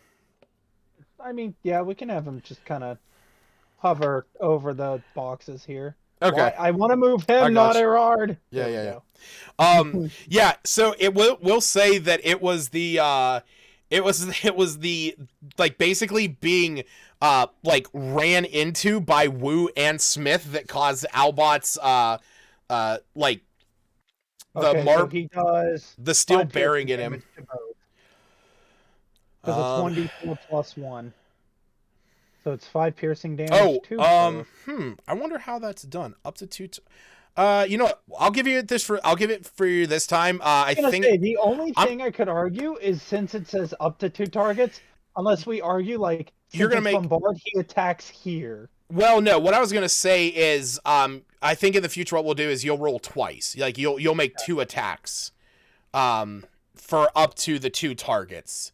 Because being that this is from Stibbles, it's different. I'll probably just reach out to the creator of that book in order to figure out how he specifically wanted that ran. But for right now, I'll say in the future, we'll let this one go. But in the future, we'll do it as 2 separate attacks. Okay. Cool. So each one of them is going to take 5 points of damage.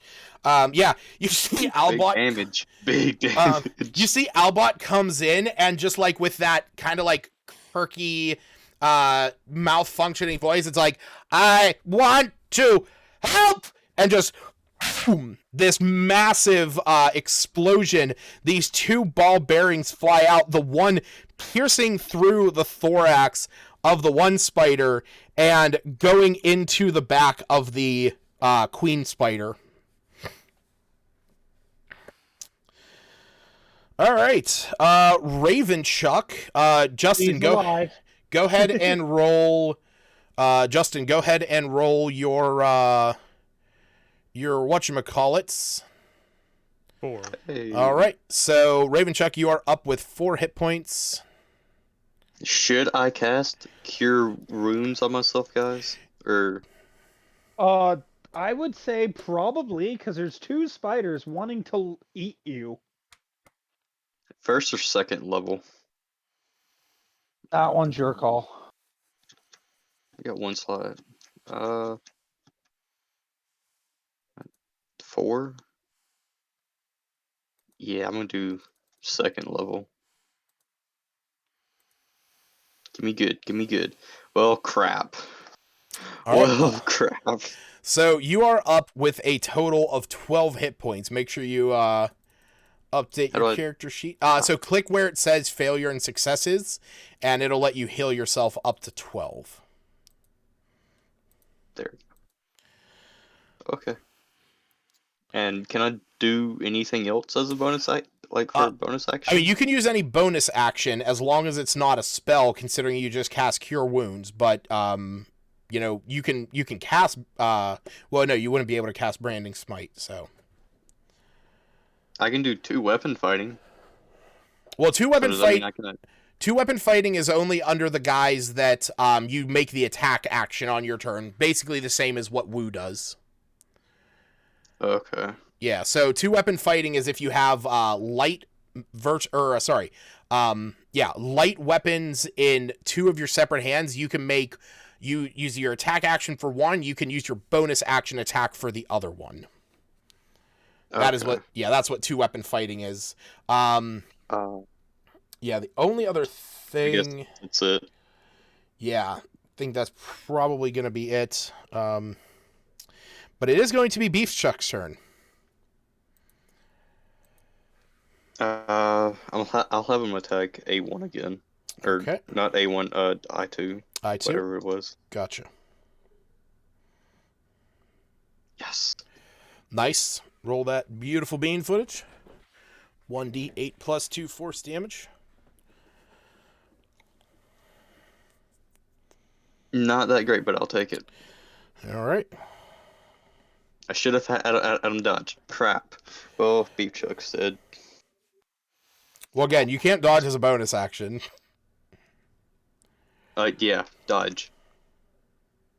Right, that's what I mean. You can't dodge as a bonus action. You use your full action to cure wounds. He's saying you No. can't dodge. Oh! Beef Chuck. Do you want Beef Chuck to dodge instead, and we'll just tack those 5 points back on? Yeah. Okay. Beef Chuck He's is going low. to dodge. All right, Groff. Groff. All right. With the walrus. Kill the mother. The walrus is directly below him. All right, the walrus. You can get rid of the walrus. I'm going to use Hunter's Mark on C1. Okay. And then I'm also going to move here to line up a better shot, or at least get some more range. Yeah. Oh. Why not all the way? Oh no, I can still, wrong one. I can still see it from there. Roll me a con save. Advantage. I thought that was Gruff who rolled that 24. Half Oh, yeah, of no that. con save. Half of that. You're gonna take 6 points of piercing damage as it bites you in an opportunity attack as you run. Yeah. And then now make sure I understand Hunter's Mark.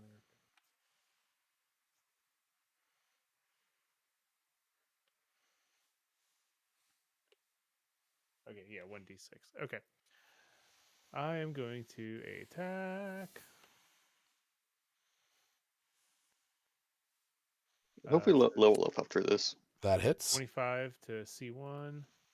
Now, Lucas has a good habit of never letting us level up ever. Shut up.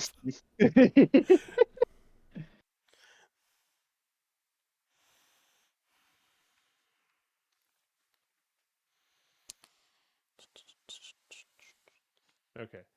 So that's a total of 11 plus 7. Total of 18 damage between two attacks. Okay. It is bloodied now, Hell yeah. as it is letting out some guttural screams. Good. All right. Yeah, these ones are going to continue focusing their attacks on.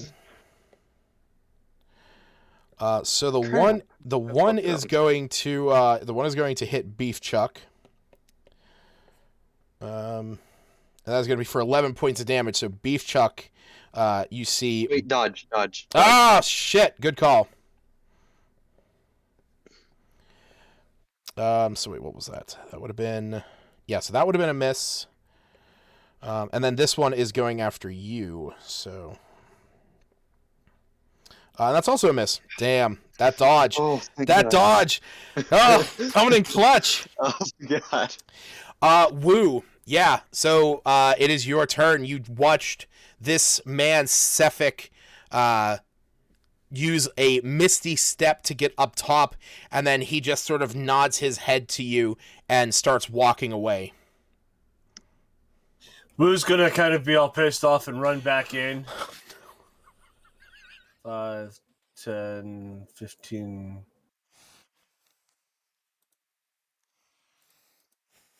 Does Mike count the steps for you, Aaron? 25. I guess I'll go here and I'll attack the big spider. All right. Woo's just pissed now. He is. So, alright. Main hand. Nope. Main hand.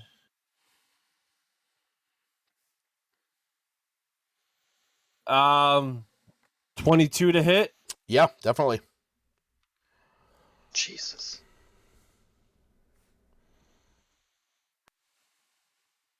With what? 9 damage. Okay. So, when I attack with my offhand, Yes. do I do that? Okay. So, Yep. 18.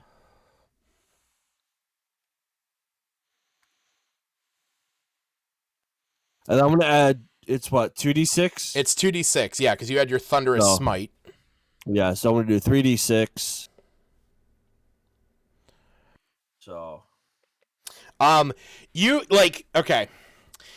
Wu just watched this man that he's been chasing down now for the last, solid week, the last 20 sessions. You finally get this man in an opportunity to go after him. And he just Mary Poppins his ass out of there. Not really seeing a way to get up there to chase after him.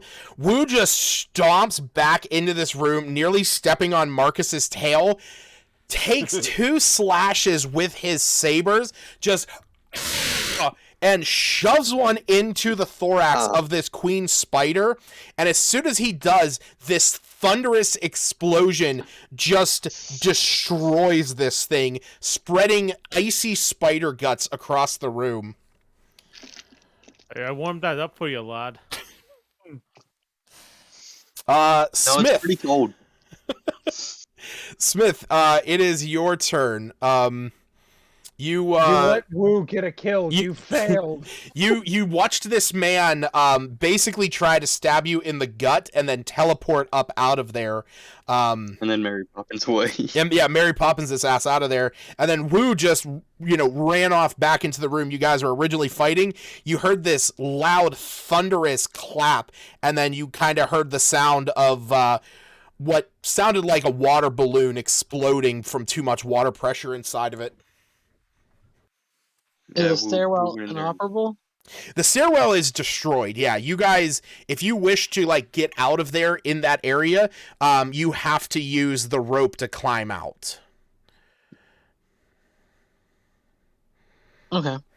I guess I'll go in the other room and can I reach a spider?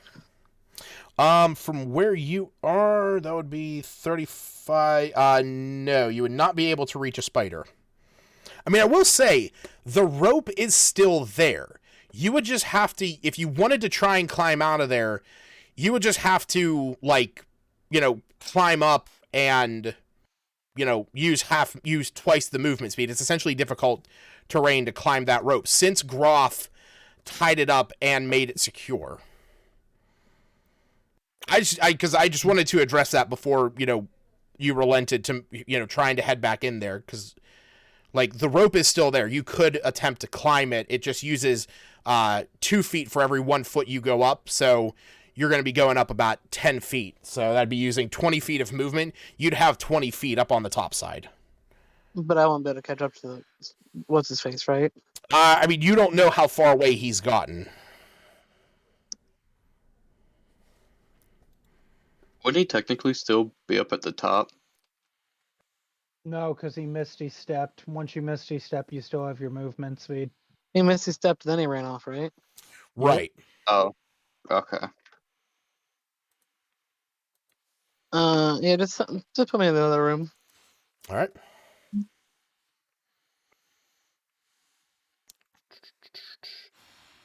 So that is going to be. Oh, Jesus Christ! So there's 10. So that's 15 right there. Oh my God! What is going on? 20, 25, 30. Yeah, that is as far as you could get. With 40 feet? That is with 40 feet, correct.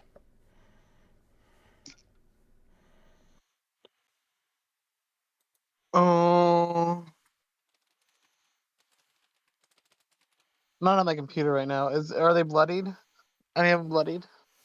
Of the two that you can see, neither one of them is bloodied, but the one has taken some damage.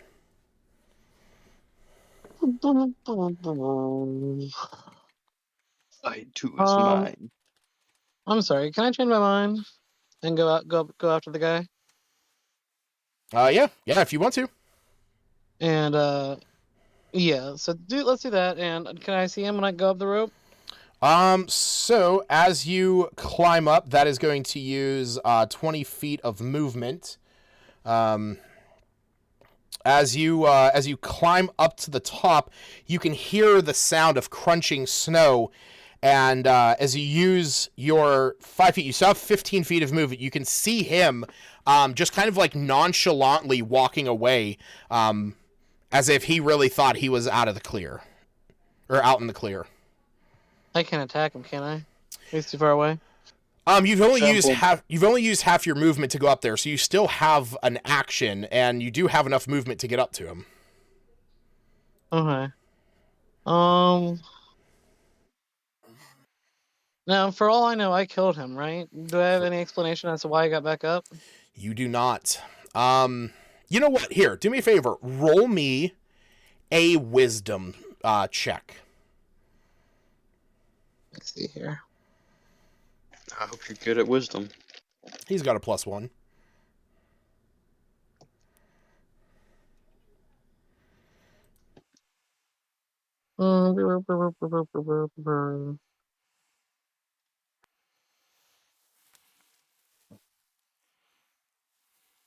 Almost there.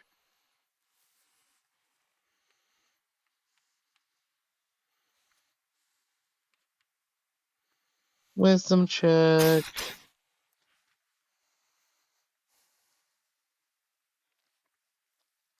As you're climbing up, you get to the top, you take your sword, and you just have this thought like, I killed him. I know I killed him. I imbued him with radiant energy, you imbued him with necrotic energy, and then he just stood. And it's at that point that you get this feeling from your sword, that almost like restrained feeling that you had, thinking to yourself that this sword deals both cold and necrotic damage, as part of that winter's bite, that you feel that restraint that was feeling is almost the reason why that you would need to do the opposite of that.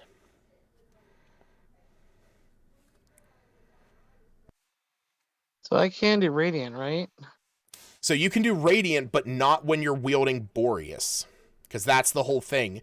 Boreas limits your divine fury to necrotic only. Huh. Okay.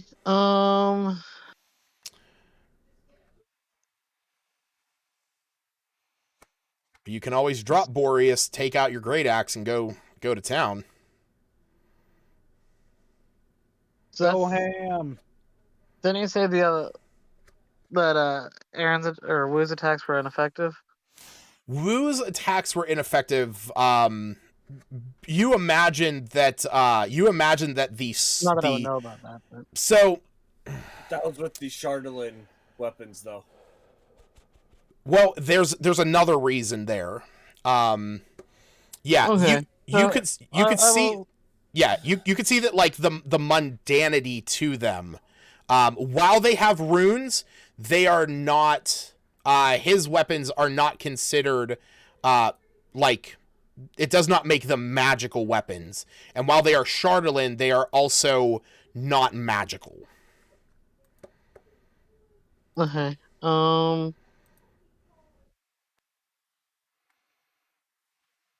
Yeah, we'll attack with my great axe. Okay. Wait just a second. Still a +7, right? Or no? Actually, if I'm not mistaken, I believe it is a +6, because yeah, it's a your +6. strength plus proficiency. Yeah. So equip the great axe and roll that, because your Boreas is a +1 weapon.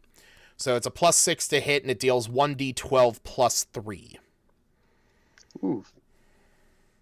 Major damage. Reckless attack. Okay.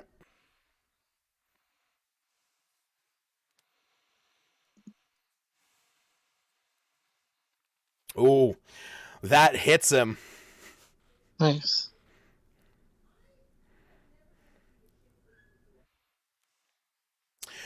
Yeah. You bring that down onto his head. He is still standing, but just barely.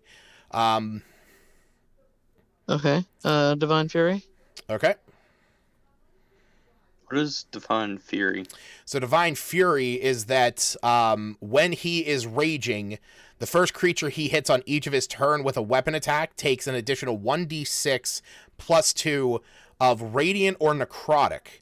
Now the thing is that when he's wielding his Boreas sword, which was forged from the blood of its owner and is it's molded of frost and shadow, it can only benefit from the necrotic Divine Fury. Oh, But okay. so Smith, you run up. You watched Wu like get frustrated and angry, and you think to yourself like, just head in there, just help them out. But like something draws you back to that spot, and you turn around, you grab the rope where it was cut, and you start pulling yourself up.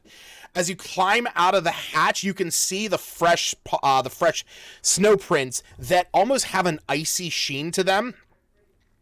You pull yourself out, and you feel that emotion as you're climbing out of here. Like, why did that not work? And you get that sensation in your head, and you get this idea of like the Boreas sword almost telling you like, it is not I that can do this. It is, the energy within you.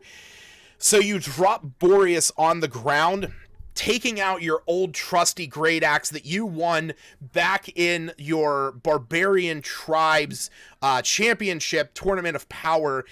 You take this out and you go up behind Cephik and you bring the axe down onto his head. You see it split his skull, and there's this frost that almost exudes from it. And as you go to pull it out, you hear him laugh. And then you chuckle yourself, imbuing it with this divine fury that you have gained from the stars that night, days ago on Kelvin's cairn, just exuding radiant energy in. And you see him you see his head kind of twinge as the split in his body just rips down the center of him as he splits into two pieces, letting out this shrill cry. He's now dead. Chop him into fourth, Smith. Just chop him half. Just chop him in half again. Make sure he can't get back up. Yeah, no, he is dead as a motherfucker. Nice. And then, do I have any movement left? You do not. That was everything that you had. Okay. All right. Back down into the basement. Gerard.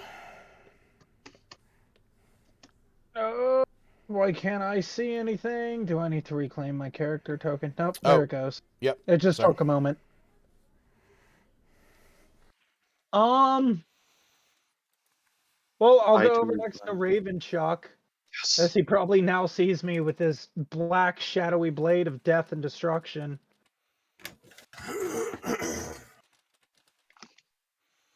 And that's a 23 to hit, but I get advantage. Let's roll again just to see if I get. It's a 24. I want that nat 20. Never gonna happen. That's Not today. 11 psychic damage.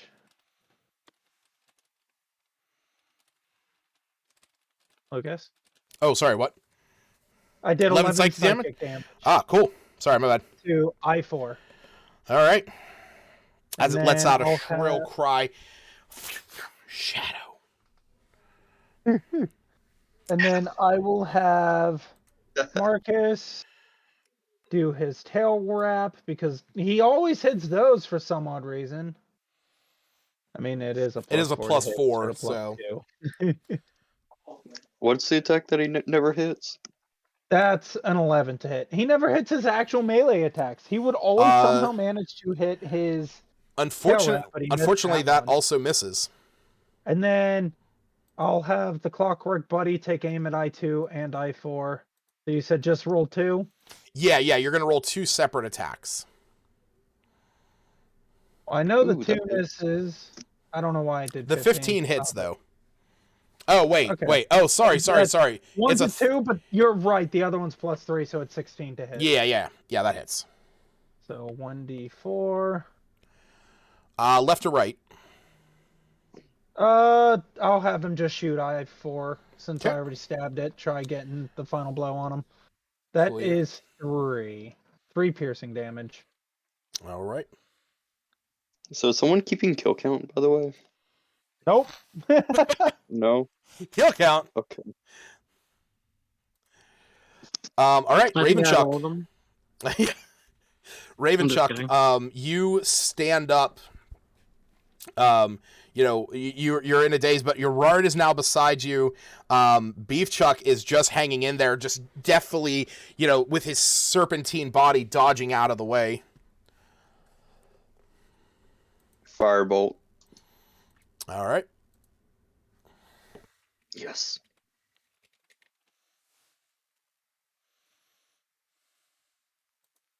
Come on.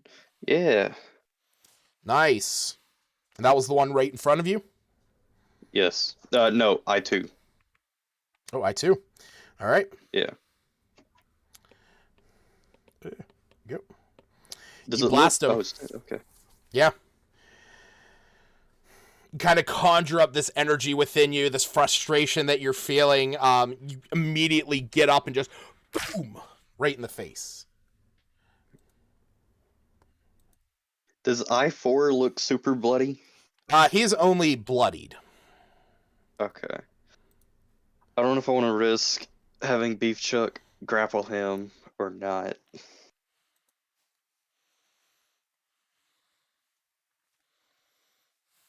That's your call. I know what I can do. Okay, yeah, I'm going to have him grapple the spider. All right. So what we need to do is you need to have Beefchuck make an athletics check.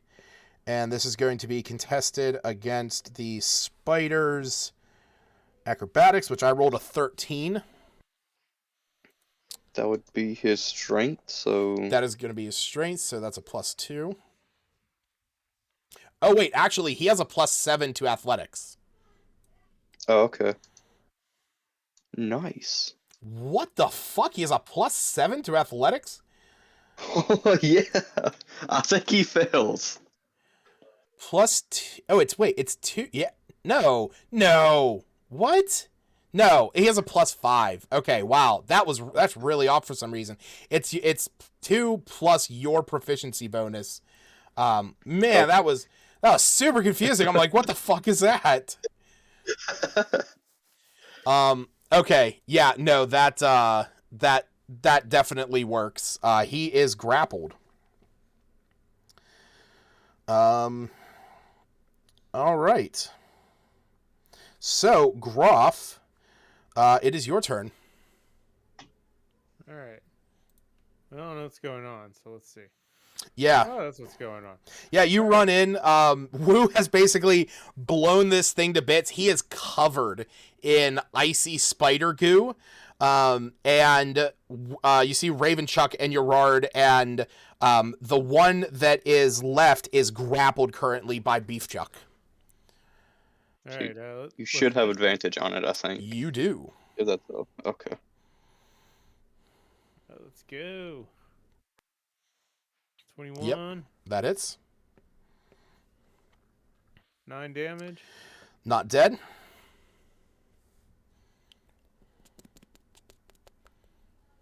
Going 3. Yep. 8 damage. Dead. 26. Roll damage. I hit Woo for 7. Oh yeah, but see, Wu tied with Jesus Christ, Jared! How the fuck do you get a nat 20 on a penis check?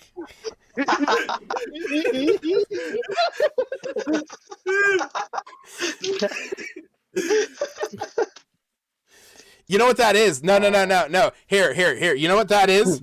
You got a nat 20 on a penis check because as soon as Groff kills this thing, a moment goes by, you kind of take your breath, and then as you guys realize that was the last enemy, Smith walks back in with the biggest swinging dick energy of all. as you're like, as Wu's like cockiness, as Wu's cockiness like senses are going off as you guys see Smith walking back in. He has Boreas strapped to his back, and he's holding his original great axe still. My dick senses are tingling. Yeah, you guys are out of combat. You have free action. You're right. That's called puberty. Well, that was This is the definitely worst end ever. adventure. Yeah, we possibly, I think we got robbed on this one. Yeah, Woo, it's your in. All yours, buddy. Sounds good. The cleanup. You got a corpse over there too. Does it look like the I'm corpse has gonna- anything on it? Search my book. Ravenchuck, roll me a perception check. Okay. You take a look at it. It's hard to see, but you do actually see a bit of a glint around its neck, like around the bone. It is still, though, it is like strapped up to an icy web. Hey, Erard, can you use your owl to grab the necklace, the shiny thing around its neck? Yeah. I'll send Albot to grab the necklace. Okay, yeah. Albot flutters over this kind of like mechanical clanking sound. He goes to take it off. You can see the spider web just kind of gives this like boing noise. And the head of the skeleton pops off in the process, kind of like breaking the brittle bones around its neck. And as it brings it over to you, you can see that it is it's like a golden coin with a long cylindrical, basically it looks like a gold key without the teeth coming out. Oh, cool. I'll hand it over to Ravenchuck. There you go, man. But at the very end of it, Ravenchuck, as you look at this, while it looks like it would be a key that would have 2 teeth in the bottom, there's like two holes where the teeth would be.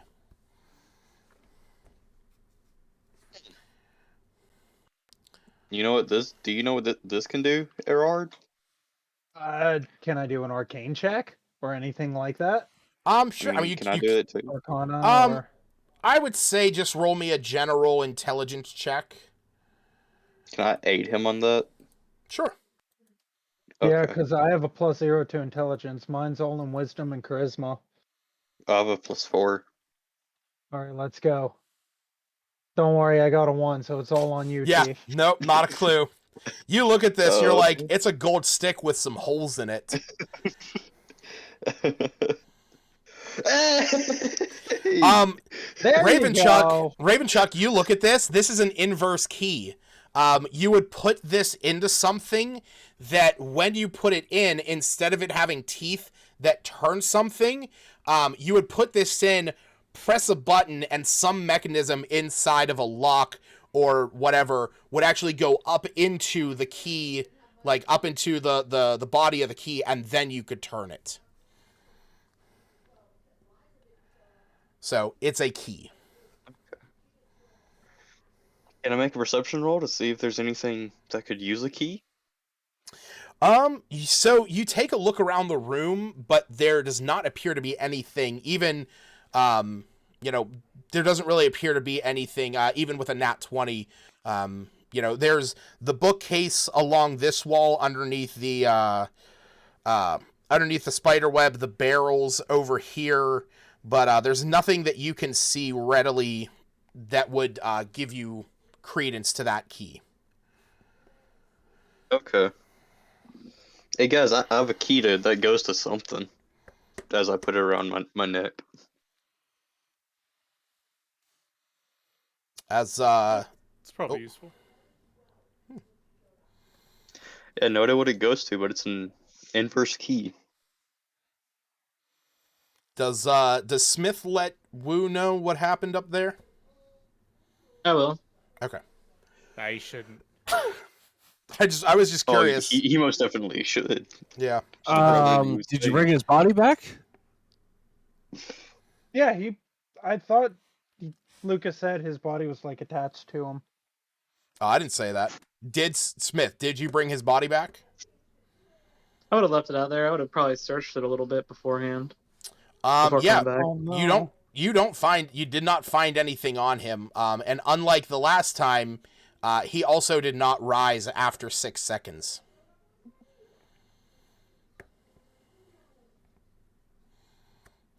He's got him in 2 pieces, isn't he? Yeah. Oh yeah, that's right. You cut him clean in half, and we said do it again, Yeah. just to be Cut sure. him into fourths. But I didn't. But you didn't. Yeah. All right, well, I think with that, right there is probably a good place to end for the night. Unless we want to attack Woo. Everybody? On 3. Yeah. 1, And then we 2, take the 3. end. Initiative. No. Wu wants to loot his spiders. That's 21 to hit with Shadow Blade. So here's what I'll say. I hadn't fumbled on fire. If you want to start going through the spiders, is anybody going to make an effort to go up and get Cephic's body? I'll make the effort because Erard finds this very odd that he was struck down and then just got up and ran off again. This is baffling to him. All right, so I mean, you've seen it again. So Wu is going. That's true. Yeah, but that was with actual shards. This guy had nothing of that sort to do that with. He just did it. Do you point this out to my character, by the way? Yes, Erard definitely would. He'd be like, it just doesn't make sense to me because back in the cave, I'm gonna go check out this dude's body as well. All right. So we'll say that it was all normal. We will say that Ravenchuck and Wu will make Ravenchuck and Urard will make their way up to the ground floor to go and recover Cephic's body so that Ravenchuck can take a look at it. During this time, Groff and Smith, what are the two of you doing? I'd be asking Wu what the bounty for this guy is. I will definitely split it with you, if that is what you're wondering. I was just curious about the bounty in general. What do you need as proof? I wrote it down in my notes. Hey, Lucas, what do I need as proof? Generally, you would need either need like the body itself, or oftentimes the head is enough to suffice. It just depends on, even you think that, knowing that you killed this, as long as you kept the body with you, if she actually wanted to check, with Hlyn being an ally of yours, she might even take your word for it that you did it, because you're still on fairly good terms with her. But the head of him might benefit you. You just might need to get some tape or glue it back together. He's going to relay that either the whole body or just the head. As for the amount that she promised, it was 100 gold. I feel like we should all get a share for that. Technically, I'm the one who found him, so I should get some gold. You also let him run away? But I found him? You also let him run away? Truth You be didn't told, kill him. truth be Only told, one didn't of kill you him. was able to touch him, so I think Smith gets all the gold. I was able to blast him a few times and do damage as well, but fair enough, I guess. Shut up, your honor. No, you Shut weren't. up, Gerard. Shut up, Gerard. You're not old. Aren't you're you? not old enough Weren't you to drink. outside, You're not kid? Yeah, technically, Raven, Chuck, and I aren't in here. We're outside looking at the body. Yeah, they're. Yeah. I need to ask: are you guys out there examining the body? Or are you taking it inside to examine it? I'm going to be outside. Oh, you are? Well, Everard was going to suggest being like, shouldn't we take it inside where it might be a little warmer and we don't have to worry about the outside forces? The outside forces I'll be right preserve back, the I gotta body pee. because it's cold. Fair enough, I guess. You're the expert here. I guess we'll just do it out here. And plus, if anyone walks up, we'll just say, I'm a doctor. Which I am. Be amazed how often that works. A man. Okay, Groff. During all of this, what are you doing? I was standing down here with Wu and Smith. Okay. Kind of hanging out. I don't really have anything else to do right now. All right. This is where we're gonna leave off. Raven, Chuck, and Gerard, the two of you are up on the top side here.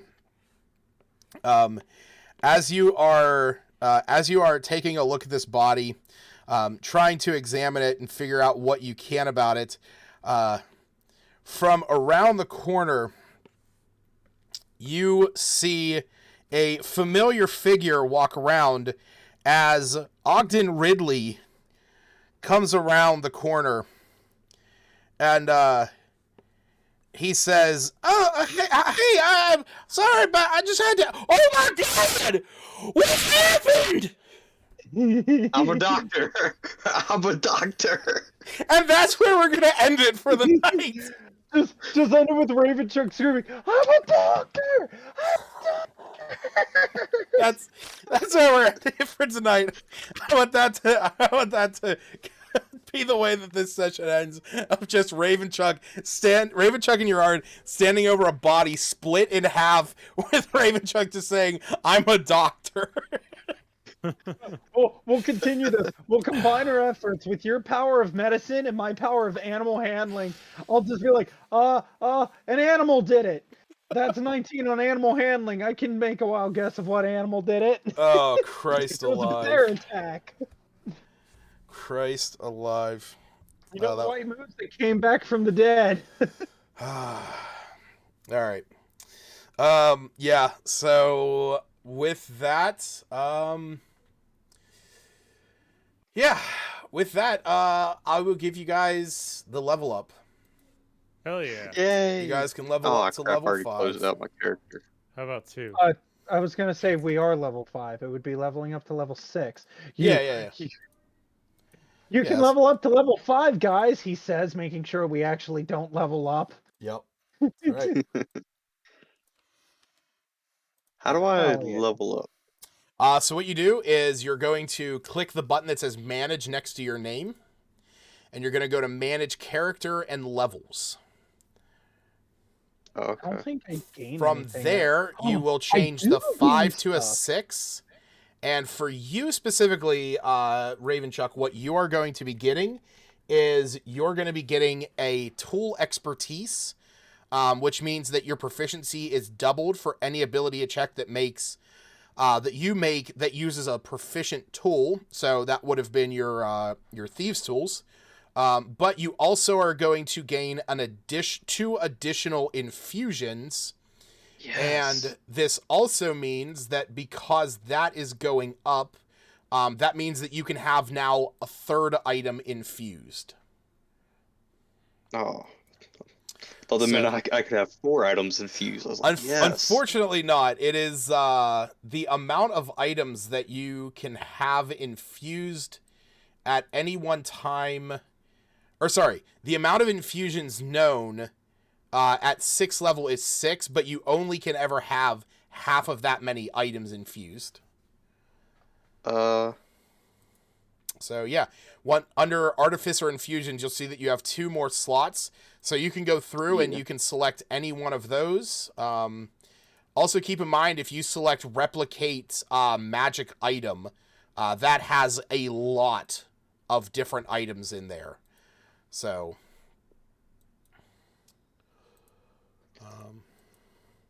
yeah. I have to look some of these up so I know what they do.